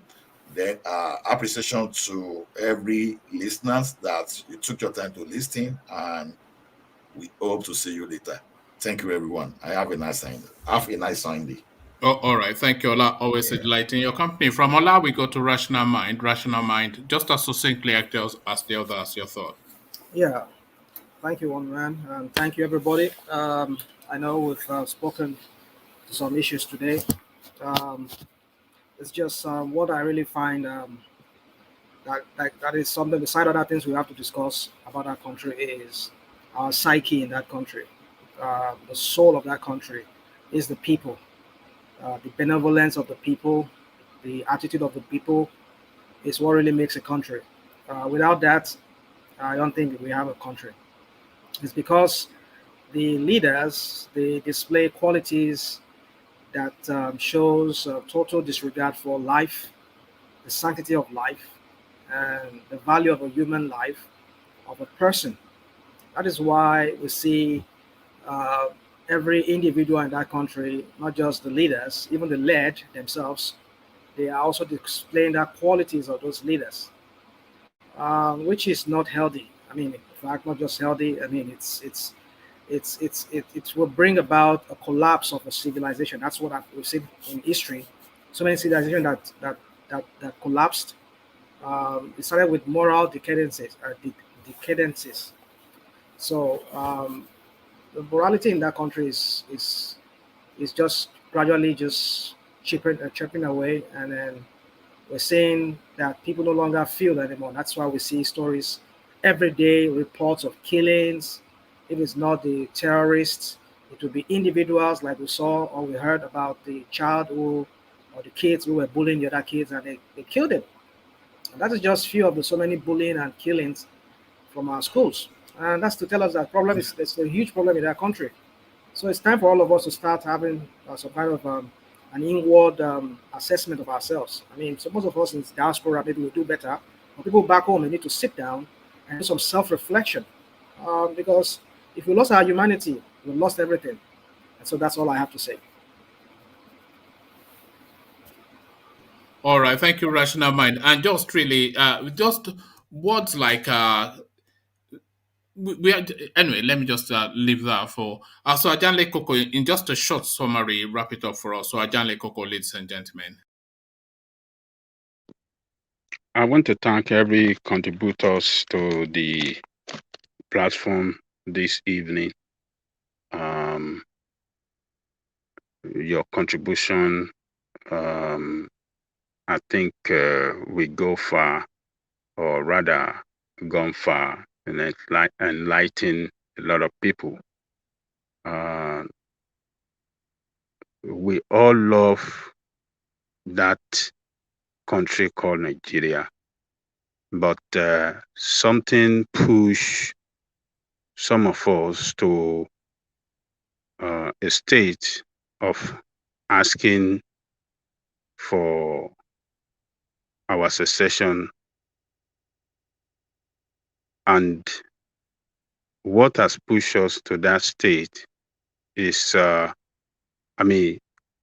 is because the country called Nigeria is not working, and there's no future in it.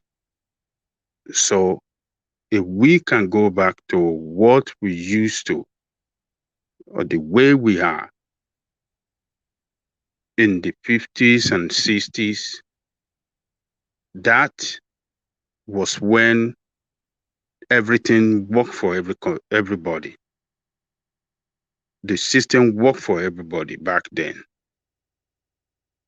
We've been clamoring for this, for restructuring, but the Nigerian state and the people in charge, or the people in power that are driving Nigerian state, does not want to go back to restructuring. And since they don't want to go back to restructuring, that is the more reason we are calling for secession to go on our separate way. Going our separate way does not mean that we cannot have relations, we cannot have trade relationships, we cannot have, diplomatic relationship. Doesn't mean we cannot still do things together. So the position of Nigeria today in so many fronts shows that the nation is driving towards disaster, and the only thing that can save that disaster is for the component unit to peacefully break apart and take their destiny on their head, and manage their resources to develop their space. And that is what I stand for. I would like to urge everybody at this junction that are listening to us all over the world to please subscribe, share, and like,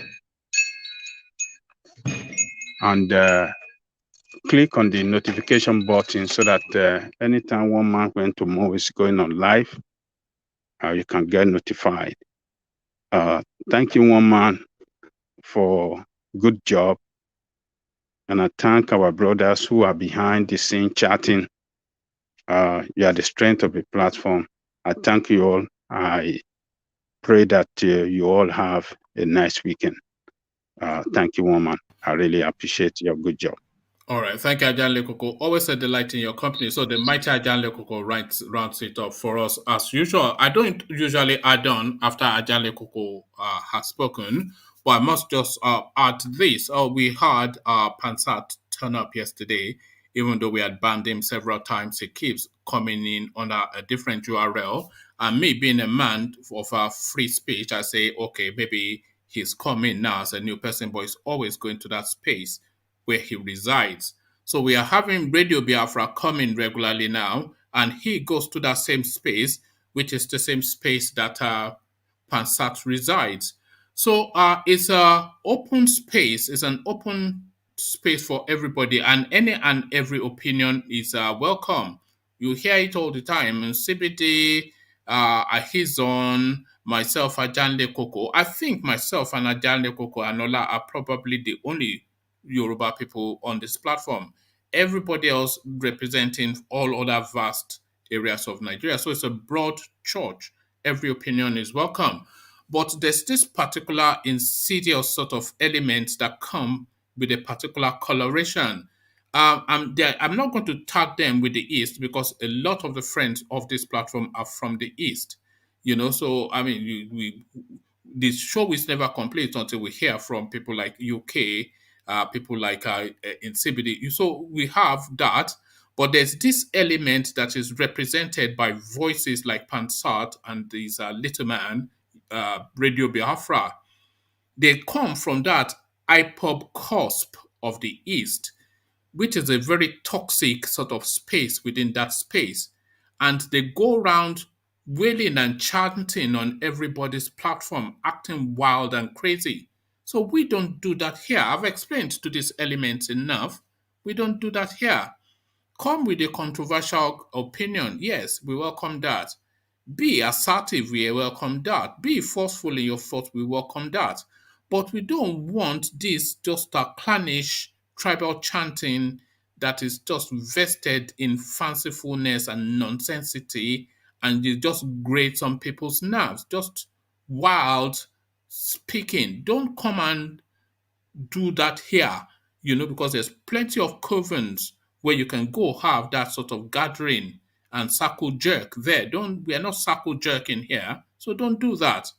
And you know yourselves, these elements that come here to do that. So don't do that. I want to accommodate all of the voices, especially voices and opinions that differ sharply from mine, because this is what makes for the conversation. It's not the conversation when we all agree, but it is the conversation when we disagree, but we're able to disagree in a civilized manner and in a factual manner. Not all these ranting elements that come here to constitute a nuisance. So don't do that, especially to Pansat, who will not be coming here anymore, and to Radio Biafra, who can still come, but in a sensible manner, but really to that broader space, both in the East, in the South, and the West. We are not doing empty head here. I am not an empty head, and I have no tolerance for it. So we are not doing empty head here. So if you want to do empty head, then there's countless places you can go do that. So don't do it again.